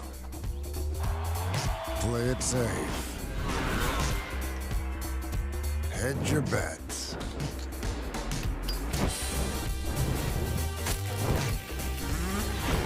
So what? You gonna listen to that? You gonna stop because they can't guarantee you'll pull this off? No guarantee you'll win? No guarantee everything's gonna be fine?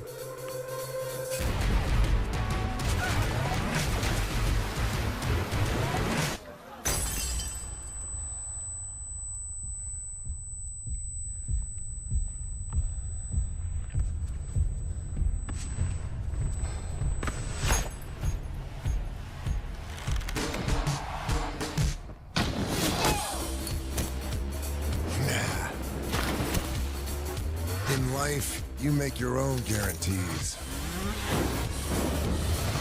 Nobody else will light your way. Start your own fire and keep it burning. And we guarantee you'll have one hell of a lifetime.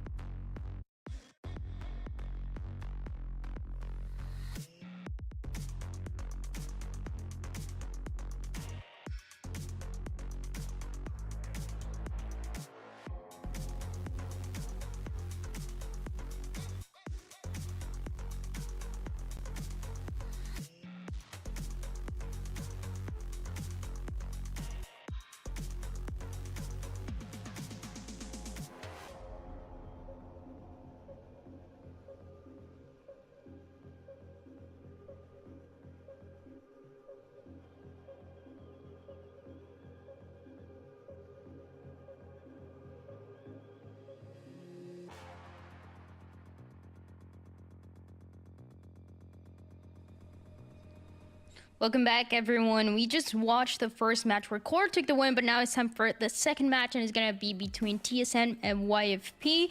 And it's two teams where they find themselves in different situations. One made some pretty big changes. The other one has been keeping a little bit of the same, has been trying to keep the groove, has had the time to scrim and get used to this roster for quite some time, Roy. So I want to see how that's going to play out. But because we had a couple matches happening at the same time as our first one with Core, let's take a look at how the bracket is looking right now, because if you lose one of these matches, you're gone. Yeah, I mean, so shout out to Fluffy Aimer securing that win 2-0. Core 2-1. We watched that live on the broadcast, and now we still have Blinn and Sad are still combating right now. That would be really fun to watch. We've been yapping so much, we haven't even really caught up with the other matches, but this looks awesome so far. Yeah, interesting to see how Sad. If Sad can close this out. I mean, that Blinn roster coming in through the relegation tournament. We haven't seen much from them in challengers, but if you look at some of their collegiate results, they're obviously a team that's been swinging at the fences. So.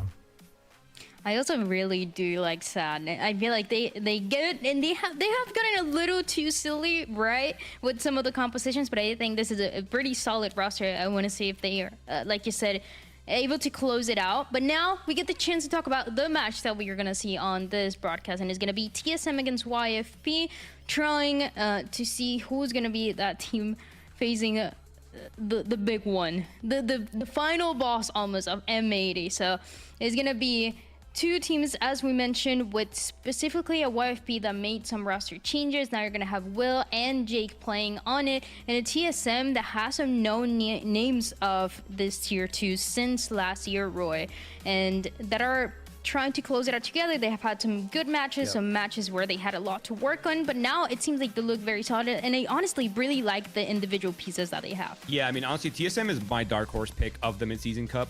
I feel like they have the all-star lineup. They just needed that extra time to just gel, mesh, get on the same page, make sure everyone's comfortable with their new role, specifically Seven. He's on a completely brand new role, and I think they're about to show us something special. Yeah, I really like this lineup. We talked about individuals and how they can add together to become a team, and this is a team that has the individuals. They've been working all season to put this together. They were formed kind of late, right before the season started, so they didn't really have that time to gel, but now they've been cooking, right? It's been simmering in the oven. I really like Poise as an IGL. He has a lot of experience going back to plenty of teams and leading them up to the top, so he's someone I trust at that IGL position, that captain role, to really bring these guys together and bring the best out of them. And it's the age-old question: when does TSM play? And the answer is in about 10 minutes. Yeah, and I mean, on the other side as well, for the YFP side, like obviously they lost Jonah and Bones, and they picked up Will and Jake. And Will is like a completely sort of, it's kind of like a big question mark. I was like, what are the roles now on YFP, right? Like, is Penny still playing the duelist? Is Will on the duelist? Like, what are the roles looking like, and how much time have they really had to kind of like practice and like make sure they're ready for the Mid-Season Cup? And for the side of TSM, I want to talk about a guy in specific, and that's going to be Sim. Sim has had some really, really good performances. It seems like that guy has to be and has been performing to what you expect of a duelist, the difference maker, the one who's opening up the rounds. But then things get a little bit messy. They did take those 2-0 wins against Dobros before the Glazers and Winthrop University, but the other matches just didn't go their way. They couldn't really find a footing. And this guy, even though he was performing to a pretty high level, to a pretty high standard that we put him on, it seems like a lot more what the team has to click, Psycho, in order to get the win today. Yeah, I mean, this guy is he's a beast, and he's someone who's been on the come up for a very long time. He's been on a lot of people's radar, and I think he's really showing what everybody has seen in him for such a long time, right? And as this team gets more and more cohesive, they're figuring out how to enable each of these individuals. And Sim is one of these guys who, with the right guys around him, the right kind of people supporting him, he's flying into these bomb sites. He's taking these duels and he's winning them. something that you absolutely need for a tournament that doesn't allow pretty much for any bigger mistakes. So that is going to be Sim on the duelist role. And as you were saying, Roy, we don't really know exactly how it's going to go down when it comes to roles on the other side of YFP with the new additions. But I'm very excited to see how Jake is going to perform here. This player comes from the tier 1 and is one of the only, honestly, players that we have that came from the tier 1 to the tier 2, had some time off, was giving some thought about what he wanted to do for his future. He decided to keep playing Jin's YFP, and he's a guy that we saw last year under Cloud9 doing so well and being the player that we didn't really know much about, coming from collegiate, coming from the tier 2, and proving to be very, very good. Yeah, I mean, first of all, Cloud9 is the taketh away and giveth away kind of team right now, because they stole away moves from YFP in the beginning of the season in stage 1, and that kind of left them in shambles, to be honest. And now they've given them Jake as a sort of a consolation prize. So they get Jake, which in the spike, for anyone that watched the spike down earlier, that I was mentioning the fact that we're sort of entering this like era of superstar controllers, right? And players that can really like pop off and have a lot of X factor in the controllers. And then now they're getting Jake, who is that person. Like, he is that guy who's totally down to just brawl around his smokes. He's totally around to just like solo anchor bomb sites and go for his, right? Like, he is that player. And I think YFP has kind of upgraded their roster with these players. They are players that, again, have been proving themselves at the top from last year to the beginning of this year. And when you bring that experience to a team that is still trying to figure out what they want to do, Psycho, it just seems like this can be the run, this can be the tournament for YFP. Yeah, I mean, bringing in like Roy said, a superstar controller, a fragging controller, one of these guys who's going to come in and actually drop bombs on this role. You know, it's something that traditionally, you know, in the past couple of years, controller role has been looked at as a low fragging role, just a support player, but that's just not the case anymore. So guys like this, Jake coming in, would be an X factor for this team. He comes in and he offers a lot of firepower without taking away, you know, the duelist role, the initiator role, these traditional fragger roles that, you know, otherwise they already have, you know, good players in that are dominating. So this is an extra little bit of spice, the cherry on top for this team that might set them over the top and give them, you know, the perfect setup for a strong run in this bracket. We're seeing the controllers, the IGLs having higher and better performances than we've seen before in Valorant, and I feel like that is a pretty big deal because we love seeing these players shine and get their time. It is always a duelist, it is always sometimes the initiator, how they set up each other, but when a controller or even a sentinel is able to stronghold the side and get those kills, get an ace, get a 4K, it looks really good. And if there's a guy that can do it, it's gonna be Jake. We're gonna see again how those roles are gonna look like, but first let's jump into the map select. Let's see where we're gonna be headed to, because that can also depend on how many of those great moments from the controllers, the IGLs, the Sentinels we get to see today. And Roy is going to be Bind, Lotus, and Sunset. Wow. All of them are Raze maps too. So there's literally no Jet. I'm actually very, very curious to know who's gonna be playing the Raze right now for the YFP side.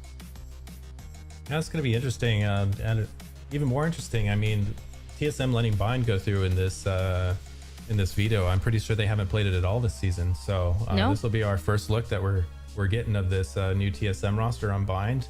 And it's interesting to see what they've been cooking up. It's very possible they've been practicing it for at least a couple of weeks, if not the whole split, and you know, just saving it as kind of a pocket pick. So interested to see what they'll bring to the table here. It's been some time since we've seen these two teams play, even for the setup YFP. They played a week 1 against Thinking Man. They lost that map of Bind where Penny was playing that Raze. They were playing that standard composition on Bind. And we did talk about it before. We're seeing, since that week 1, a lot has changed. The meta has changed on this Bind. We've seen the Gecko play out more. And it is just one of the possibilities that we have there, especially because taking that loss against Thinking Man is that team that got relegated, Roy. So it's a team that we're not seeing anymore. And if you need to step it up, it's a big step between losing to Thinking Man to now trying to win against TSM. Yeah, I mean, both of these teams also like desperately need this win if they really want to challenge the Ascension slot too. Because I mean, TSM finished 7th to 8th with 4 points. YFP finished 9th to 10th with 2 points, right? So like these teams both really need this win. They're gonna have to show us something really special right here, and I feel like it's kind of in the favor for TSM, right? Because we talked about the roster changes for YFP side, and there just hasn't been enough time for YFP to develop an insane map pool. So I think there will be some holes, but I think they have the individual power to compensate for it. I agree, and I definitely think that this is one of the maps where they should be able to play a little bit more natural, pug it out, if you will, right? You know, we talked about the impact that a superstar fragging controller player can have, and this is one of these maps. You know, players who can come in on bind and be an absolute force to be reckoned with on the brimstone, that puts your team over the edge. In a map like Bind, it's just one of those that can be so explosive. As Roy, you mentioned, even the map pool that we have, the Bind, Lotus, and Sunset, they can depend a lot on those individual mechanics and individual momentum of those duelists, as we saw even on the last series when we got to see Seldris with the Jet. It's just like, if you put your dealers in a map where they're comfortable, it can be pretty much game over for the other team. And I think the team that has to prove themselves is TSM. I know you say it's kind of the dark horse for what is going to be the mid-season, and it is. They only got 2 wins against the teams that were a lot lower to them. So I like them individually. I'm just wondering if they had enough time to get everything ready. Well, it'll be cool to see what they've cooked up. I mean, you mentioned duelists and how important they are on this map. So the question may also be, are we going to see some Yoru? You know, this could be the chance for those of you who are the double dualies, a little bit of double dualies, a little bit of teleporting into the back site, creating some chaos. I mean, I know there's people at home who are, you know, hoping that maybe we'd see it on Breeze, but you know, this may be the map. We don't know what TSM are going to play. We haven't seen them play this map before with this new lineup, so who knows what they could break out. I wouldn't put it past Poise to come out with something a little cheeky like that. Okay. And something I want to say about that Yoru is that I stay with some words that I heard from Ethan from Energy, saying that if you're going to put a player in the Yoru, it can't be just the star duelist for no reason. It can be a guy that has to have a pretty good understanding of how the map is going to play out, what the strategy is going to look like, because you can have a lot of map control with the Yoru. But I mean, we jump into the agent select, and guess what? There's no Yoru to be seen, but there are new compositions since the last time that we saw YFP and TSM. The Geckos are being brought up, and I love to see a Gecko, Roy. Yeah, I mean, the Gecko Sky is actually incredibly strong because they have the super flash combos where they can like double flash out of anything. And this map is so explosive, right? Like you can pop out of showers, you can pop out of shore, like almost every choke point that you have available to you on the attack side allows you to like explode. And there's just so much stall that you kind of need that explosiveness. And that's where the Gecko and the Sky really come in. They are able to easily kind of brute force any sort of stall that's happening on the map, especially with Rays who can like, you know, get the elevation and get the space for the team. Definitely agree. And I mean, this comp is something where you tend to see a lot of set plays, a lot of coordinated team play, a lot of aggression, especially on the CT side. So it'll be interesting to see, you know, with these guys not having as much time, YFP with their new roster to cook, right, so to speak. You know, how much will they have? How deep will their playbook be on this map? What kind of stuff are we going to see? You know, maybe we'll see some on the fly stuff. Maybe Jake will come in and say, you know, hey, here's what I learned up in Cloud9. Let's try this out, right? But you know, I think either way, this is going to be a scrappy match. It could go either way. Yeah, it could go either way with the same compositions, with the same changes, and the team's still trying to adapt and get a groove, especially on a mid-season that is a little unforgiving. But to see who's going to take this map number 1 of Bind, we send it to the casters. And Vance and Lemon, when does TSM play? I'm checking. Right now! Right now! Let's go! TSM's playing! Woo! Wait, why did I just change my voice like that? You want to beat me so bad, but it's okay. YFP want to beat TSM so bad because YFP barely missed out on relegation. They won overthinking, man. They stayed in the split. They're in the mid-season cup, and they made these huge changes where you were telling me, you were hyping up Jake to me. So I'm sat. I'm waiting. And YFP also wants to be TSM in this match because it's a mirror matchup, right? So I'm loving that there's a lot of these. I mean, Roy mentioned on the desk, 7 had to play some different roles going into this midseason cup, or even at this stage, having to play more support roles. Some Sentinels play, but mostly now playing Initiator to support now a new star that you want to try to use in Sim to be the one fragging out for the team. And it seems to be very similar in the eyes of YFP as well, because if you look at Will, usually you think of him playing as a Jet, you think of him playing as a Raze, but you want to give the responsibility for Penny. So Will also has to go through different changes, playing now Initiator. And whilst we're looking at Jake, usually a controller player, well, he is playing it, but not under Brimstone and as a Viper. So when you're talking about it as a core, TSM's been playing with this roster for such a long time that they have that synergy. YFP, they had to figure this out in the last week of how they're going to play this game. And hopefully it pans out for them as they're fighting for control on YFP side on Sands. Jesus. Already combining the Gecko Flash with the Sky Flash. Just hoping to cause a stir in Hookah already. But this is a lot of aggression already for TSM, who've made their way through U-Haul into A.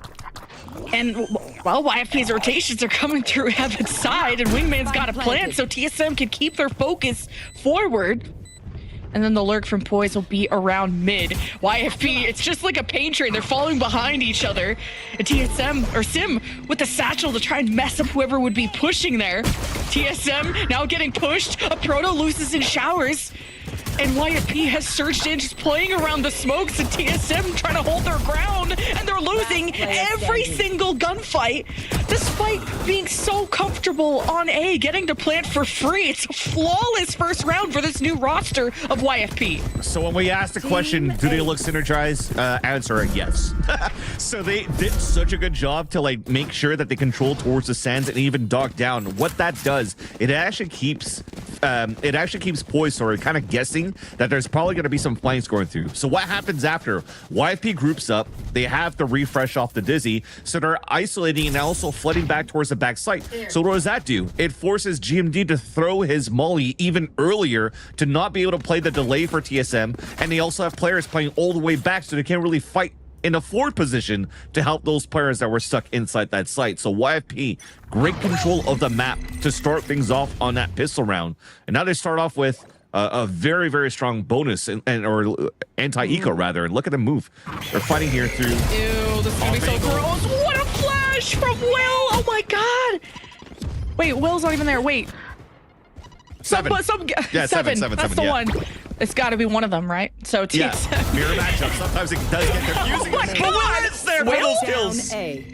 His will not be denied. Holy cow, what a hold and what a scramble in showers already. Once I figured out who's the Gecko, but either way, 7 was huge. Didn't end up winning them the round though.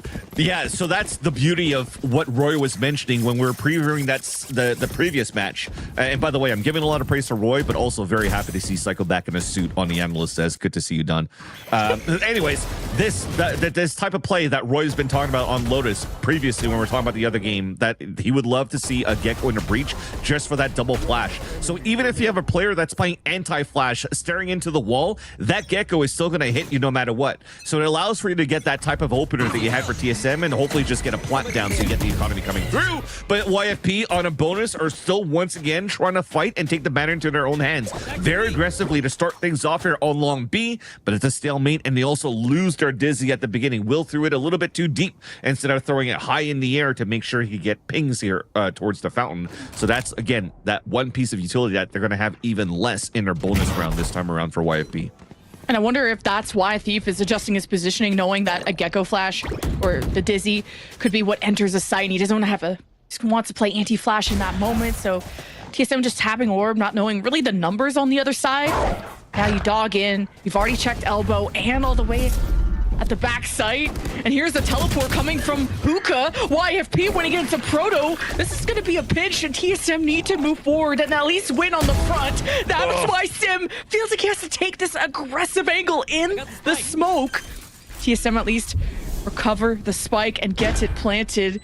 YFP are smoked off too, so that's why they couldn't react immediately. But Poise locks in, and Physic wins the engagement. There's the flash and the re-entry from YFP, who have gone now another flawless round. Yeah, that's 2 flawless out of 3 rounds for YFP, so money is oozing right now, especially winning and converting the bonus round for YFP. Free upgrades, less to buy. They're just going to buy util in the next round, so potentially here they might be at a 4-5-0 round unless TSM could hopefully get more plants or orbs so they could pivot things around into an ult round in round number 5. But I gotta say, I don't like that play from Sim pushing towards that spawn.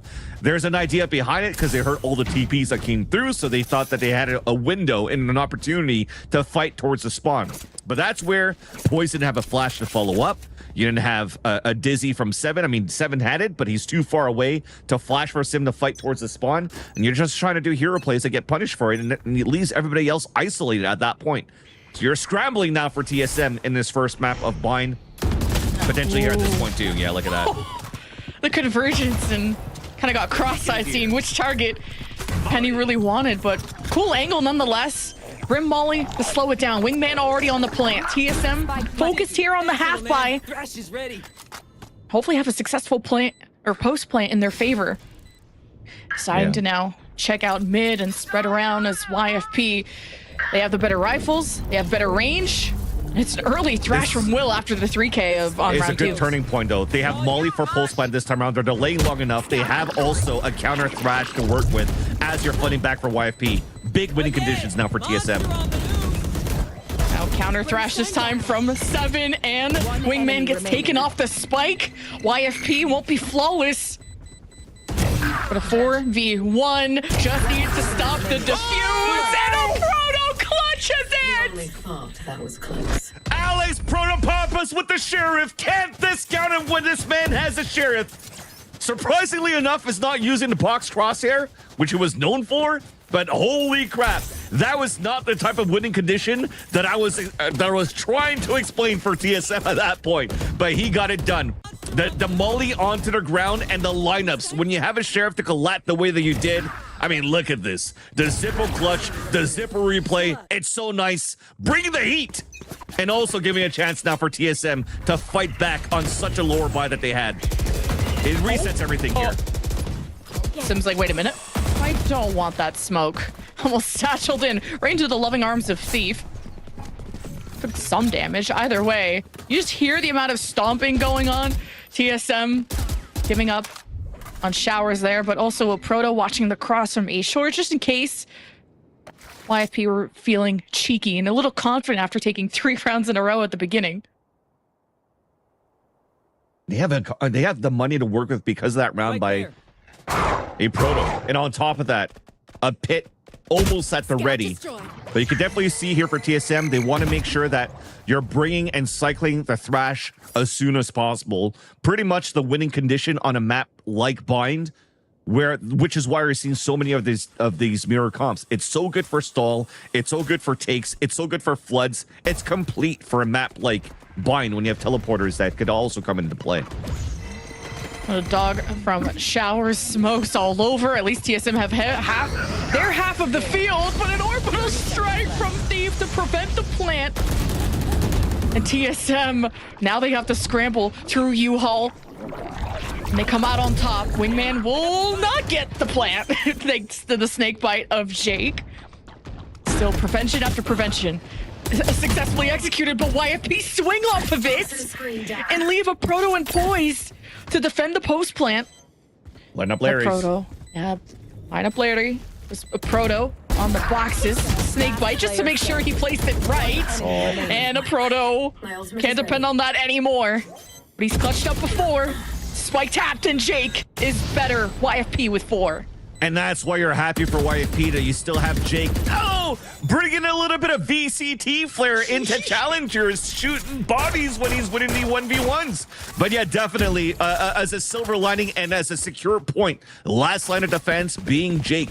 The latest addition to YFP, you can definitely count on him to be able to win these clutch situations, these one-on-ones, and also just winning regular duels. It may look like he might have not be in that fitting position with Cloud9 in the past, but he's also that type of player that's been grinding through the tier 2 scene for the longest time and has been owning the tier 2 scene for the longest time, which is why he was scouted and picked up in the first place. So in these situations, you cannot count him out, and it resets TSM back into an eco.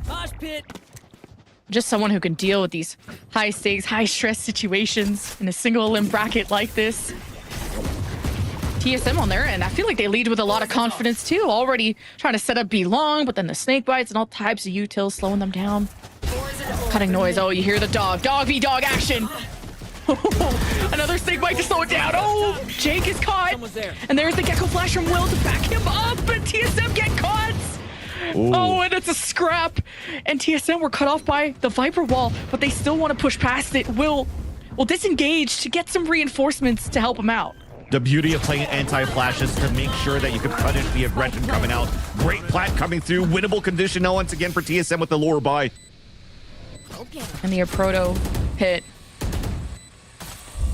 Just playing on the outside of it too.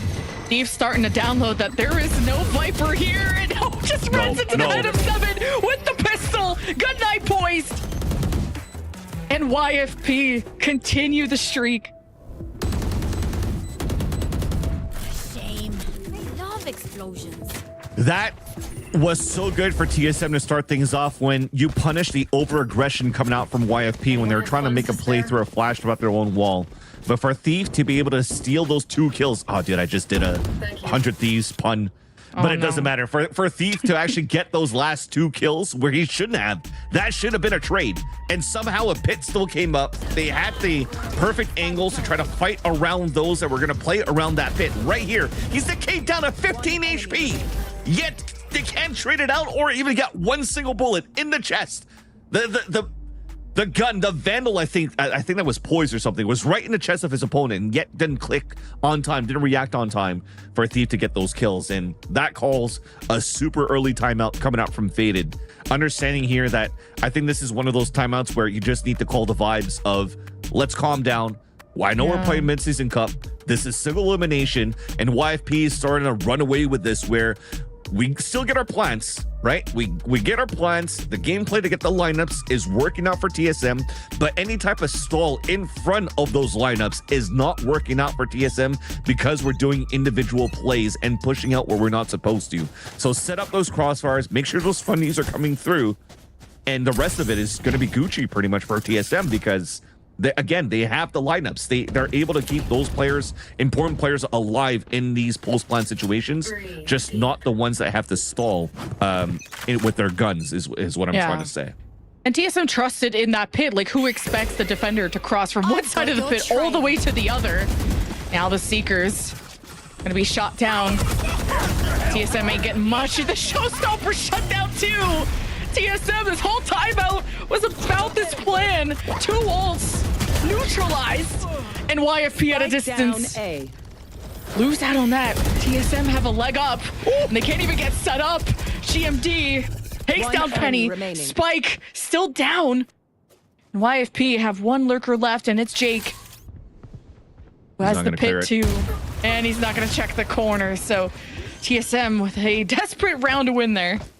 And when you need somebody to step up to their plate, GMD will definitely do it here as a fragger for the team. Not IGLing anymore since Poise joined the roster, and also Nature was probably the one calling for TSM with the previous roster on top of that. So this unlocks GMD to give him a chance to just turn away that 180 turn away from a flash to still get the 3rd kill. You know that this man still has a lot of firing potential under his belt and could carry the team when they need to. So 2 heroic plays, 1 round from your Proto, 1 round from Gimo, which gives a chance here for TSM to score these 2 rounds. But man, are they fighting for these rounds for TSM. And you're definitely seeing at the beginning of these rounds, continuous flashes coming through, aggressive positions coming out from YFP. They're continuing to not allow TSM to really set up for very fast hits as a team. You're wasting a lot of that util before, which they don't have too much on the pulse plan, at least outside of the lineups for TSM. So good control still for YFP. For TSM to win that round after the amount of ults that were expended from both sides, and now 1 defender removed from A, from A. It's TSM at the spike, very leaning towards B, but they can easily take the teleporter. Now let that lurk from behind. That's tough. This is YFP who extended out of A and really can just stay comfortable. They know B is open, so they're not A, they're obviously at somewhere else, but how does YFP want to cross that? Yeah, at this point, they're just trying to see if they can hear people rotating across here for YFP and catch some players, and same thing TSM is doing in his pulse plan. So finally, things are starting to reset a bit here. TSM's really finding their footing after the timeout. You're starting to see this becoming a little bit more clear and clean how they're hitting the sights. Formation for 7 through all the smokes, managing to bite someone there at the back. TSM just trying to stay cool in hookah. Having Wingman be a distraction here on the left. Penny will bite on the bait and gets flashed up. Huge play out of 7. And Sim and GMD to clean up. Yeah, so 2 rounds in a row now for TSM off the back of how GMD was opening up towards the A side. But yeah, great control of what they did here after they took possession of the site. keeping Poise behind. And I'm pretty sure Poise stayed behind because he probably didn't have any more util to help the team out enter towards the site. So he's the flank watcher. And that's pretty much how you're seeing a lot of these teams play with this comp right now when, you know, you don't have refreshed smokes anymore. So you're basically just being the anchor, being the sentinel player, quote unquote, watching and getting information on these lurks. So very well done. Gun round coming through, aggressive to look out towards short. And look at this pivot from TSM. Fast tempo out of showers just to answer back. Yeah, and YFP were sniffing out A short, but the surge is coming from showers. Sim with first blood traded. YFP respecting the entry, trying to wrap around back. GMD in trouble, and so is a Proto. And there's no answer for TSM. Now Thresh, round 2 for Will, managing to pick it up. Oh, this is gonna so clear stuffed. U-Haul for it. And GMD, I think, stayed hidden in that moment. I'm not sure. Either way, Physic cleans up 2. And TSM in a 1v4. Spike planted. Not happening. Yeah, but a Proto was cool with it. Now he's gonna Yeah, okay, fine. not when it's not planted for him. There's no way.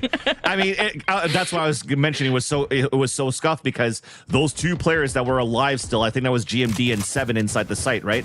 They planted for heaven for spawn so that they could try to fight out towards that area. So their goal is that they had to win those fights on the rotators towards spawn because they knew they lost control of lineups anyways from short A.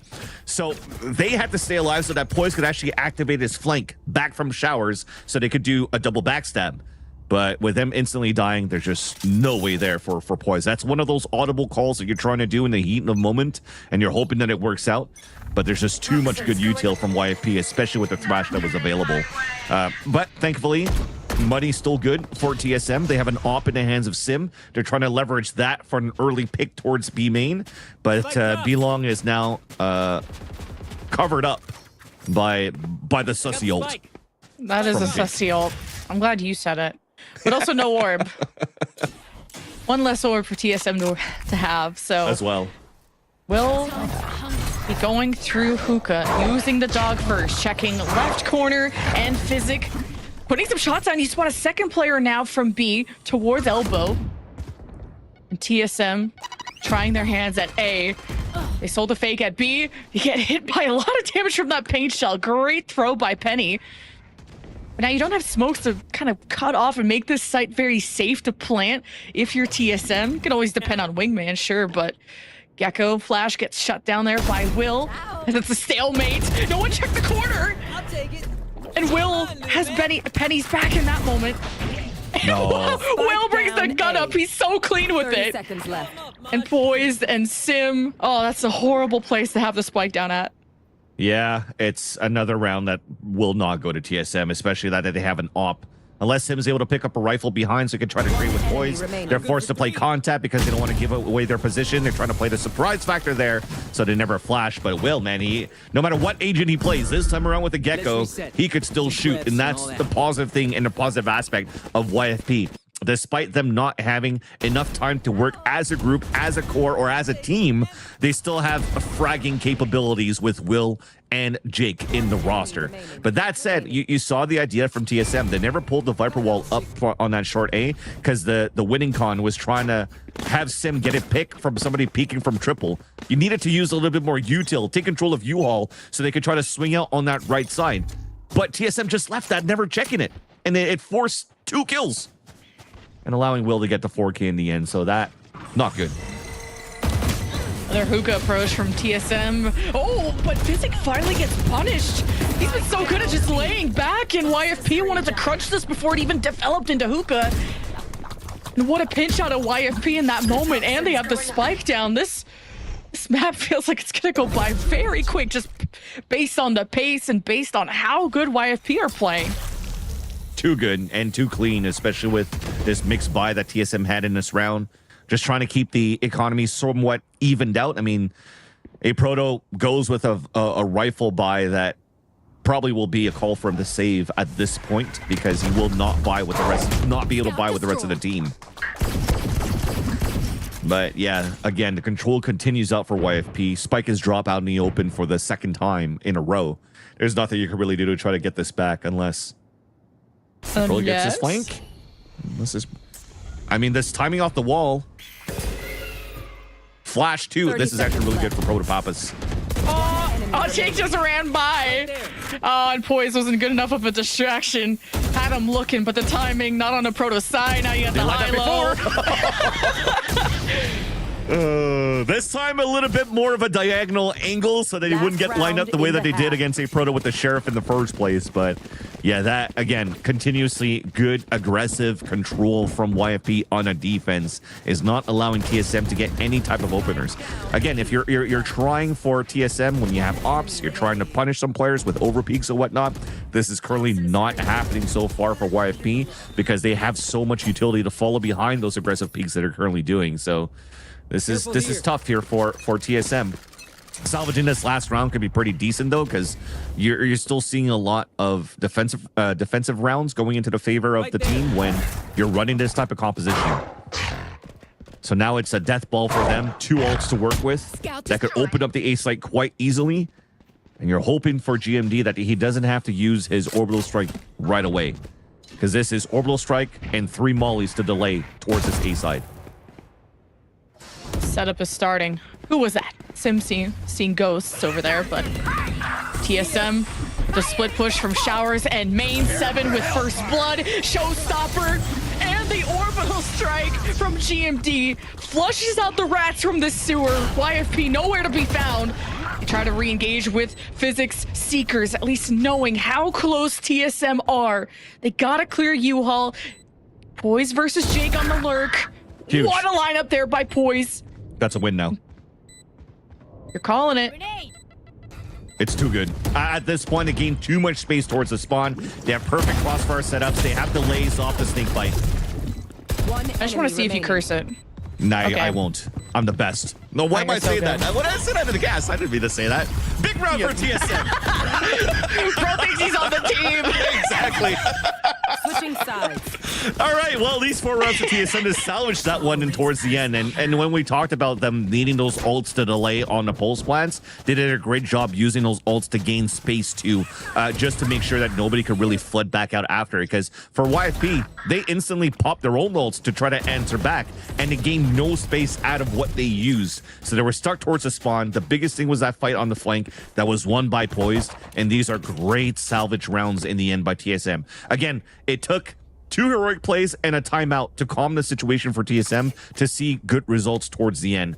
And now we'll see now on the defender side if they could do something on their end. But for YFP, they have 2 ghosts to work for long range fights, and that's off your 2 fraggers that just joined the team, and then the rest with util and armor to trade it off. So a tough feat for TSM to try to anchor towards the A side to start, especially when it's their weak side with only 2 players. Penny managing to get into U-Haul. Lots of good cover for YFP to get into position. TSM going to hold from Showers. Rotation's already coming for TSM from B. The plant has already happened. YFP in a good place now in a 5v5, and even wrapping around Showers is Will and Jake.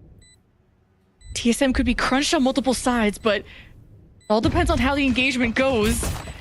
GMD, right-click classic, could at least take one for their own, and Jake will check in. Too much panic comes out of GMD. Sim with 2 makes up for it. 3 versus 3. No, he hit the Wait, no! The stupid sign or whatever that was.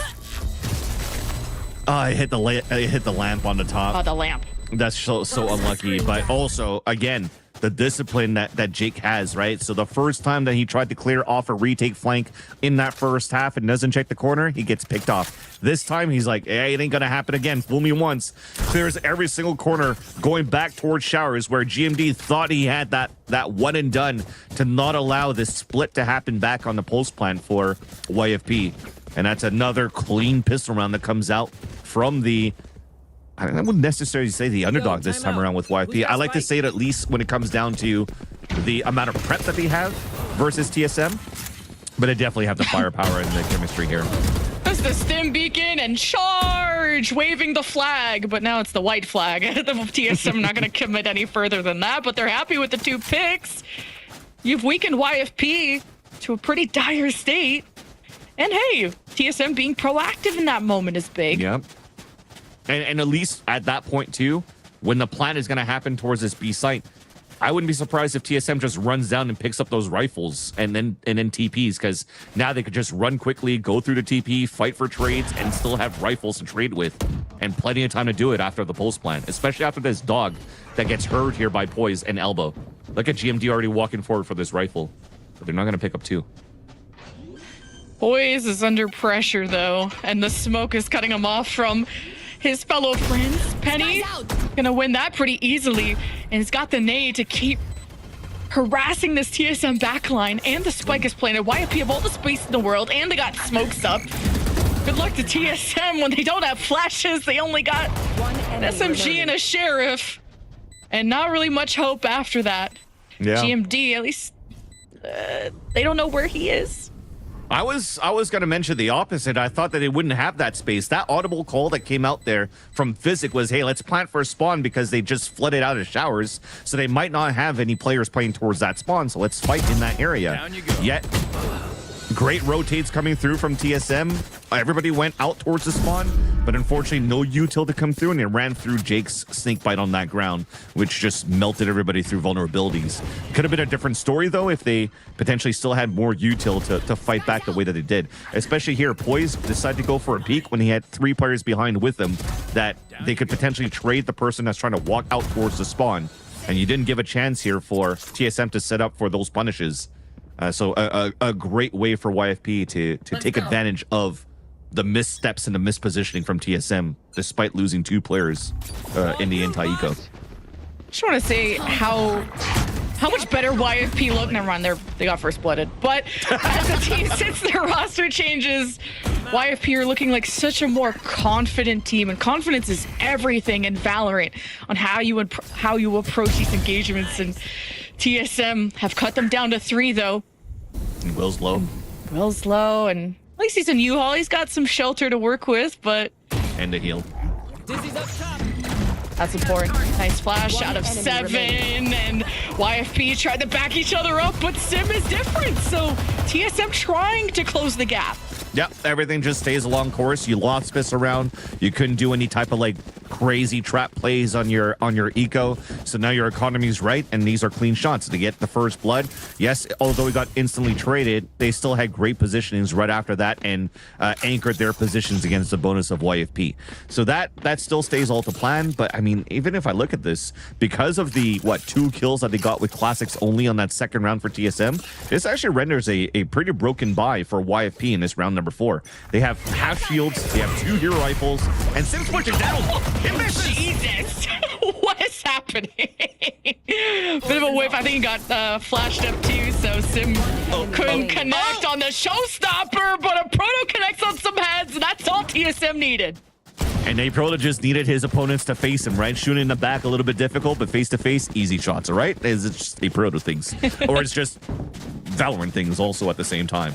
But yeah, as we were praising YFP on how aggressive they were on the defensive half, it really feels that TSM is doing the same thing, and you just saw proof that showstopper sometimes is a cosmetic there. But great 2 shots coming out from Aproto, and now they're able to force out a very early up from TSM, which is not something that YFP did. Back towards Sands too, and there's 2 players walking up there. With the op and the flash, and well, Beautiful. guess it's easier with the op than the showstopper, but they'll do it again. They won't even get punished. Now the dog, Physic at least is B-long. Throwing out both flashes. Got Sim shaking in his boots. Yeah. Whatever shoes Braze wears. And they've lost Penny, right? So you can't really satchel out of the site anymore. So, and they know that the op's towards B, and it's locking down towards the B long, so there's no way you could really split towards the B side. So I love this. The audible from YFP to going back, and Poise also as the IGL for TSM knows that. So he's rotated all the way up towards A heaven already. So they have to move in close, get seekers once they're inside sight to see where these players could be. Oh, the molly to try and stop Wingman?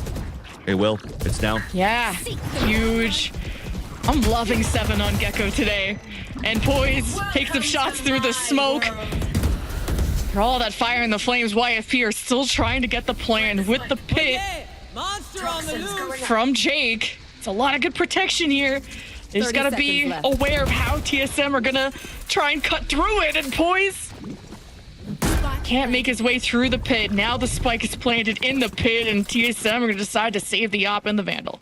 Yeah, I have a small question mark, unfortunately, from Seven running through the smoke to try to deny the wingman plant when there was already utility being placed on the defensive side to delay and deny that plant already. I know a snakebite went down.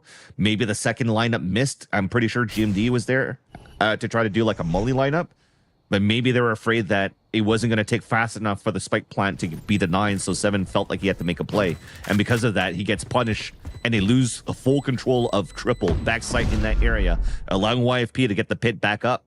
And it doesn't allow TSM to have a clean retake in the end after losing players in offhand situations after losing those two first players. Oh, I just wanted to shoot so bad. Oh, thank you. Well, Thank you, Santa. Thank you. And there goes what you really wanted for Christmas. Oh, that was so satisfying.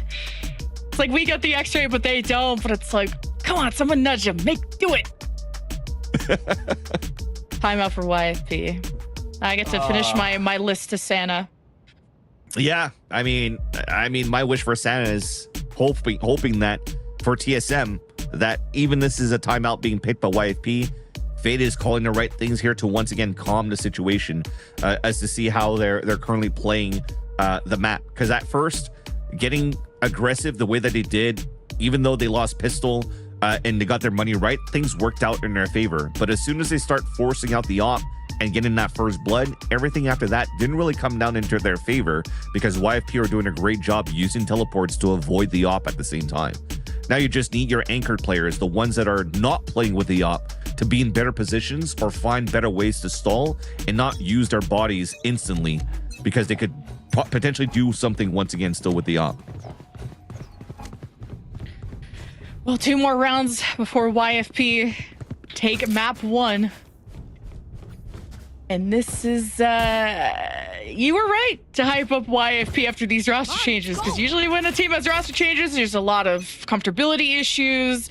There's not a lot of creativity in the planning. You know, you're just starting from square one, but YFP are a whole different team. And oh, man, TSM barely got out of that. Sim will readjust, missed that shot. Oh, you smell something. Oh, you got Flash trying to get back to the corner, man. Sim is playing with fire right now, and YFP is playing with a planted spike and a lot of smoke to try and carve through. Sim will go around it, see if he can wrap with the op and get the pick he's been trying to get. There we go. 2 on the other side though for YFP, and the Gecko Flash in the swing. It's beautiful out of 7. And Physics just has to play the post plan, gets 1 but not the others. And TSM try to claw their way back. And there you go. Try to find ways to give a chance for Sim to activate with the op. Not being too antsy and try to say, hey, we're currently losing sites. Let me try to get my 1 or 2 so that hopefully the ones retaking the site could actually, you know, do something while I've given my life away. This time there was a lot more controlled for TSM. They played it back towards the spawn. You saw Jake holding the orb the whole time, trying to see somebody run through that smoke. But as nobody did it, it allowed here for Sim to get into position and get a perfect op kill. And everybody else is caught out in the open after the smoke goes down, which allows a beautiful double flash to happen and for TSM to get the round. So that is the type of thing that you want to see from TSM after how they're playing around this offensive half, especially in the post plans. A lot more of a slower approach from YFP compared to just how fast this game has gone on. Juggle Peak and Gecko Flash checking out Hookah. No shots even coming from the defenders, but 1 shot could be coming out of Sim, and Jake, the swing just caught him off guard. First blood for YFP and Showers Control. They're going to make the call that A is the hit. And Poise only has 1 flash left to slow this down. Yeah. But despite the number disadvantage they currently have here, they still have ults for TSM. So giving up sight is fine. Getting information at the last minute mark. Now it's going to see Seekers close to Showers. Know the hit's coming now. Great delays coming out from the Molly from GMD. Now this is double delays because this is orbital strike off the plant. Uh-oh, there's that orbital strike from GMD, and Penny is gone. YFP have the op still too, and with all the smokes, how do you find where you are? Proto by just the elbow of the other Viper. The showers are smoked off. Thrash Got him. will lock someone in the corner. Thief in trouble. The fuse spike will be tapped, forcing YFP to try and engage off of this. YFP are still getting the picks, and the defuse gets canceled. TSM, it's all up to 7, and the molly is still active. A lot of time being wasted. Spike tapped, has shot on the physic, one to his left and his right. Which side does he pick? And it's a thrifty for YFP. Picked the right side, but couldn't pull his weapon out. But that molly was supposed to be thrown into the A cubby to actually land on the one that was detained in the corner, which I'm pretty sure was Jake as that brimstone. Oh, sorry, Thief as the brimstone in that corner. Look at it. Oh, look at the land right in front of the boxes. And that made it a lot more difficult here for TSM to not be able to play the retake because they're playing at a disadvantage for everything after that. And now here's the last timeout coming out from TSM. And with the thrifty that was won by YFP, I don't think that economy is going to be the best right now for TSM. Even if they have a decent buy this time around, you're looking at the long game here for YFP. You have 5 chances on your end. You give a chance for TSM to maybe win a round, but you're going to also have an opportunity to snowball economy and ults in your favor at map point. So TSM, now you can't throw any mistakes anymore. You can't make a single mistake in the next 5 rounds, especially when you're winning, if you're able to win rounds rather at that point. Because losing more than 2 players every single round, that's going to hit into your own economy as well. And that's something that you can't really afford now on the camp of the defender side. And look at Will, he's 1 away from an ult as well. So as I talk about the ult economy that could be going into your favor, they got Showstopper ready. They're 1 away from Seekers. They're 1 away from Thrash with a plant. This is not a good look for TSM right now at facing map point for YFP. A great look out of YFP, at least, with just this is their map pick, and what a commanding start to just be this good with a roster this brand new. A lot of questions from the analysts, but an answer that YFP coming in like a storm, destroying a Proto and the Boombot at the back. This site is theirs. They still have to clear elbow. There's someone back there. They smoked it off. They'll worry about it in a second.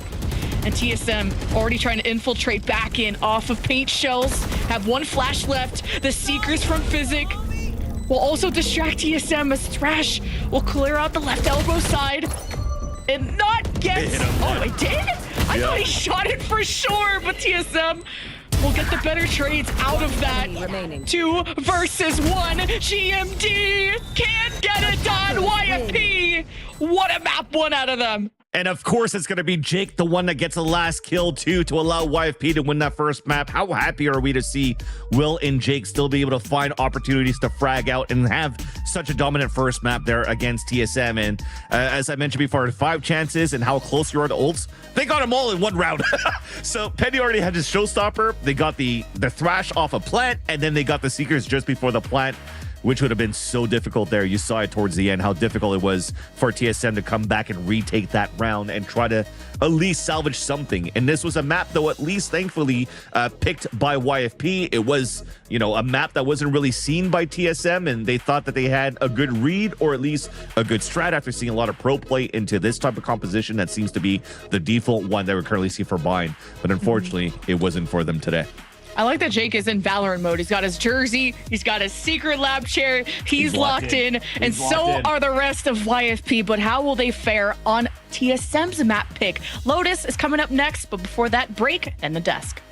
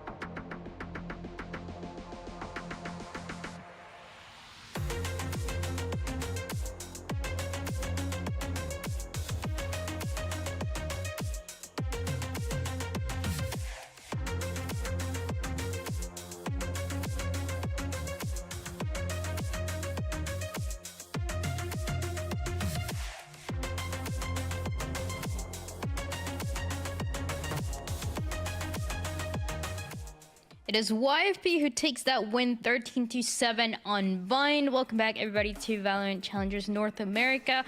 And it was a map of Vine that showed us exactly what we wanted to see from these new players of YFP, from Jake and Will, the new additions that were performing, doing exactly what was needed from them, and everything, especially on that first half, looked very, very dominant for YFP, Roy.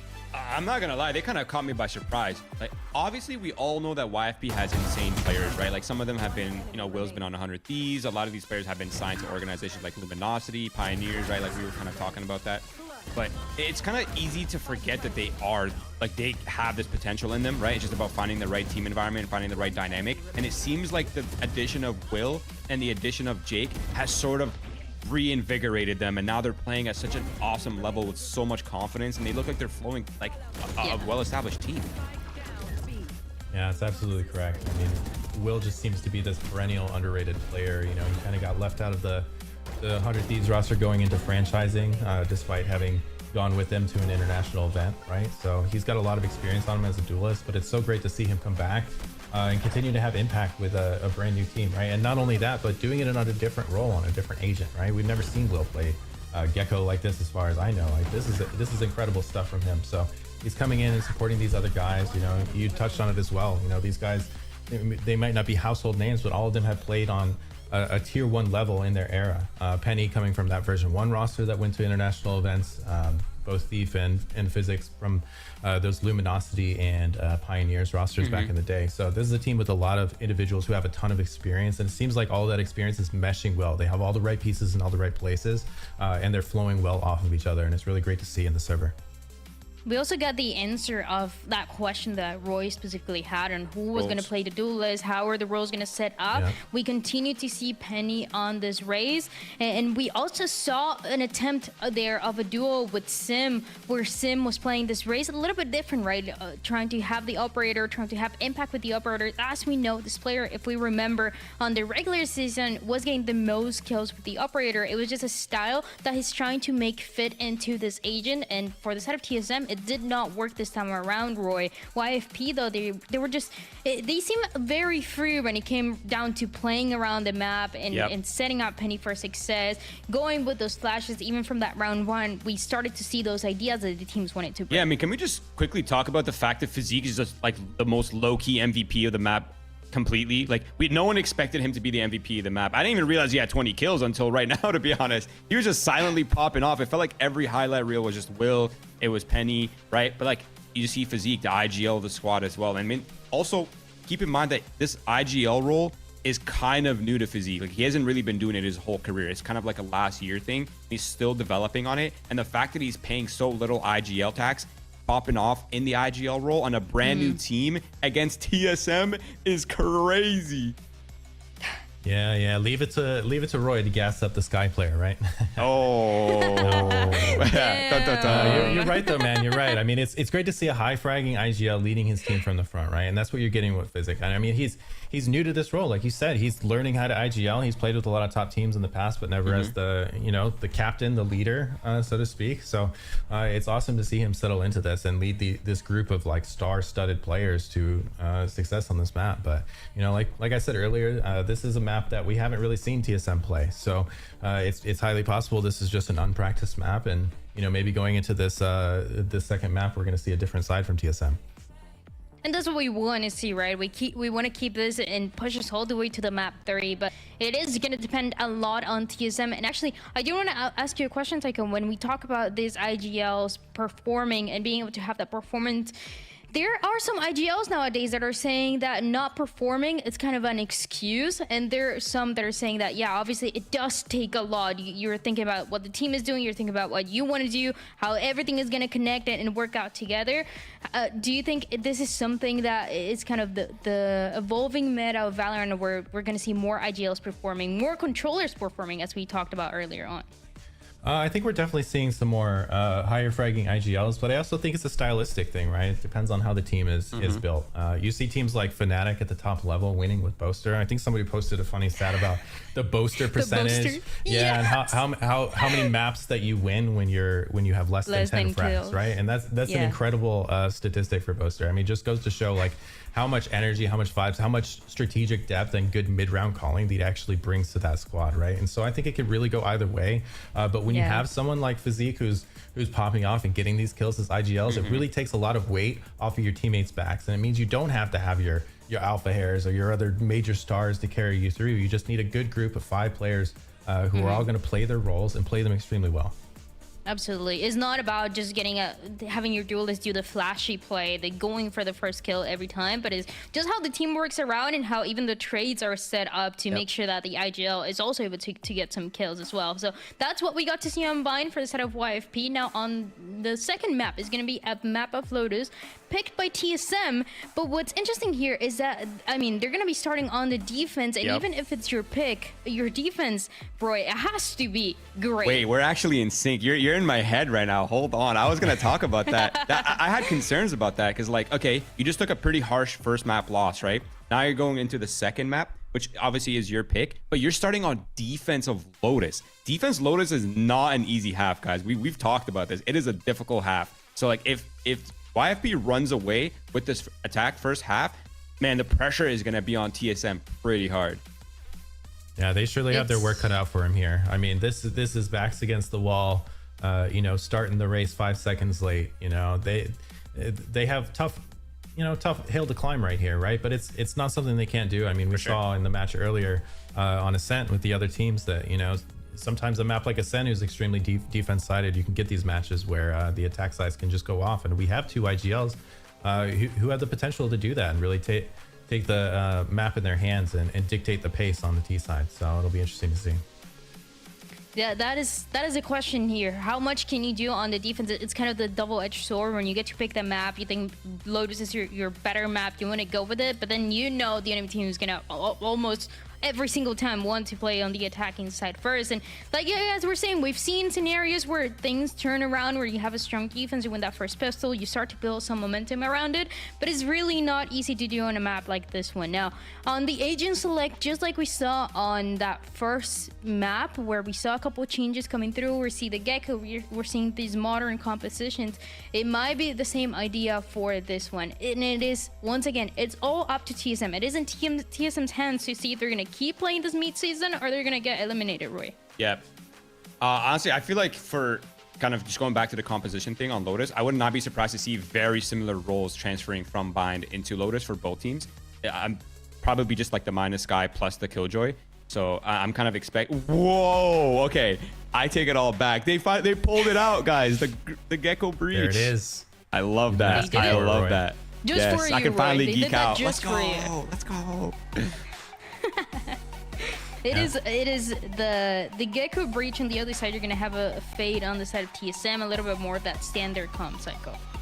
Yeah, very standard from TSM. Seems like they're leaning into what they know and what they know of other teams, and it'll be interesting to see because YFP, you know, going with this breach Gecko comp. How often have TSM seen this in scrims, right? How much practice have they gotten against this? So if they're used to playing the default and playing against the default, it's a chance for YFP here to really throw them on the back foot. And it is this breach Gecko that also Vincili was very excited about. So I want to see what the casters think as we send it to this map number 2 is Lemon Kiwi and Vance. Yeah, Vance, how excited are you? I'm super excited. I'm actually very excited. When you're actually looking at Roy's side, it's like, oh, I'm going to predict there's going to be a Gecko in a breach, and he finally got it. Did you hear how happy he was? Yay, I'm so excited that we're going to get a breach and a Gecko. Yay. Yay. But I think where you have to focus is also on the other side, though, for TSM. Because TSM, the amount of times that they played this map, and then they've been playing with the Sky as well in the hands of Poise, or sorry, not Poise, in the hands of Seven. They're always focusing on more of like, we don't really care about the meta of the Sky being nerfed, and we're just going to keep using her because it works out quite well. Now you're starting to finally realize here by watching a lot of Lotus games and partnership and challengers that we've switched out into a fade. They're finally adapting it. but they adapted into a YFP. This for them should have been a mirror match, technically, if you're looking at an old YFP roster on this very map.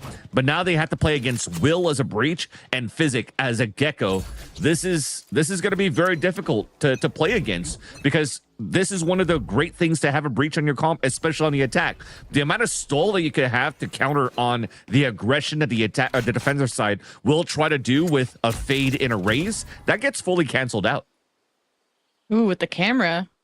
I'd have peeked how close TSM are, and I guess not, because Sim's still connected on 2. And what a scrap. We're left with, well, nobody. What a pistol. TSM. All right, making this a quick night. Yeah, and then the beauty of having the breach and the gecko, you could also do the same type of double flashes, right? Where especially aggressive teams that play with a breach at the beginning, instead of being reactionary, they also flash very early just by that wall by the tree, so it blinds towards baby door. So that allows for you to get more space out towards rubble. That's not something that YFP did. They threw a camera, it got shot instantly, so Thief never was able to pull that out to get information on how many players are walking down, and they got insta-owned. So a great start for TSM to finally win a pistol in their end on their map pick. I got the one-way gecko flash. Proto forced back. YFP taking orb on Sands, and TSM will just pull back a few members from A to help support C, just in case YFP want to hit this hard, because well, these teams have been, I mean, based on what they showed us on Bind, were very fast, very aggressive. And I mean, look how the pistols went. And YFP are still dancing around, making noise at C, but Spike has been taken elsewhere. Yeah, it looked like it was going to be that case, and it almost looked like Will and Penny were just going to wait for the second refresh of the Dizzy to still a fake towards the C site. But I guess they're just going to try to use it right now. But there's a C's getting ready to be thrown from Seven's in as soon as there's contact coming through. It's a C's Molly on top of that. Okay, well, SMG's better guns out of TSM, and 7 cleans up 2. And while getting messed up, couldn't get the third. I don't blame him. YFP getting hits or throwing out a paranoia, but TSM are so stoic through all this util being thrown in their face. It's almost a flawless round for them. Yeah, I actually liked it that when I called towards that C's, he was actually prepped up in the beginning from 7, but he decided to keep his Guardian out. And that keeping that Guardian out and breaking that Dizzy instantly from Physic was actually a great piece of utility that was broken to allow the rest of TSM to just anchor strongly the way that he did, following behind a snake bite. Everybody's running through vulnerable, so these are easy tabs coming out from 7 on top of that for those 2 first kills. So a bonus round that they don't have to spend too much in for TSM. Aggression coming out from YFP again. There's those flashes that we're talking about, and it allows here for your Raze to also satchel quite out in the open and getting that leverage to fight behind like the walls if he could see towards the back of the staircase or something and do some early punishes. But instead, TSM are just playing the stall, waiting it out, pulling up the Viper wall, and now both teams are information starved. So what piece of util is coming through now? 7 could probably start prowling out, or they're just going to wait for the door to open up until they can react somewhere else. And you could see that Proto was already on his way to support the A site. YFP opening the door, focusing some split pushes, teleport across. Jake wants to pressure stairs, and Physics says, screw that. Let's go all the way to B. Wingman's on the job. And TSM playing catch up at this moment, and Sim pushing through there is interesting. When you so YFP good. weren't fully committed to B, TSM losing Sim in that moment is tough. Now having to retake 4v5, Thief gets blinded. TSM have taken back control of the site, but still need to defuse. And it's YFP with the numbers, and they're quite distant from the site. It's Physic that has to prevent this. Just gonna try and spray through the smoke, but YFP are forced to engage. And it's up to 7 in a 1v2. Picks up a better gun, taps the spike, forces Steve to pay attention, and time is running out. Time's running out. The round's going to win for YFP. Still, it's going to be very expensive. The buy may not be the best for YFP in the next round, but it may look like YFP were not really committed towards the B side. They were. They went for the Gecko plant, and then they fought towards the extremity. And the reason why I said it was so good is that two players are still fighting towards the staircase, which allowed Jake, after this kill, to go up towards the heaven side and go for an initial flank towards the back. But in the end, TSM understood where the extremities were, where the fights were coming from. They won their individual 1v1s and kept that expensive here for YFP. And as we mentioned before, this is a much broken buy. I mean, you see a Stinger here for Will. They still have Vandals, but they have small shields. So the advantage in terms of the economy and weapons is still for TSM. Util is there. Unless Physic, he gets this orb, which will allow the Thrash to be enabled, and they could actually start clearing out the C site with it. Trash from Physic into C. Turret at a crossfire from Poise, but maybe deciding to disengage and play for retake just based on the amount of util being dumped into the site there by YFP. And they cleared out the site. Wingman's on the plant. See this breach from Will, ready to set up to push into Waterfall, so Poised in trouble, and they get flashed up. TSM do escape. All of this is good time for YFP. Prowler shut down, but you know Will is close, having to dodge. Oh my god, the wave of bullets and the paint shells. TSM picking them apart at angles. Thrash number 2 for Physic, and YFP just barely hanging on, now losing control of the space. And with the neural theft, 7 is just quicker. And TSM will pick up a 3rd round. That is so nice. And you're seeing again the advantages of YFP's composition versus TSM's composition, right? So with this breach, you saw the aggressive flashes, the double flashes, and you're gaining space. The stun also could potentially punish some players trying to rotate out and run away from that util that's being thrown. One almost got caught there. But then the beauty of TSM for the retake, the close range prowlers, not spotting anybody close on or spotting one close on the left side, and then not seeing anybody else inside the site. You know that YFP's given away that space. Paranoia is huge. They just the push and pull that you have allows YFP to have one, being aggressive and great stall with the aftershock. TSM with their comp allows for you to micro scale back into these retake plays and making sure that you're playing close with the Fade util. So great job for TSM on defense so far.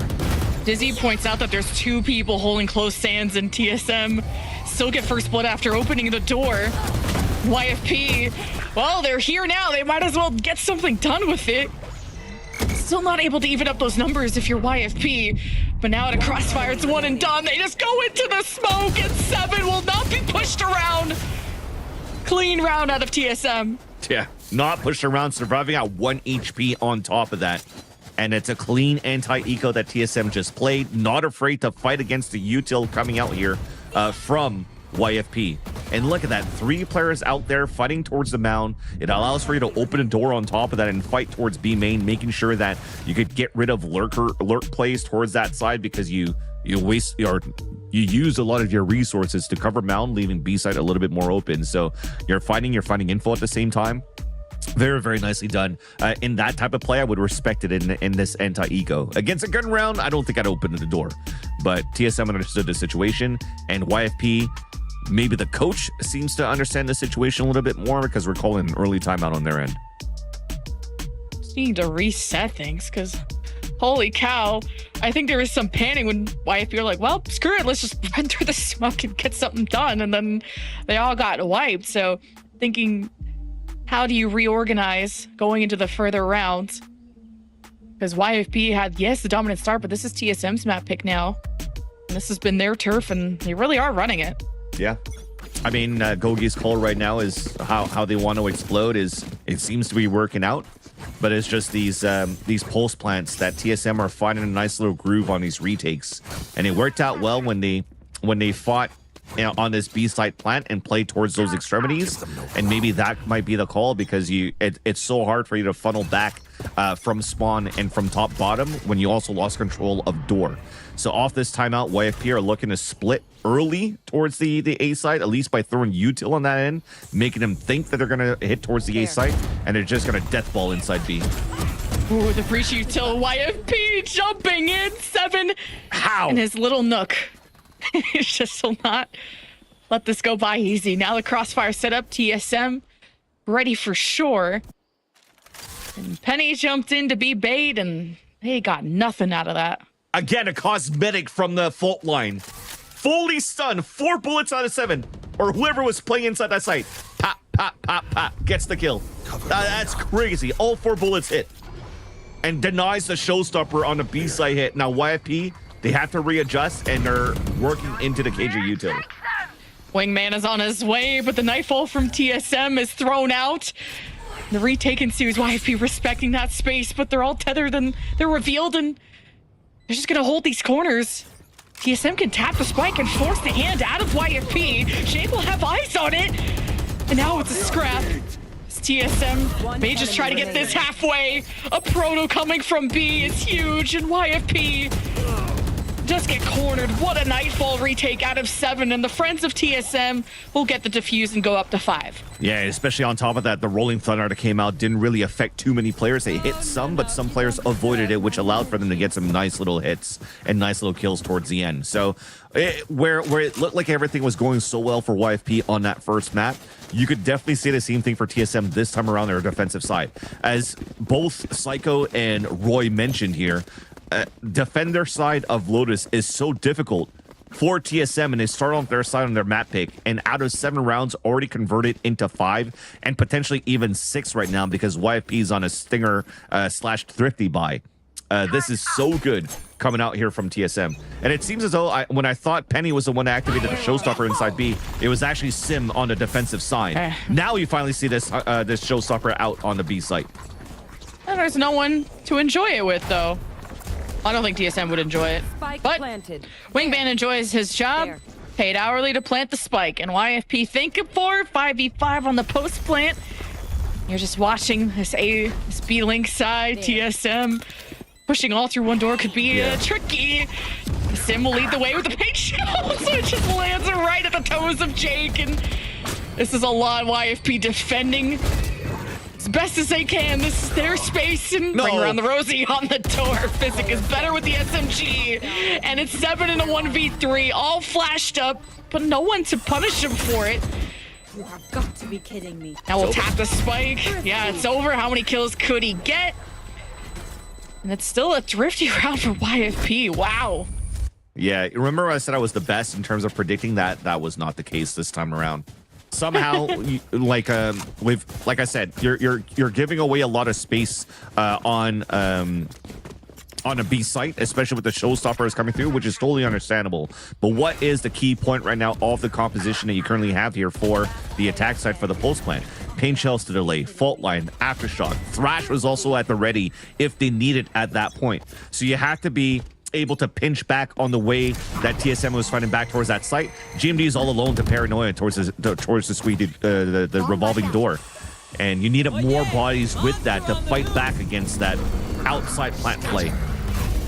But now YFP are pivoting towards the A site. It's fully open, and TSM went for the Hail Mary of gambling a push on the C site. Now they have to play a full retake once again towards A. But they are about to break through baby doors, so depending on timing, TSM come through there. Thief could catch the cross, but behind him is Sim. Easy picks. Now TSM could freely come through B if they wanted to, but they've all decided to pivot towards the top. Prowler will lead the way. They're clear through A main. YFP are all stacked on the site, and Shri, and that's a win for Jake. Still has to deal with people opening this door. He'll give himself a route of exit, especially with TSM knocking at these doors. Everyone going 1-for-1 is benefiting YFP. And while that box is not big enough to cover how big Breach is. His right side. 1v1. Oh, it's not half. Oh, 71 HP. 7 is gonna leave it. Can't get out. Perfect read too, though. Through the horn on the left side, look towards the right, knows that his opponent was coming and swing on that right side, but got off the defuse just a little before the halfway mark and already there. that is going to be the round coming in from YFP. And this, I love this round from Sim. You're so far out here on the A site on the post plant that you didn't hear the satchel over the trip, which allowed here this flank to happen in the end. But unfortunately, it came down to heroic plays by YFP that turned out in their favor with how they played around the site and got their ones and their twos even before falling down. So YFP doing a great job answering back so far since this time out. Oh, not this time. Penny's been shut down on a lot of these satchel jump-ins. It was tough. YFP not able to follow up with it either, but it may just be able to cross. Did Sim hear that? I think he did. Showstopper right where the sun don't shine. YFP keep getting cut, but Thief with the neural theft. How close are they? TSM to the left. Jake taking an alternate angle. YFP hoping for the crunch. Jake waits for the perfect timing. They're swinging on him. Jake needs help, and YFP didn't follow up off the setup play. Wait, Seven's looking at ult potentially. Okay, finally, it's the Haunt instead, or sorry, the Prowler instead. That's gonna get information, and Thief somehow gets the 2 kills.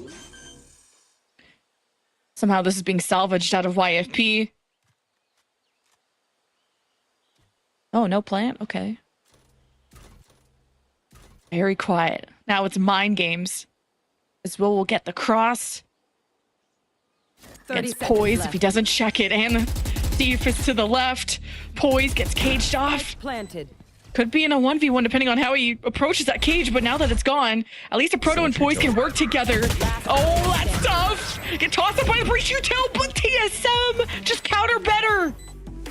You are thanking Poison and Proto that they were able to win that 2v2 in the end, because when things were looking so good for TSM, winning their individual 1v1s, also denying Penny that control on top of Rubble, yet Thief was still able to make it a 2v2 off, unfortunately, not a good double timing swing to try to get the perfect trade there onto Tree.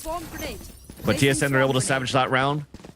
Gives them a chance here to continue a lead by 3 in this first half, and also keeping the economy low for YFP. So YFP are reverting back to what will be a saving grace for them potentially in round number 12, is to just add the pressure on both extremities, making sure they can lay control towards C-Mound and get this orb for Penny so he can get a showstopper in round number 12.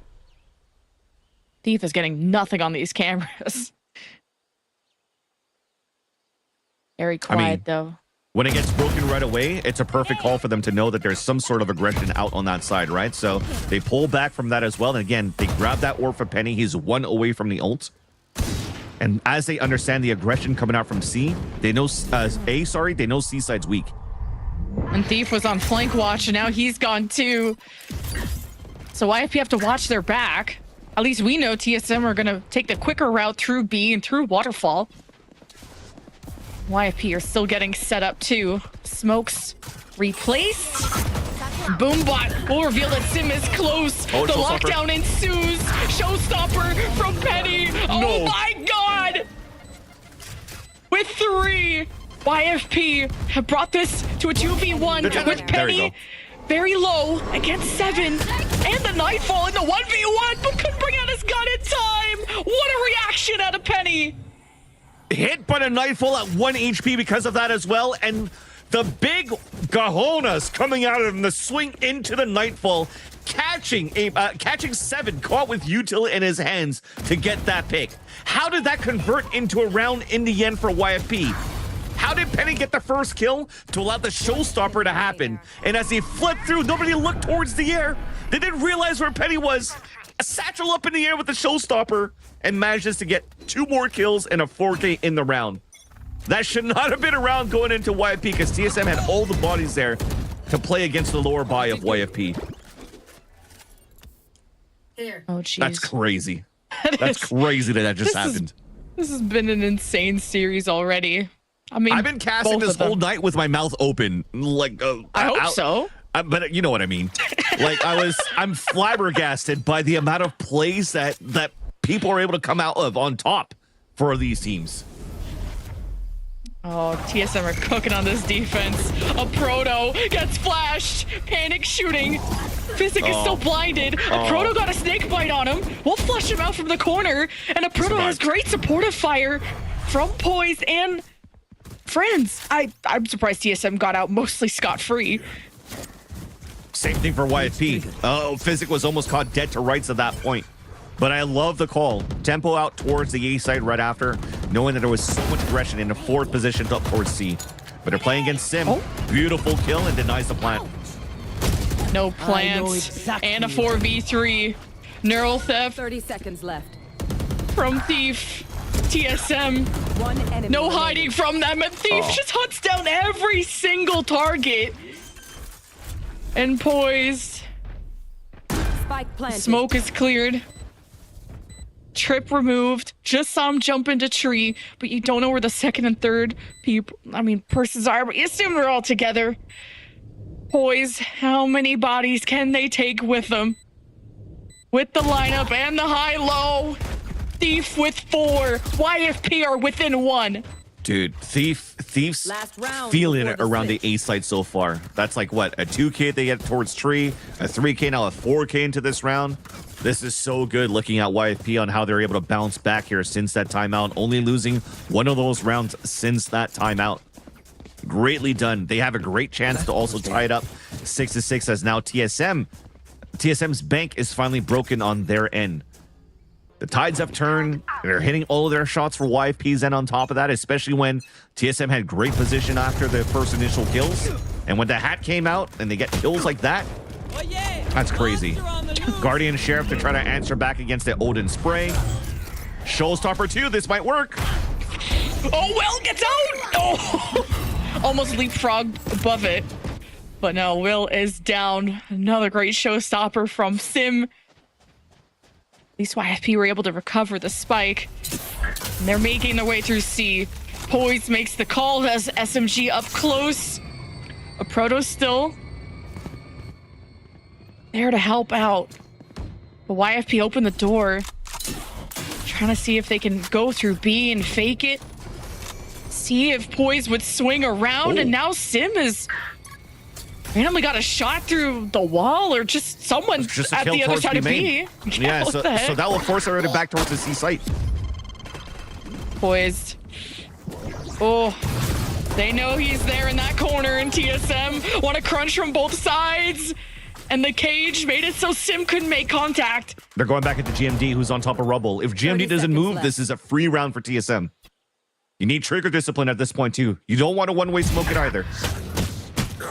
Meanwhile, Jake at least goes 1 for 1, and GMD spots the 1 and the second. You have the crystal ball. Yeah, I mean, that's a perfect play at that point. Even if they lost a player from TSM over on that C side, they still have bodies, right? They could still trade. They could still stall. And in a game at this level of Valorant, you can't rotate too early, because there's always going to be these last second pumps. Everybody's starting to, in these moments, especially when you're playing a 3-site map, to Na'Vi it pretty much, right? And the call of Na'Vi is running it down to the last 10 seconds around that map. You could rotate very quickly with the revolving doors as well to get last second plants and turn around over back on your end. So this is just great experience. They talked about it on the desk. You have a roster that has a lot of experience by playing together and by being around Valorant for the longest time, ever since its inception. So in the end, TSM are able to get 7 rounds on defense, which is a great start now for the second half. Now having a Cypher on defense can be so flexible, can leave his util and camera at C and help support B, and wow. Some info. Got heard a lot of shots at A lobby. YFP have the setup and multiple angles, and oh my god, tossing them up with Will's util and following up. See how YFP are running after them. Yeah, there was some fire back out of TSM to take care of Physic, but TSM got really injured off of that. Yeah, 2 players fully injured, but thankfully they have power in numbers still. And because you're playing against a composition that doesn't have too much stall, there's no Viper, there's no KJ, so you won't die to or get more chip damage done towards you. So you're in a great spot here for the pulse plant. Oh, Sim spotted someone waterfall, but TSM's planner in trouble, and TSM is hoping to play it nice and cool, force the hand out of YFP. They're around the corner, but as a team, YFP push together and can't get the trades in their favor now. 1v3, at least injured players, but They're set up for trades, and TSM will try to keep the lead. So as YFP won both of their pistols on the first map, TSM won both pistols on their map pick here of Lotus. So a great start. Again, they had great numbers to get into the site when everybody was so focused on trying to help out Thief on that A side that it allowed TSM to get into great positions here on the post plant. So now you're looking at this buy, you're playing a distance on your end, Vandal and Guardian for both Seven and Sim, who are really top fragging the charts in the server so far. And they're just gonna wait towards spawn at the beginning just to see if there's gonna be any shenanigans coming on that side here of YFP with some sort of like, it definitely looks like a fault line play off of contact onto B main. But it's smart here for TSM to not walk into that trap and to play it using great util, the free util that you have to haunt towards that C side and notice that there's nobody there to be able to get that orb. And the Proto has already started making headway towards A, so now trying to be as quick as possible, breaking the door, putting pressure onto any B site members if there were any. TSM cut noise, having to wait out this smoke. YFP pull back towards B. We'll check that out. So the window of opportunity is there for TSM. Trying to attack a weakened site. Jake spots it though. Paint shells will put him in a dire spot, especially while he's blinded. TSM need to punish this.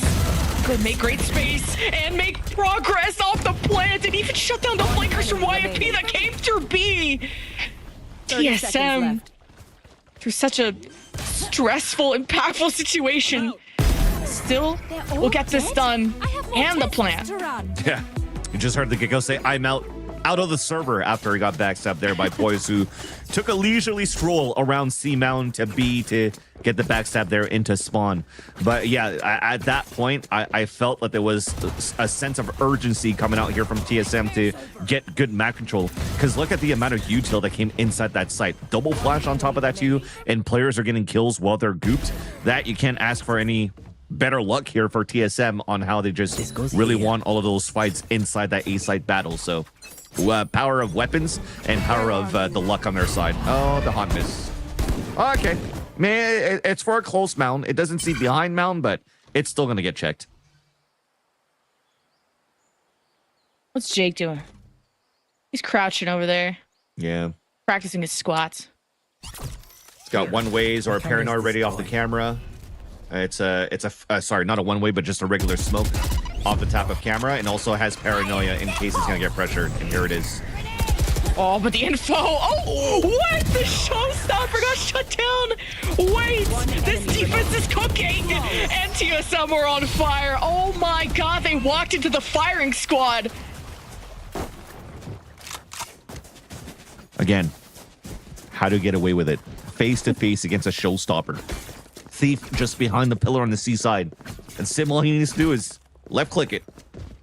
Take yourself away if you needed to on top of that, and just make sure that you open up the site, because everybody's counting on you behind here for TSM to create that space, get that kill, so you could only focus on one anchored player inside that site.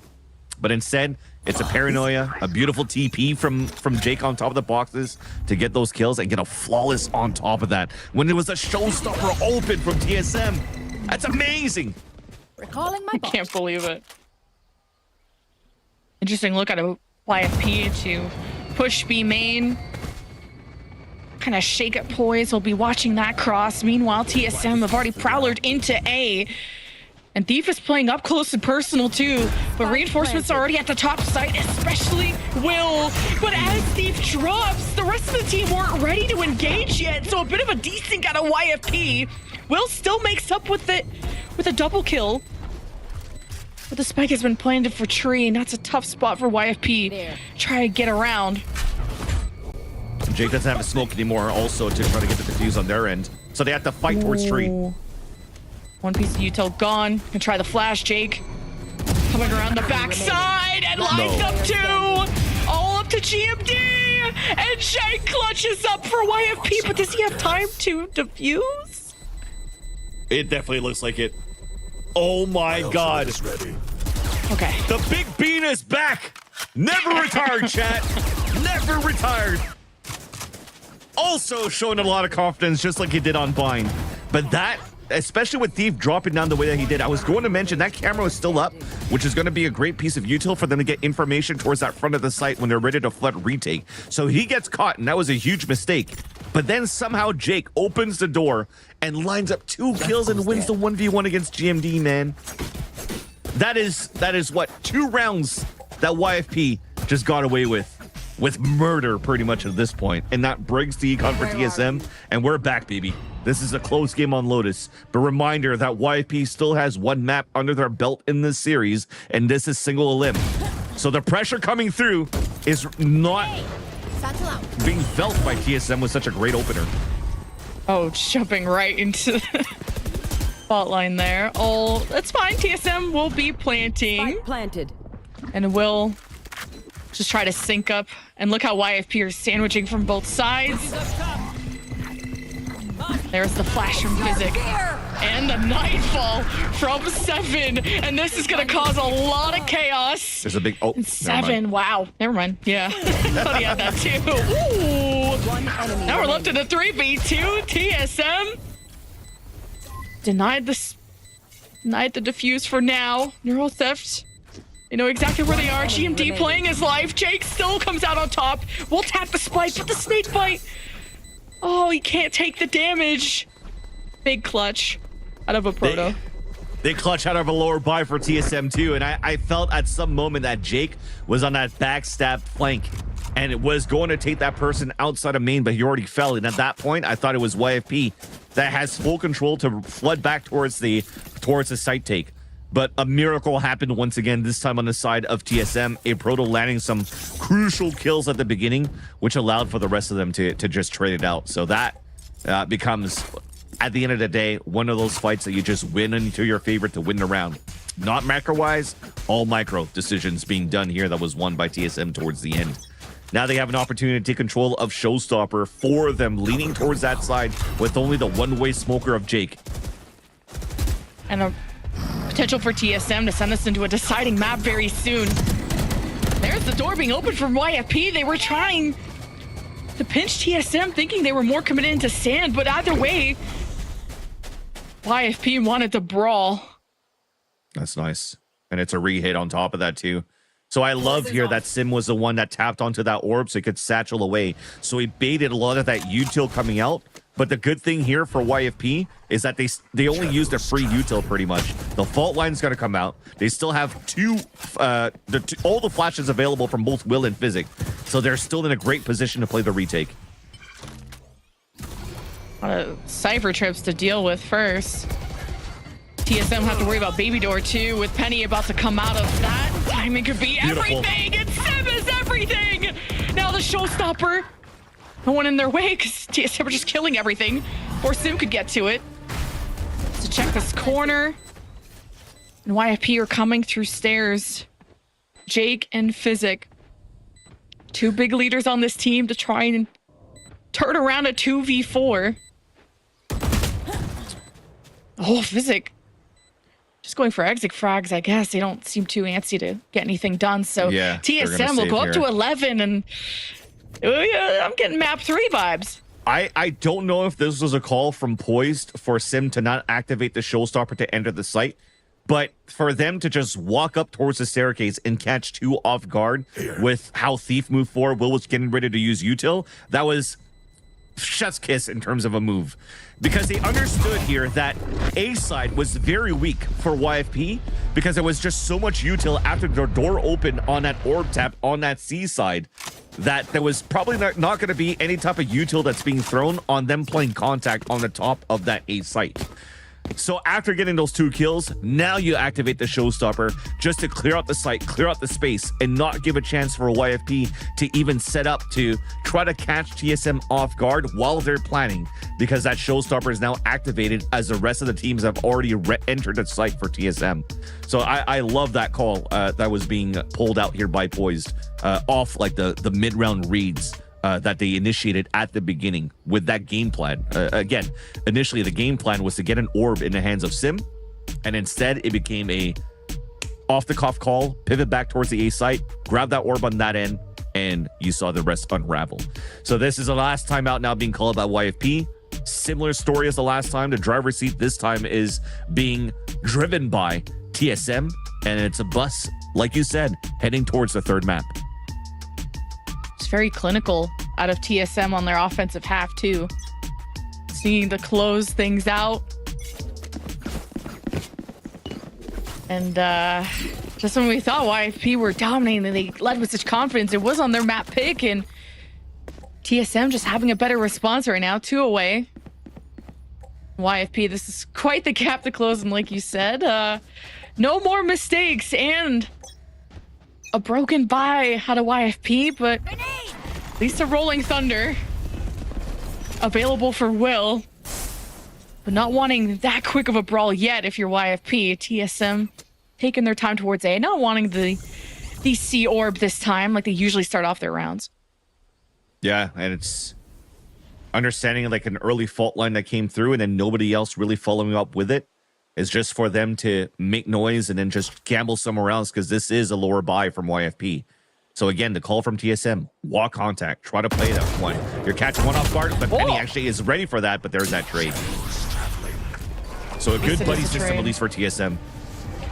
Yeah, tons of smokes being thrown. TSM already starting to plant. Physic can't do much, but he will be ready to flash and play off contact. There's the Rolling Thunder for Will. TSM pushed back. Let's try to remain on the other side of the wall. You think TSM are all in tree. There's Poised on a cross. There's a Proto on the other side of boxes. They can swing and play off the contact, and what a pick from Poised. Helping out the numbers for TSM. 30 seconds Close out left. this map soon. YFP having to fight back from the brink. Physic gets traded out. Spike being tapped. No. Checking out the smoke. The timing favors TSM. They're 1 round away from taking Lotus. This whole time, I'm like, TSM, you could open the door. You could actually hit the baby door. You could pivot out. You could force to rotate away. Because YFP did such a good job in terms of throwing their first mosh. That delays the first plant. Then they Rolling Thunder. That delays the second plant. Then they went for an aftershock. That delayed the third plant. So everybody's ready for YFP to just fight inside that site. And I know in these moments, especially looking at Bind, when you're trying to just stay put, it usually doesn't turn out into your favor. So you wanted to, I thought they were going to play it safe and try to like rotate back towards the B side or something, or at least pull the defenders away. But thankfully, it was not the case. They won the round, and now they're 5 points away, 5 chances away of pushing this to a third map. Sim jumping in, wanting to be involved. Now he gets pinged out. You gotta watch out for Waterfall. Thief. Going to play off Camera's still contact up. there. Worked out. Sim took some damage. All pitted up for TSM. And the spike planted. Things are looking good, but YFP have already started their infiltration. Jake leads with 18 HP. Showstopper from the back. TSM shredded, but try to pick themselves back up, and they do. They take Lotus. And Lotus won by TSM with some hero plays. I mean, look how locked in Poison is. He wants to win this so badly, he doesn't need any more light around his face than the monitor in itself. And he locked in to get those last few round kills, multi-kills that turned out in the favor of TSM. But yeah, they definitely looked really, really good at this point in terms of how they controlled that map on the defender side, and their retake protocols were so good, which allowed for them to have such a comfortable lead. I mean, great retake protocols on top of winning 2 pistols is a recipe for success. And now we're going to see a third map.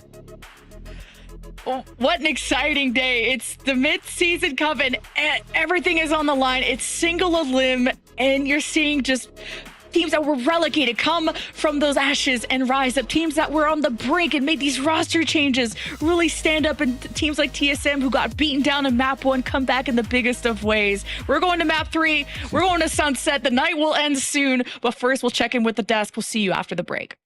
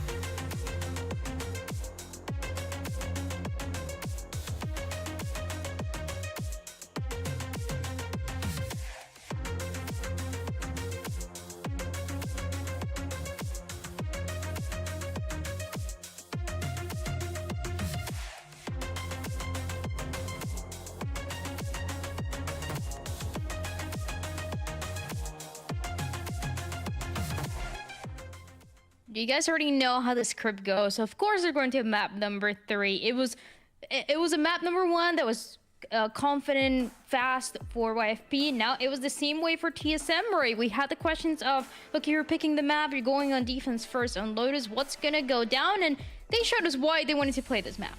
Absolutely. I mean, they looked amazing on this, especially in the first like 6 rounds of the game. Like as soon as I saw those first 6 rounds, I knew that TSM had a lot up their sleeve. They looked really well constructed on this map. They had a lot of great ideas, to be honest, and they were extremely versatile in the way they were approaching it and in the way they were setting up across the board.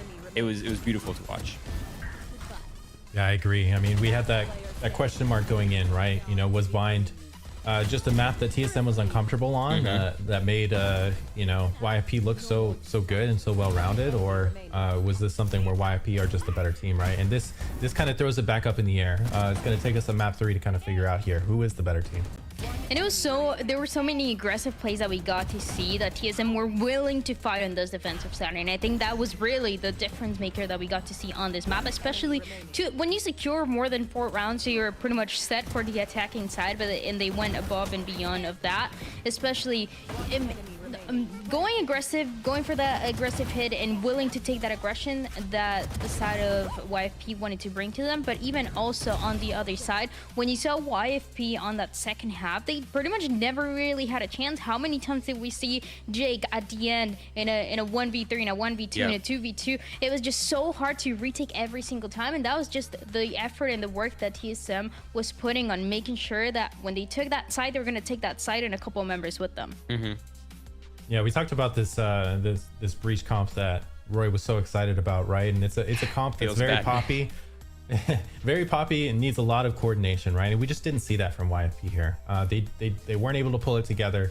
It seemed like TSM were aware of what site they were looking to hit. They had 3-man stacks a lot of the time, and they had answers for what this YFP team was bringing. So, you know, they've obviously been studying this comp. They've seen it played. They must have been playing against it in some practices. They were ready. One of the big difference makers here for TSM, though, Roy, it was Seven. Seven was doing so good, giving that utility for the team, helping out with the combination along the race, but also just getting so many frags at the beginning. It seems like this guy was gonna go for a new record. No, I genuinely, after the first half, I thought he was about to go crazy, but then Sim kind of said, nah, chill out, my friend. Seven, it's my turn right now. But I mean, look at this initiator stats. 204 damage per round. You have a 42% headshot. The guy's a machine, dude. Yeah, I mean that breach stun kill where he tracked the guy, tracked Sim blasting into the site. That's unbelievable. You don't see that out of guys, right? And this Seven, man, he's been an up-and-comer for a very long time, and he's really starting to show his potential. And this is what you like to see out of your Fade player, right? Your initiator. He's not only setting up his duelist for success, but he's coming in and getting the frags as well. He's being a dominant force in the server. So between Seven and the Raze player, you know, it's just a dynamic duo. I really like Seven, yeah. As you guys are saying, is one of the guys that have been a topic of conversation and up-and-comer for quite some time. There were always rumors of him maybe going to this team, to the other team, but one way to make sure that the teams are going to want you and continuously want you is having performances like this one, though. And that is my point for TSM right now. It is this performance that they had on Lotus is very, very strong and rare defense side. Can they keep up this kind of performance on the other side? Because on the other side, Roy, there is Sim, and Sim, no matter where, attack, defense, operator, vandal, he is scary. Yeah, I mean, he had 11 first kills as well, which is insane. That's almost like half the rounds were literally just him opening up the rounds for us. And obviously, like, he was a little quiet in the first half, so that means that a lot of his numbers were actually coming from the second half, where he just went ballistic. Yeah, that second half from Sim was absolutely unreal. I mean, to contrast that with the Raze on the other side, Penny, only having one first kill, right? So it just goes to show, you know, Sim is opening up these rounds. He's creating these 5v4 situations, which allows his team so much more freedom to get this success and close this round out. And one of the things that you talked about, Psycho, was that combination of utility, how important it was for this type of TSM to get that map number 2. But if there's a map where I think, hey, combination of utility, it has to be perfect to close out the map, it is going to be our third map of Sunset. That's when you put the pressure on the initiators. That's when you're depending a lot on the race hatches, on breaking the cipher trips, on pretty much taking that full map control. And I'm in a position where I don't know who is going to take this. Well, I mean, if this is any indication as to what we're going to see from Sunset, if Sim and Seven are going to continue this symbiotic dominance, then I'm worried for YFP. They're going to have to really step it up here to match the pace that these two players are playing at. Oh, I see what you did there. The symbiotic. I thought Vans was the dad. I got to borrow the dad jokes from Vans. Yeah. I love that. I love that.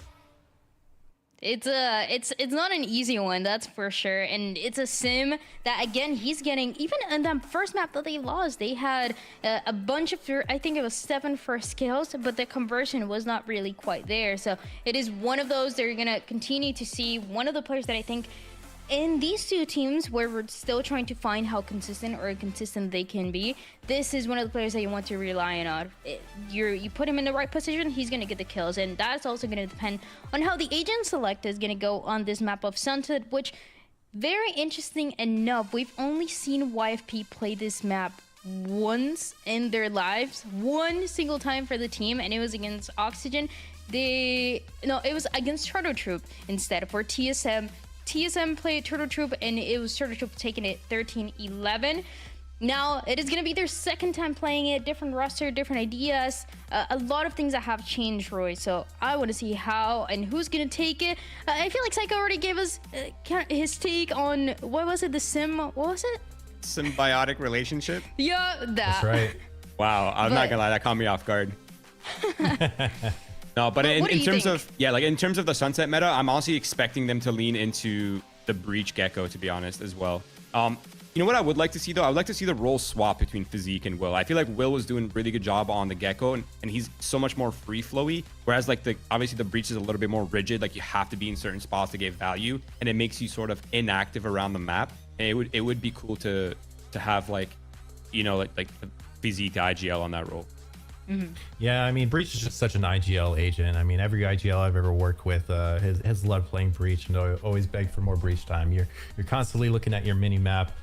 You get a lot of time to really think about what the other team is doing versus playing for yourself. Plus, we saw Will popping off on the Gecko on Bind. But that being said, you know, I don't think we're going to see a swap map to map like that. They obviously have the game plan coming into the series, and I doubt they'll swap it. And hey, I mean, maybe they've tried it out in practice and they didn't like how it worked. And, you know, what do we know, right? So we'll just have to see and trust that they know what they're doing here. And if it doesn't work, then maybe they'll go back to the drawing board after this for stage 2.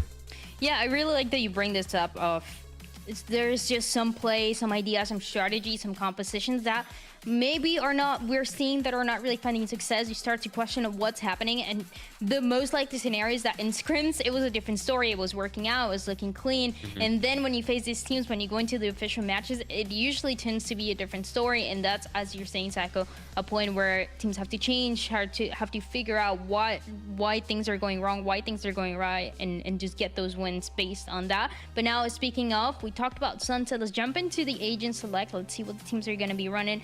You talked about the Breach, you talked about those initiators, and even when it comes to the initiators, and the agent select is going to be ready in a second, but when you think about the initiators, Psycho, so making that connection with the IGL, do you think this is just the best agent or best role rather to have an IGL play? Because I've heard this kind of debate going on for a while. Yeah, I mean, Initiator is a great role for IGLs. They tend to gravitate to it. It keeps you within the pack on T side. Usually keeps you as a rotational character on CT side as well. Allows you to kind of set up your teammates and dictate the pace of the play, which is great for mid-rounding and calling your strategies. But we got the agent select here, and we got Poised on the Breach on TSM, so not surprised to see that. But yeah, over on the side of YFP, we got Will back on the Breach and Physique back on the Gecko. So what do you think, Roy? I like the compositions on both sides, to be honest. I think both these compositions are extremely well. Again, my kind of like sort of concern is the restriction that Will's getting put on. I feel like he was doing so well on Bond on the Gecko, just like running around, throwing Dizzy, doing super flashes, fighting with the team. Whereas like Breach is so much more positionally locked, like so much more restrictive. But I mean, at the end of the day, it's going to come down to, you know, how well constructed are they? That is the big question, because obviously YFP is a brand new team, right? They have not had enough time to develop an entire map pool, so we'll see how many holes they have in their gameplay right here. That's right. Yeah. Well, I mean, if YFP can continue that flow state or get back to that flow state that we saw from them on map 1 and bring it here into Sunset, I mean, it's still anybody's game, right? It's a map 3, everything's reset, best of 1.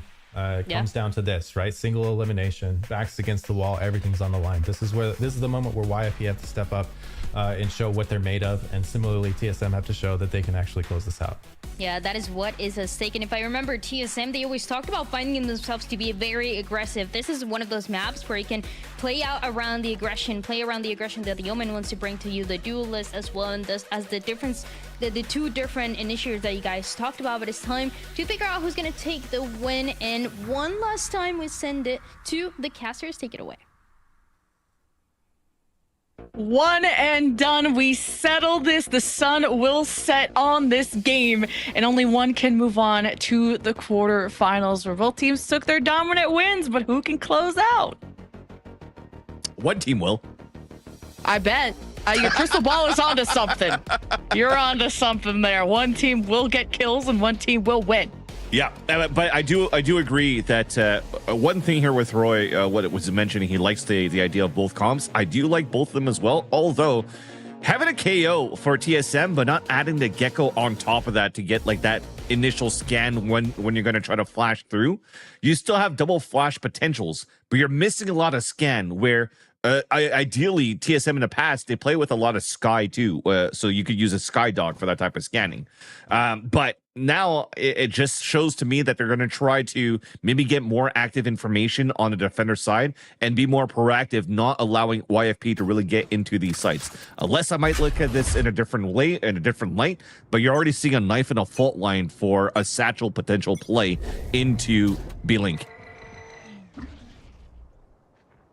Kind of YFP just making sure that nothing's going to pop out of B main there.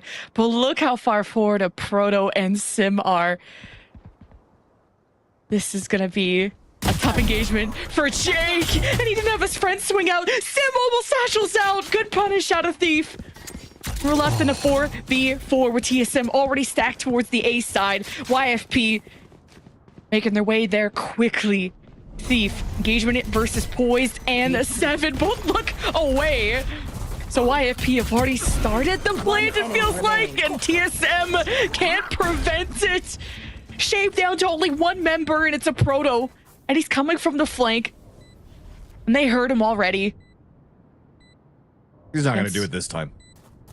Okay, jinx it, I bet. Tap. Aw. Well, somebody got the tap. The tap did happen. The YP getting a nice little pistol there on their end. I gotta say, I feel that there was maybe some sort of calm, because you mentioned the aggressive position from a Proto down towards that bottom middle. I don't know if he actually heard the rotate from the B main over towards the A site, and I think because of that call, that fault line was not at the ready anymore towards that B link. So when, even though Sim got that first pick, when he was trying to escape, there was no fault line or for them to try to pinch through and fight down towards the B lane like they wanted to. So they gave up so much space right after when Sim got picked off on that middle, and YFP just gets a nice little entry towards the site in the end. So unlucky there. Now we're playing the Na'Vi buy, or the Green Beret back in Counter-Strike 1.6. 2 Vandals and pistols around to leverage the Vandals to get the openers. Wow. YFP almost walked into that setup there from TSM, and both go 1 for 1. Now YFP abandoning that, while Thief has had eyes and also a camera on mid. And TSM have already started pivoting towards B preemptively, while YFP have not really changed their approach. And someone who could spot this is GMD, who could even shoot them on the side. Penny picks up the kill, and YFP will get a plant. And at 4 versus 3, it's a good start. 21 damage at least left for Physic, which could potentially allow a Sheriff to get a kill, but there's going to be a lurk play. Thief can maybe catch one, but it'll become a trade. So you're trying to keep this no more trades, because it looks like a Proto's already committed to walk inside the A site. But he has a timing here. He made it inside behind default, and I don't think that's going to get checked. So he has an opportunity to walk in for a pick here. Nope, never mind. Just Will has the better weapon in that moment. Yep. Already some Vandals in round 2. Okay. We're cooking. Flash. And I like this, chasing Physic, even though he's low on HP, just guarantees a kill or a death. And that will also allow YFP to focus on the objective to get a plant down, or working towards the B side orb, much easier to take on the attack side, and already activate a Thrash. So for TSM off this call, will Poise finally in the gun round for TSM say we need to have our Cypher out towards this B main? We also need to set up a breach to maybe try to fight aggressively against YFP's take on this B side to deny the orb capabilities coming out of YFP in their bonus round. And the Cypher's not there, and the breach is not there. So this might be a free orb for YFP. Well, maybe a flash swing play with 7 and Sim, depending on how aggressive they want to be. Yeah, off a tap orb, orb tap rather. Oh, could be a play. Or a random shot. Oh, and there's no flash, but TSM got flash too. And who comes out as the dust settles is TSM with numbers, only by 1, but clearing out YFP. You didn't see the spike drop though, so TSM have to think, are they still committed towards B? Well, they've, put the smoke back up, and Will's trying to rejoin the boys over towards A, and they've made their way through mid, and this is risky. The camera may just catch them. There must have been a mistake from YFP though, because I heard a jump or something that went onto the wood, which allowed TSM to set up for a timing paranoia play instead of a tap of an orb. So that might render costly here for YFP, because they're moving into a site now where all that Cypher Trip utility is at. So TSM did a good job to funnel everybody towards that side, and they have good util for the retake. But there was definitely a small mistake at the beginning here from YFP's audible calls. Now retake while up a member is good for TSM. Full breach util.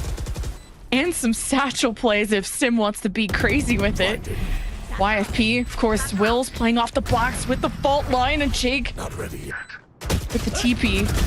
It's just forcing the play out of TSM. Poised and GMD work the map perfectly, and then they get the defuse. And that's just difficult to set up there when you've already lost 2 players in the process, being... Who did it lose again? I think they lost Physic, so they couldn't get any Thrash utility or plant or keeping players at bay. So that was unfortunate there. And who's that second player? It looks like it was a Raze, I think, right? So, yeah, it definitely turned out to be a much better play for TSM off that costly mistake from YFP. You're trying to salvage whatever you can. I mean, we've seen some heroic plays throughout the whole series so far from both of these teams, but you're definitely seeing a much cleaner TSM from that second map to the third one, where they're not getting punished on too many mistakes that we kind of have seen TSM do throughout the first stage.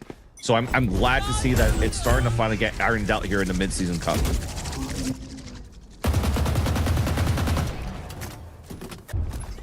Yeah, that's just going to be able to get some information, at least for YFP, to gain some space. But look at how Penny gets out of there. 6 HP remaining. So a fake that you're trying to do towards the A site, you're probably going to try to get another Thrash coming out towards that B main and hoping to get some sort of like mid-pivot pick on these rotates to maybe rotate back on wherever you're able to get a pick here for YFP. But they've given up so much space, and that's gained by Sim now. Out of charges. And with that process, though, listen, they'll have to commit to work towards this B site, though, for TSM and for YFP. And it works out. Great call to start things off. Now Seven's playing towards the back of the site with a judge. Poise is also set up for a crossfire here. And yet the spike's too far for them to get the plat done because they've lost all these players in the process. Now leaving Will alone on a 1 versus 4. No economy, and even a kill from Seven through the smoke. Before it blooms.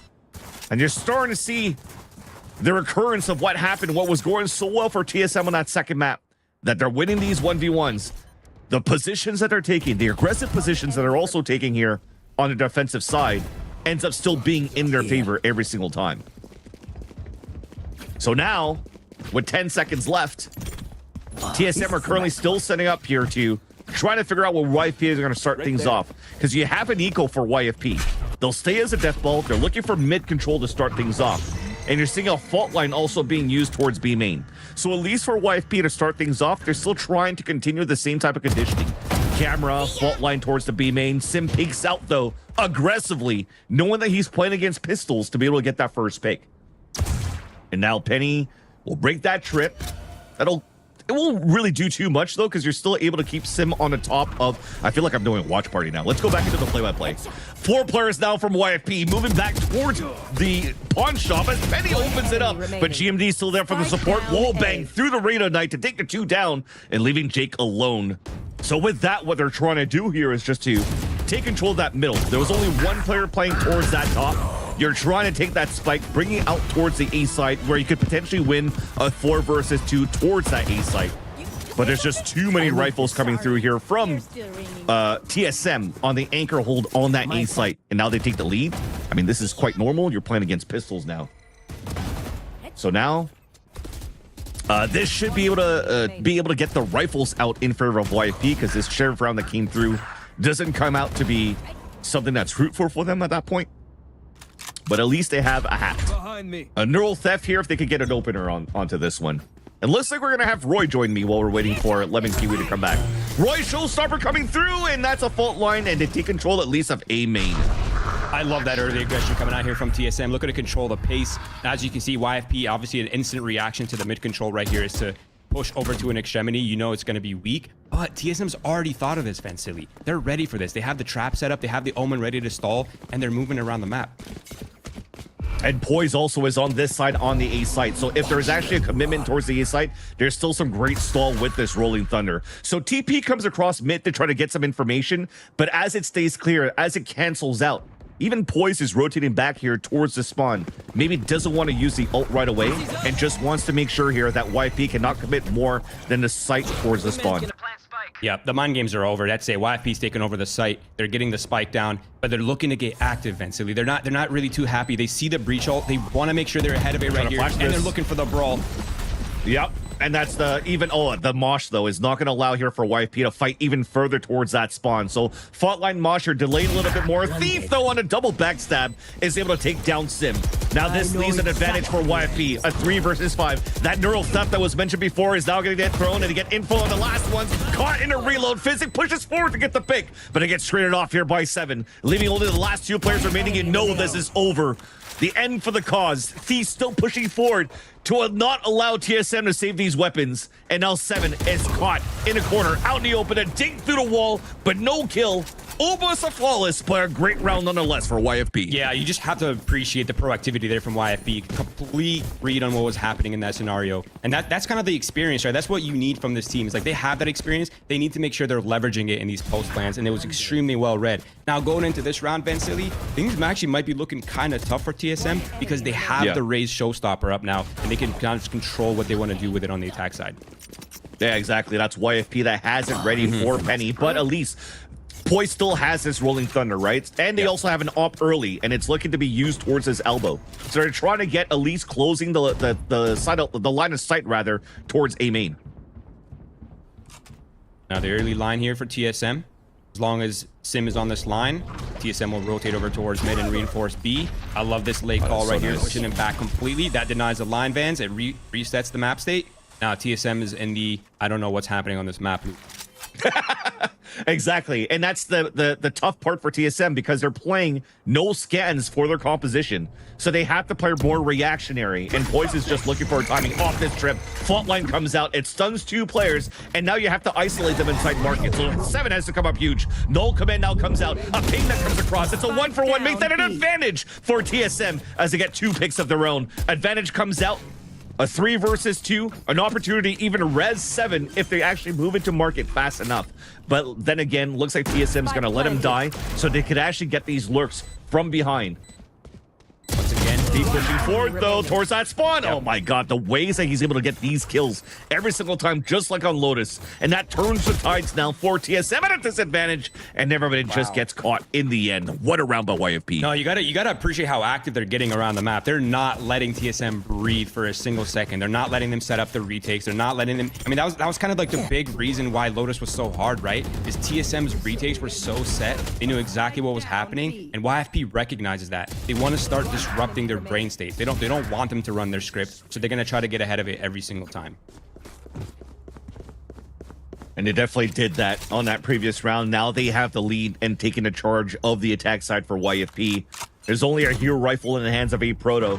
It is currently anchoring that towards the B site, where they're actually having a much better stronghold on that side on the defense too here, Roy, because they have that crossfire set up, including both initiators, to help out a Proto.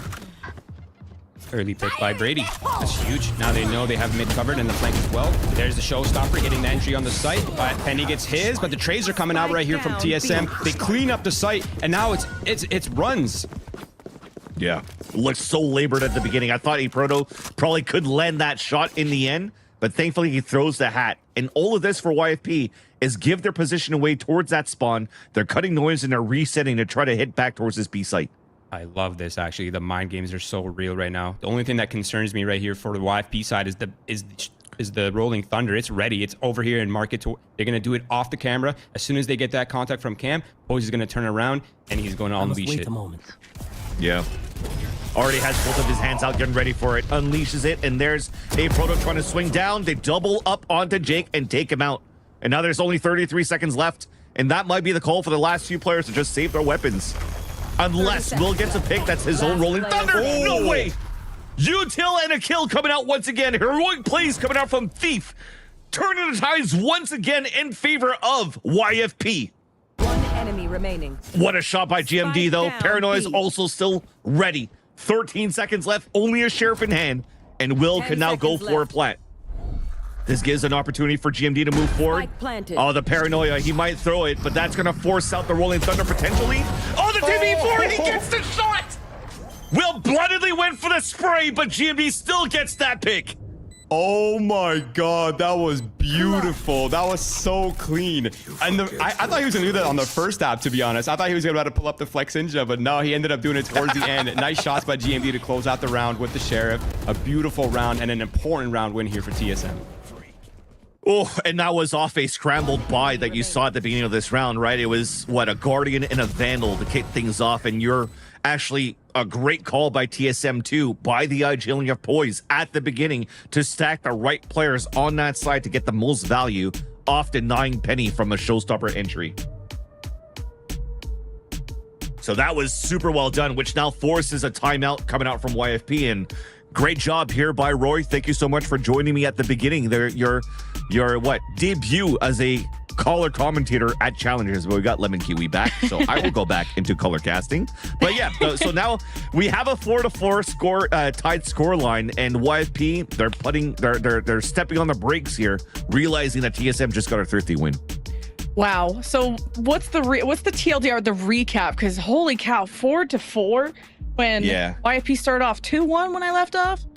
TLDR, people were shooting, people were hitting, and it just came down to just anti-striding against the ults that were currently available for both teams.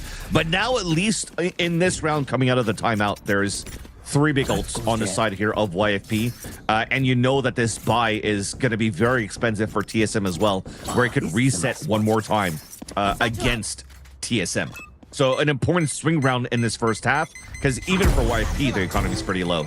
A spike plant would be kind of huge, and they're looking to use that type of early utility to take control of B main to start, but only to, this is still a good read for TSM. Despite all of that, they're playing outside of the sites, knowing that they get hit by Rolling Thunder or by a Thrash, at least on B.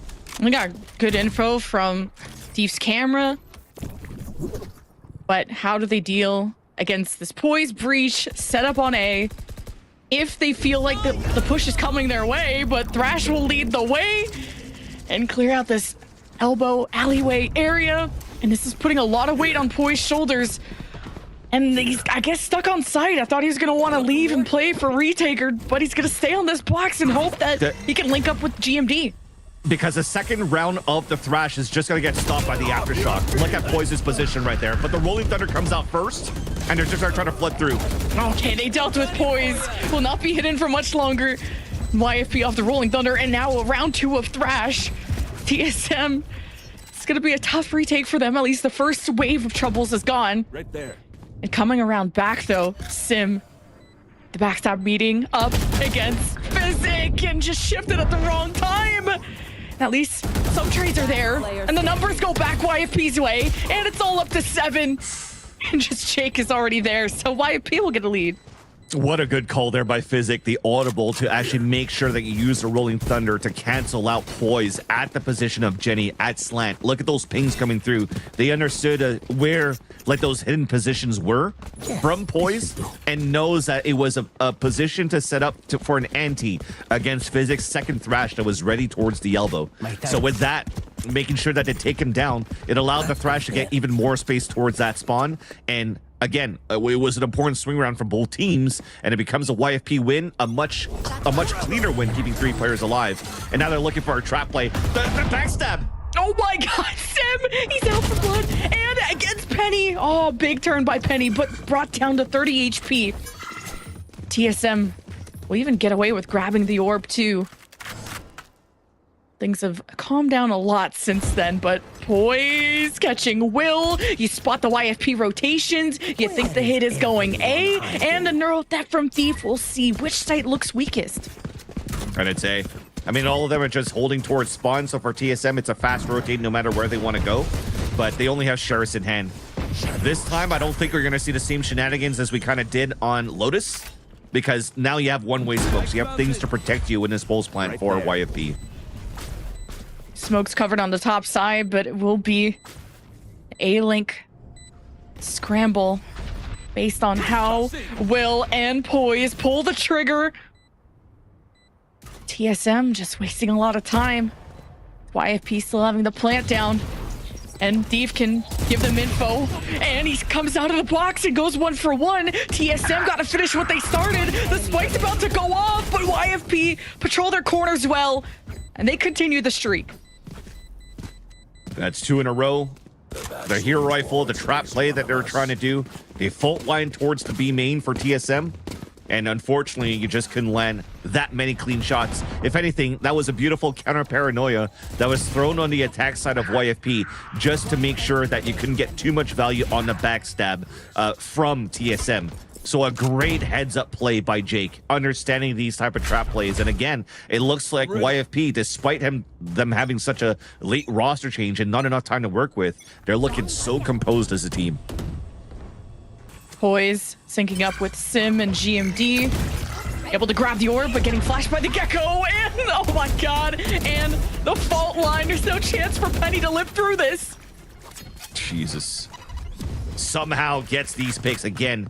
Fault line's not doing too much on the side of the people using it.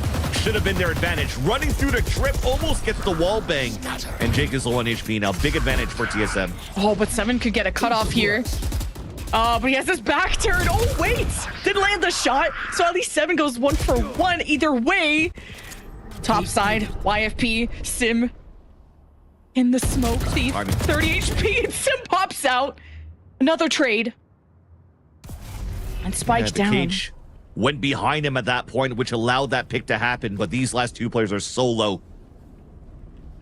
Here. Oh, wait, almost got both. And Will versus GMD in a 1v1 with Spike planted. Will at 30 HP. But planting for B main, playing on the other side. Knowing GMD can come from mid and catches away. GMD turns and burns. What a Chad. There was a chance at that point because Will had the first shot that GMD was going to lose that fight despite Will HP.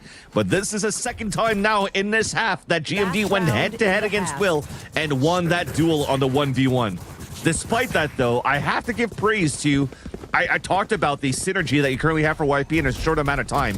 Even if a Proto got that kill inside of that smoke towards B main, the protocols that those 2 players work together in tandem right here to say 3, 2, 1, let's swing our guns in and then fight inside that smoke. So you're actually walking at a 90-degree angle to make sure that your gun doesn't stick inside the smoke first and guarantee some sort of trade because you're fast in a reaction. I love that stuff from YFP. But TSM has a chance now to tie up this first half. And it might be another one of those series where it comes down to a 6-6 half and a clean slate to see who moves forward in a single elimination. While TSM have info on the A hit, be a 2-person flank, but will they get there in time before YFP finish the job? Let's try to find that trip. There you go. There we go. And they got the plant. So it's a good start for YFP. No 2-man flank for TSM. Instead, gonna flood in all through one side. Shake ready with the paranoia. Here's the boom bot. Timing. They're off the boom bot too. Jake setting up a team for success. And Sim emerges at 10 HP. Wins that over Jake and Penny. TSM have brought the numbers down of this offense, but not a lot of time to defuse. They're going to tap it, force the hand of YFP. And one last one. Thief just has to prevent it. And it will still be finished off by TSM. Yeah, in the end, it'll be a diffuse. It could have been a moment there if you delayed it a little bit more to be able to take down that diffuser, but it is going to be a 6-6 no matter what. And that was the real test that I was wondering what TSM is going to do here with this type of composition for the Flood retake when they can't do the double flash scan that Sentinels kind of like coined in the way that they were playing Sunset on those retake plays in the VCT circuit. So I love that they played it differently. They played a flash from the spawn instead, and it just makes sure that they just isolated players outside of positions with the breach util and not go as aggressively inside the site. Flushing the players out and winning those duels, and then just play the trade fundamentals. That worked very well in their favor. So now clean slate on the second half. TSM now on the attack, and are leaning here at least to start things off to see what information they could gather on this A site. The camera is going to spot potentially 2 players, but there's 4 players of YFP here. It's a heavy stack for YFP, but needing to at least they get 1. We'll have had to work 1 with. for 1, yeah. 1 for 1 double. One fault line that came out on a defense, but Poise decided not to use his so they could maybe capitalize on more. So you reset things around, but at least for YFP, the disadvantage is they don't have smoke for retakes. So if it's a plant for B main, this is great. It might be the play right now as TSM are looking for anybody to push forward out towards the middle. And for TSM, they don't have a duelist to enter the site. So maybe the B side is not the play for them because they know the Cypher's playing there. Toss up Nice this shot. back line and a Proto. The Executioner barely dodges that Molly there, and they've got a lot of space back here, so Thief has to watch. But do they even know that Proto's still back here? Well, could cut off these rotations from mid. Meanwhile, TSM still establishing on A, and it goes their way. But Thief shuts down the flank from a Proto, so there's still a chance for YFP to take this round based on that fault line, and YFP swinging in. But off of GMD and Poise, no util left. It's just gonna be up to guns. Oh my god, and Poise and Thief and Will in trouble, and it's 3 for Poise. What a beautiful fault line in the end there from Poise that allowed to stun those 2 players towards that dice. Right here, it looks so good for a trap play as well at the beginning of the round for YFP to get more than that 1 kill. But there was just too many players on both ends. There was great utility stall being done by TSM for them to play the mid-round calls. Again, this is something that Poise has been praised at by his colleagues, his peers, his friends in the scene when he was playing and IGLing for FaZe. He has such good reads into the mid-rounds to have such good calls to allow TSM to win this pistol. And for YFP, this is looking to be a fault line and then a push forward, but the knife that was thrown at the beginning here from 7 doesn't allow more util to be thrown for that trap, and they just read that perfectly right after, and they're pivoting towards an A site open. Dodging a bullet, literally. It's TSM pivot all the way to A. Already have the smokes, an A link. Not deciding to throw anybody into the A elbow. It'll be a very quick plant. The rotations from YFP are on their way, but coming from the bottom side is Thief, but there is a trip that will unfortunately spoil his plan. And this is looking to be pretty clean for TSM towards the end. You can already see from YFP, they don't want to allow Poise to farm more kills to get more orbs. Understanding that they got a pivotal pistol round win for TSM. They have full rifles, basically will win against all of these classics. So they're just staying back towards that spawn, and TSM, they don't want to lose these rifles that they bought. They bought 3 rifles in that second round. And Thief is in a spot where he could maybe take away one of these rifles in the pulse plant. Yeah, these have been some expensive second rounds. Hey, go down as a team at least. And these rounds, man, they've been... You haven't seen, what, a dominant lead since maybe Lotus? Yeah, ever. Yeah. Yeah, you're right. Actually, Lotus looked pretty good for TSM at the start, but at least in this third map, really nobody pulled away with a strong lead from the get-go. Some great back and forth that happened in that first half, but maybe this could be a different storyline, right? The bonus round that you have for TSM, they kept those 3 rifles from that previous round. They had a flawless on top of that, so they have economy. Even if they lose a round, but they drop a lot of players from YFP, they can reset the econ right away. So as a satchel flash, Jesus. it does catch Jake. Oh, Jake. Try with the paranoia, good play, but TSM with first blood make their way through A elbow. And YFP will regroup. There is that lurker of a Proto that's been a thorn in their side, and YFP are becoming more aware of that. So Proto will take a safer position to support the A-Link side, and TSM will get the plant, but may even extend out of that, depending if Sim is feeling confident.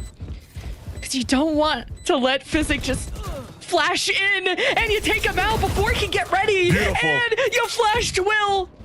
TSM, great. Just being proactive is huge for them. And when you're giving praise for 7 on how he's played so well in the fragging department on that previous map, this time his util as an initiator is amazing. Thief left alone, forced to fall back and save his weapon. This is a round for TSM converted from a bonus. 3 rifles that they brought into the round, 3 rifles that they save into the next round on top of that against a fully broken economy except for Thief's rifle in that next round.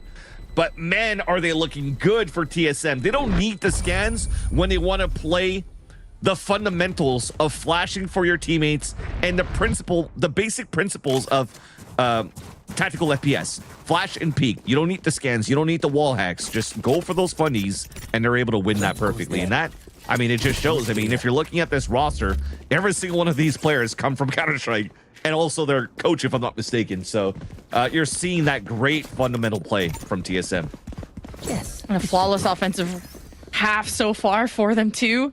But now it's a pretty good buy out of TSM, not so much. So the streak could continue for TSM. Oh my God, Sim! Wow. He demands for you to pay attention to him and all the util to back him up too. It's not gonna be clean. TSM still lost someone on entry and couldn't turn on to Jake as he came out of the smoke. Huge. Surprise TSM, cut them off on rotations, and YFP have somehow scooped up this round when TSM were so aggressive. YFP stayed composed and read him like a book. GMD in a 1v3. Jake, 5 HP, can be the bait here, and they got the crossfire. GMD gets the one, not the second. Yeah. Yeah. I mean, for them to invest into the showstopper too, the pathing looked so good for Sim to start things off because he was looking right into that smoke. And just about as he turns away, when he read that perfectly, that somebody was going to swing out through the smoke, he turns away to look towards the back of the site and unfortunately gets picked off in the end, which allowed your Penny to go nuclear with the showstopper and a stinger kill. Close range against Poise. Closing that gap, using that weapon to your advantage, and the benefits of using that weapon at that range allowed YFP to actually pull out a thrifty round and starting to slowly reset the state of the game here towards the second half. This is one more or maybe two more good buys that you currently have for TSM, and especially with this entry. This is a try peek like that. Sim gets that, and the rolling thunder from Poise to follow up, and YFP will redirect from mid. TSM with a plant, smokes at the top. Sim, oh, he wants this, and he gets it. 3, and Will with the flash. Sim looks away. You can't blink if you watch Sim. The ace potential. Poise steals it, but TSM could be stealing away the series very soon. And this time the pathing was ideal and perfect for Sim, and that util that followed behind. He didn't take the long path around just to try to make sure that he'd catch a player off guard, because now there's flashes, there's fault lines that are being used. There's a paranoia that's being used at the same time to support you in that spot, to just make sure you could just straight dart it to get the entries that you can. And yeah, that's Sim continuing to look really good right now for TSM, finding a great footing since like what, his DSG days, pretty much. Yeah. And it's looking like TSM finally is not only just a gatekeeper team so far in stage 1, but also looking like a heavy contender in this mid-season playoffs. Oh, and another first blood for TSM.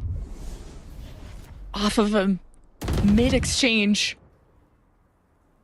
TSM just have full control of mid, but how do they work their way towards the perimeters? And Penny will spot out 7. Can't drop the spike. Will be recoverable. Not the end of the world, but TSM will direct towards A, and that, I mean, we know the site is completely open. And YFP are making their way there.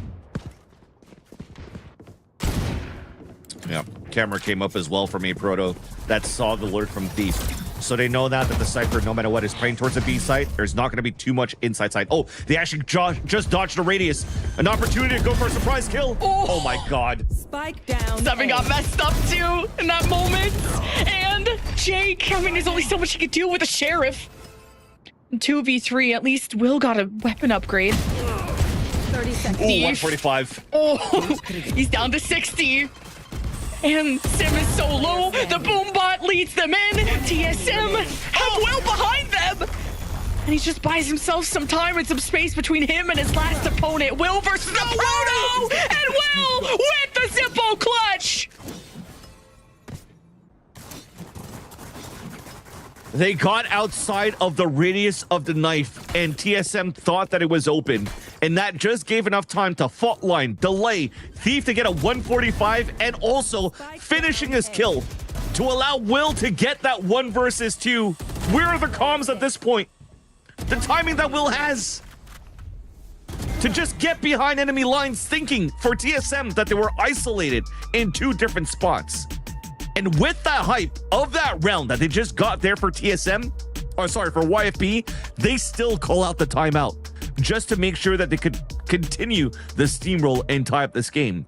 And we mentioned it, right? The state of the game was looking to be reset when YFP won a Thrifty.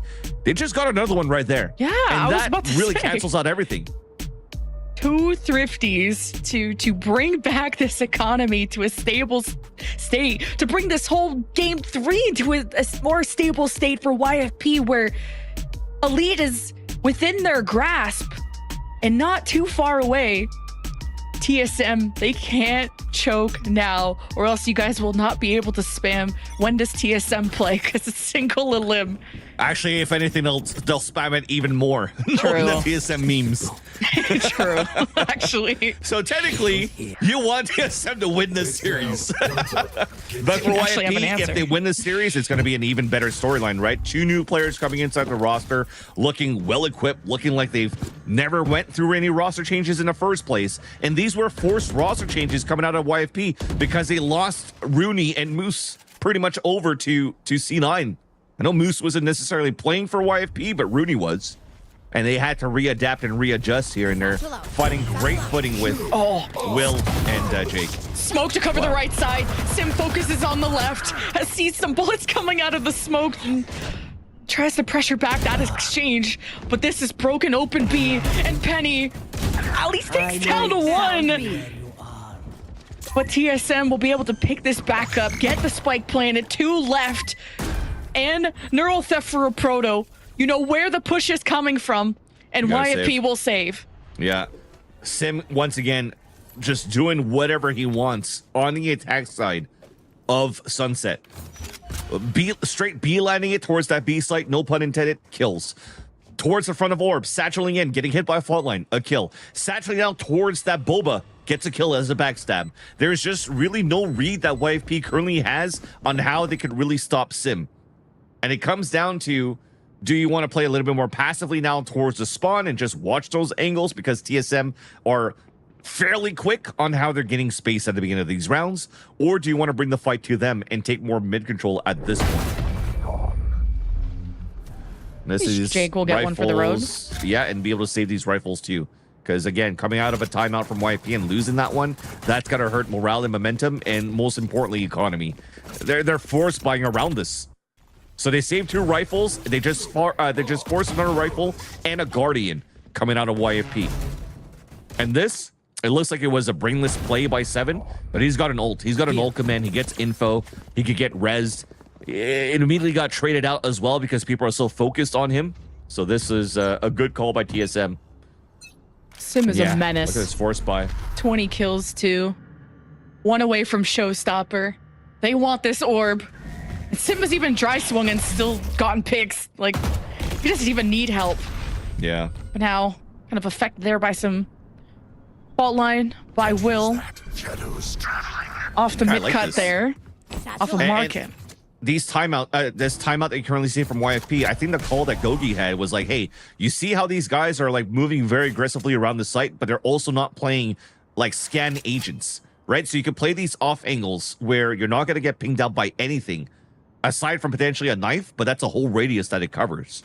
So it gives you an opportunity to get these one and done positions. But and look how forward they are on the A side now too. Look how close Penny is just by the entrance here. Penny, gets out. Showstopper on his tail, though. And Sim gets slowed down. Big play out of Will. Now they'll distance themselves. Showstopper gone. One less thing to worry about if you're YFP. Double pump. Now 11 rounds. And Physic barely gets away 30 seconds around the left. corner. Somehow this is still a 5v5. Finally, Sim No with way. first blood. Yet again, his impact is felt. The rest of the team are at B, though. So now rotations are late from YFP. They really believed in Sim's aggression over at A. And seconds draining, TSM still have to plant. 10 And seconds they've cleared top site. Will and Jake, it's all up to them. remaining.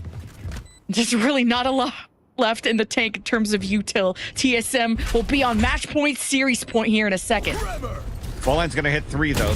He has an opportunity until GMD pops his head out like a gopher and gets that pick. And yeah, series point now for TSM. Match And point. Sim the space that he creates, yet still gets one more on that side at the elbow and manages to come back and help the rest of the team. That is just crazy how he's oozing confidence right now. It's probably very similar to what T-Dog was mentioning in his interview when they just won here earlier on Core against Dobros, is that you could just enable whoever's feeling confident for the team right now and just let them do what they want. And Sim's able to get openers, trades, sell fakes. There's a huge win con with just TSM Sim right now. Big gamble. He's going for the Rolling Thunder right out of spawn. And YFP still can't deliver and convert that first kill. If anything, they walked into the hands of TSM. One round away. And they know YFP are still around. And they're trying to escape from YFP, still throwing fault lines and whatever at them. TSM just gonna run the other way. A is gonna be a weakened site. They still gotta deal with all of these wires, these trip wires from the Cypher. And Thief has the neural theft, but you need a kill for that. And things have just not gone the way of YFP. Taking care of the biggest threat of Sim is one. TSM with the plant has to seal the deal. Cancelled out by the ninth. That's huge. Thrash gone. TSM. Numbers in their favor, 4 versus 2, and the flash and the turn. TSM to the quarterfinal. Big win by TSM. Full control now as they take over that second half on the attack. 7 standing up. I mean, you have to at that point stand loud and proud for 7 on how he basically took over the whole map into his own hands. The entries that he's getting are amazing. The support crew around that has been very good. And just him finding all these isolations, allowing just the rest of TSM to get in great positions towards the end. It's just very, very well done by TSM. I mean, at the end here, Lemon Kiwi, these are still maps that ended up being almost, if you're looking at the score, kind of like one-sided, because like 13-7, 13-7, and 13-8. But at the end of the day, it really came down to the wire round per round. 2 game threes, but it's TSM that go to the quarterfinal against M80.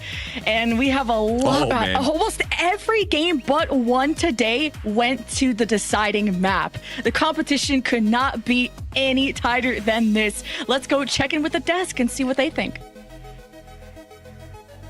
Yeah, the competition is very, very close, and it is a TSM that is able to close out that map number 3. And as the casters were saying, it was only one match that was 2-0. All the other ones that we saw throughout today, it was a 2-1. And for this one with TSM, I got worried, Roy, towards the beginning. I was a little concerned because I didn't know if that bind was going to be how they were going to keep playing that series, but they really came back. Yeah, I mean, TSM is finally kind of showing us how drilled their map is, right? And when this match started, that was kind of the talking point for us, is like, how much practice has YFP really gotten, right? And I think we're starting to see a little bit of the holes, but that's not really a bad thing, because I think YFP played extremely well, all things considered, and I'm really excited to see them in stage 2. But unfortunately for them, this is single elimination, so it's just TSM moving forward. So it's out. Yeah. Definitely sad to see YFP go out this early, but I definitely agree. We saw some really promising stuff with them with this new roster. And going into stage 2, I think we're going to see a totally revamped YFP given a couple more weeks of practice, right? But, you know, as Vansili said, you know, Sim just opening up these rounds over and over, being a dominant factor. As we talked about, that symbiotic relationship. You know, it's coming into play. You know, these guys are playing well. They're working well off each other. They've obviously been grinding it out all season and developing this experience, deepening their playbook, and it's paying off right now. Guys, look at the first kills. Look at that. Yeah, you noticed that too? That is 17-4. Wow. That tells you who was controlling the game. If the score of the win doesn't tell you, you can tell by the first kills. It was all about Sim. It was all about TSM. As Vance was saying as well, a lot about Seven, who had a really good performance throughout today. And I feel like when you have that initiator, when you have that supportive player that is giving you that extra with the kills, it just sets you up for success and for TSM to close it out, right? Yeah, and not only that, but I think we're starting to see the comfortability in the TSM system, right? Like Seven did have to get used to the initiator role, but because of this like sort of synergy that is actually kind of cooking in the TSM roster, we're seeing Sim starting to like be unleashed fully. Like his first kill, first death ratio is through the roof throughout this entire series. And I think that is a result of like the system starting to like really kick in. Yeah, I mean, they're definitely figuring out how to utilize and weaponize this guy Sim, man. I mean, look at it here. Once again, 14 first kills for Sim. Insane. Only one for Penny. Again, only one. So not only are they enabling Sim and really truly setting him up for success, but they're also shutting down Penny, who's, you know, nothing to scoff at when it comes to a duelist. He's been around the block. He's been a dominant force in many teams before. So, you know, for these guys to read him this way and shut him down while simultaneously enabling their own star is really impressive. Yeah, I mean, to add on top of that as well, like you have Sim opening up the rounds with impeccable ratios. And then you also have somebody like GMD, who's like the rock of your team, who pulled out so many sick clutches in this last map specifically, where like that sort of saved TSM in the beginning of the match, right? Where they saved the momentum from getting cut off. And now they have Sim opening up rounds, GMD closing out rounds, and they have the support system in place as well. This is an ideal situation for a team, right? You have a way to start the round, to get the opening pick, to have the numbers advantage. But sometimes when things get mixed up as you try to plant the spike, as you go for that side hit, you need somebody to be able to close it out. So it is kind of the back and forth that we see, but it was a GMD and overall a TSM that looked so much better. They're going to continue playing and see how far they can go in this bracket that is, as we've talked about throughout today, very unforgiving. But it's time for that interview. So let's jump into the interview with GMD. As I was saying, the IGL, the controller, the difference maker for today as well. GMD, congratulations on this win. My first question for you is, last time that we talked to you and the team, you were talking a lot about the aggressive style that you wanted to bring, and you've had some time to adjust some things, to make some changes. I know Bind wasn't the greatest map, but you were able to come back to get those aggressive styles. So what do you think is what worked out in this little off season that you guys had to make sure that you're continuing to get these wins? Yeah, we changed IGL last week, but me and the boys signed call very similar to each other, so it didn't change too much. But I think it was better for the team, just overall. We're very rusty the first map. We had a lot of aggression, but not it didn't make sense, or it was at poor timings, or it was not when you should be aggressing. So between maps, we just talked as a team and we're I think we're better than these guys, and we just have to play a little slower, make more sense in our plays. We try to win the game by ourselves on Bind, which was very bad. Me included, by the way. I'm not perfect, obviously, but I was making we're all making a lot of mistakes on individual plays. We don't need to win. We have a very good roster and a lot of aimers on our team. 7 Proto and Simmer's insane, aim-wise. So we don't need to, if we pair up and just trade with each other, I don't see what can happen. A good example of that is on Sunset. We kept losing to ecos, but every gun round on attack we would win. Because and I noticed that we're not as tight on ecos. We're kind of running away from each other. So I think that was the reason why we lost some ecos, and we fixed that, and I think that helped quite a bit. And also, speaking of those rounds that are so close, or those big rounds that you end up losing, what is the pressure like? What are the vibes of the team when in a high pressure situation like this one, where it's just a single elimination format? You pretty much have to be perfect. How are you dealing with that and making sure that even if you lose a couple rounds, even if you lose that map 1, it's okay? You know the team can still win the series. Yeah, one thing I do well, I think, is keeping everyone calm. I think we have a very tight team. We're all friends. We play other games together and stuff. So we're very a tight group. But the thing is, when the pressure is on, these little things that you think are fixed, sometimes you think, oh, your team is in scrims, everything's going perfect, nobody's tilting, nobody's not nervous, but sometimes you can feel the pressure, especially when you're down the first map. So I think I'm very good at keeping everyone happy and calm. We're legit during the timeout, or not the timeout, but the first pistol, when we have to wait 2 minutes before we start. We're all taking deep breaths together, trying to keep everyone calm. Because I know it's obviously we want to win under the TSM banner, but sometimes it comes with the pressure that is not always the most fun. But try to keep everyone calm and happy is the key to success here. And my last question for you, also speaking of the pressure and speaking of all the different things that you have to deal with when you're inside of the match, that next match is going to be up against M80, the team that everybody puts at the top at that #1. How are you feeling for that match? And what are some things that you think can give you an upper hand for that specific day? I think the main thing is like we played today, right? And we're gonna play in 2 days. And I think it's gonna matter that like, you know, all the rust that came out today on Bind, like we're kind of rusty. We haven't played in like two weeks and a half, I think. So I think that's something I'm happy about playing right before. We're gonna come out like pretty strong the first map, hopefully. I think we have just as a good team as them. Like, you know, like M80 has been practicing a lot more than we did. Like they were ready in the off season, and we kind of built this team like at the very end. So obviously I have more practice, but I think the reason like we might have the upper end is playing like the day before or like the day like an extra day, and yeah, just keeping everyone like happy. You know, we have a very fun group, and I think if we can keep the like, I think they have more pressure than us, right? We have no pressure. We like everyone puts them at #1, as you said, and just gonna play like we play every other game. And I think if we can do that, I'm pretty sure we can beat them easily. Yeah, that M80 team is a team that has been taken down before, and I'm excited to see how that match is gonna go. Congratulations once again, GMD, on this win.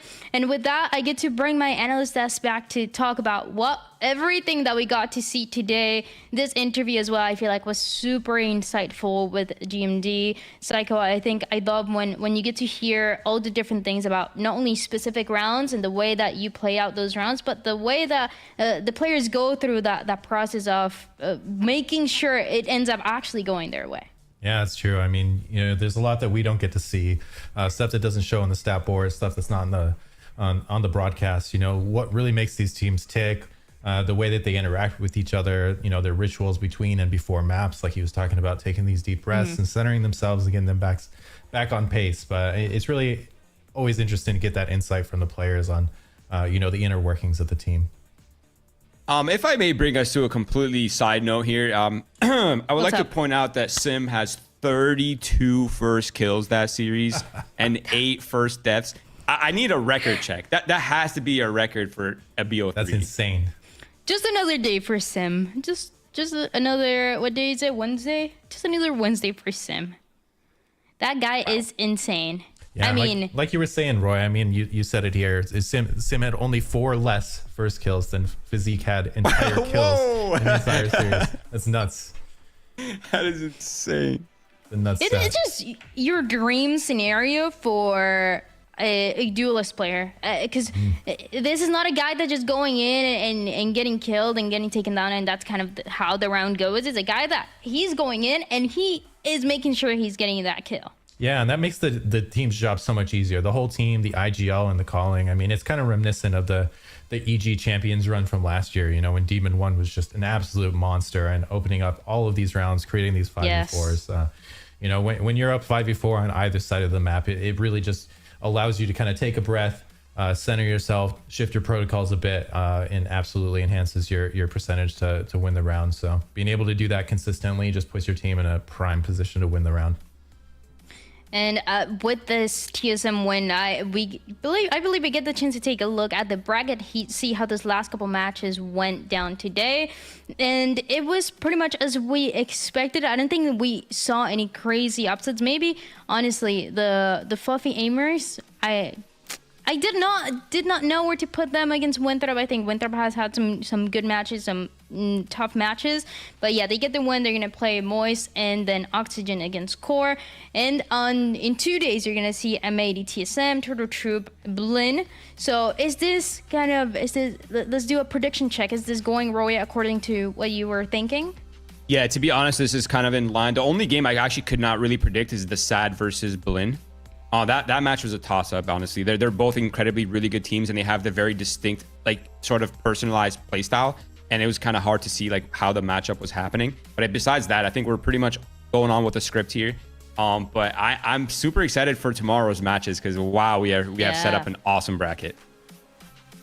Yeah, we sure do. I mean, look at this this M80 versus TSM matchup is going to be pretty phenomenal. I mean, we just saw what TSM was capable of. They're obviously feeling confident. You heard it from Guimond. He said we can certainly beat these guys, but I don't know. I heard that M80 team's pretty good. What do you think, Roy? Yeah, have you heard that? I don't know. I feel like Just Oh, word on who? the Mid street. 80? Oh yeah, no, I've heard of it before. 80? Oh, okay. Oh. I'm not really familiar with that M80 team. It's not like they look kind of unbeatable in pretty much 99% of the time. Psycho, I know you're excited for that match, and I wonder why. I'm not really sure why. But besides that match, is there another one that you think, oh, this one can be a really close match? Well, I would have to say Turtle Troop. You know, obviously they upset M80 there at the end. You know, our boy Weeded over there. Another one of those players who's just the epitome of a vibes merchant, right? And you know, back at XSET, he was our prime energy guy. I mean, there wasn't a day that I came into work that guy didn't make me smile and laugh. So I know he's doing the exact same for these guys now at Turtle Troop, and now he's stepping up and not only being this vibes merchant and this leader emotionally, but also just a powerhouse fragger. I mean, he's top fragging a ton of these matches. He's becoming you know, one of these guys we were talking about as these high fragging controller players, and you know, he's really bringing it home for him. And you know, I'll just have to take credit. I taught him everything he knows. I love Just take that. all the credit. It's just what you gotta do. It's fine. It's That's fine. This is all that we had for today. And honestly, we had a lot. Both of the series going 3 maps. A lot of them coming very, very close to see who was gonna close it out. Not overtimes just yet, but I'm sure that's about to happen probably tomorrow or the next couple of days. Thank you guys for joining me on the desk so much, Roy and Psycho. And with that, this is everything that we have for day 1. Make sure you stay tuned tomorrow, same time, same place. We have 2 very exciting matches. So we'll see you then.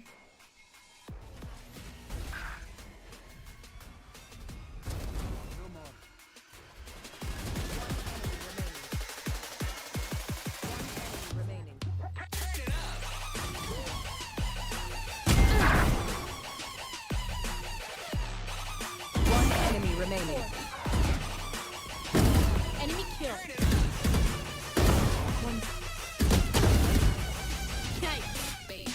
One enemy remaining.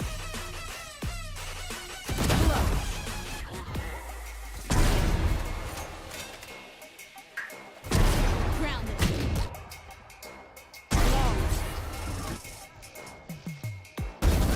Out of charges. One enemy remaining.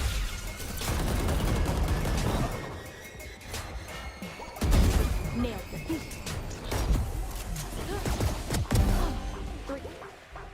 One enemy remaining.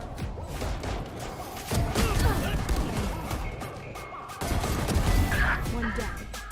One enemy remaining. Know exactly where. Give me One enemy remaining. One enemy remaining.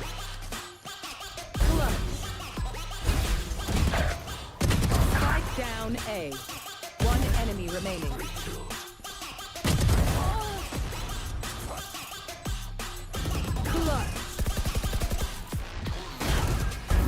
One enemy remaining.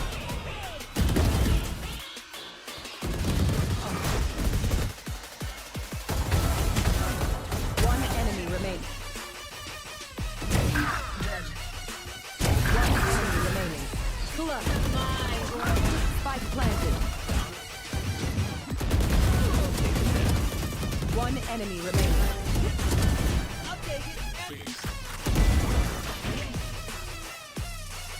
One enemy remaining.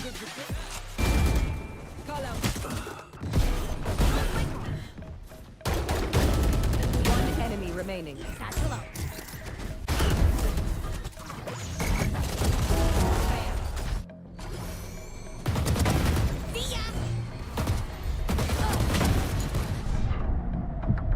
One enemy remaining.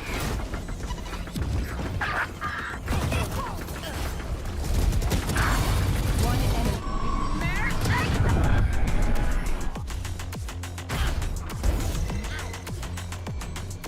One enemy remaining. Player standing.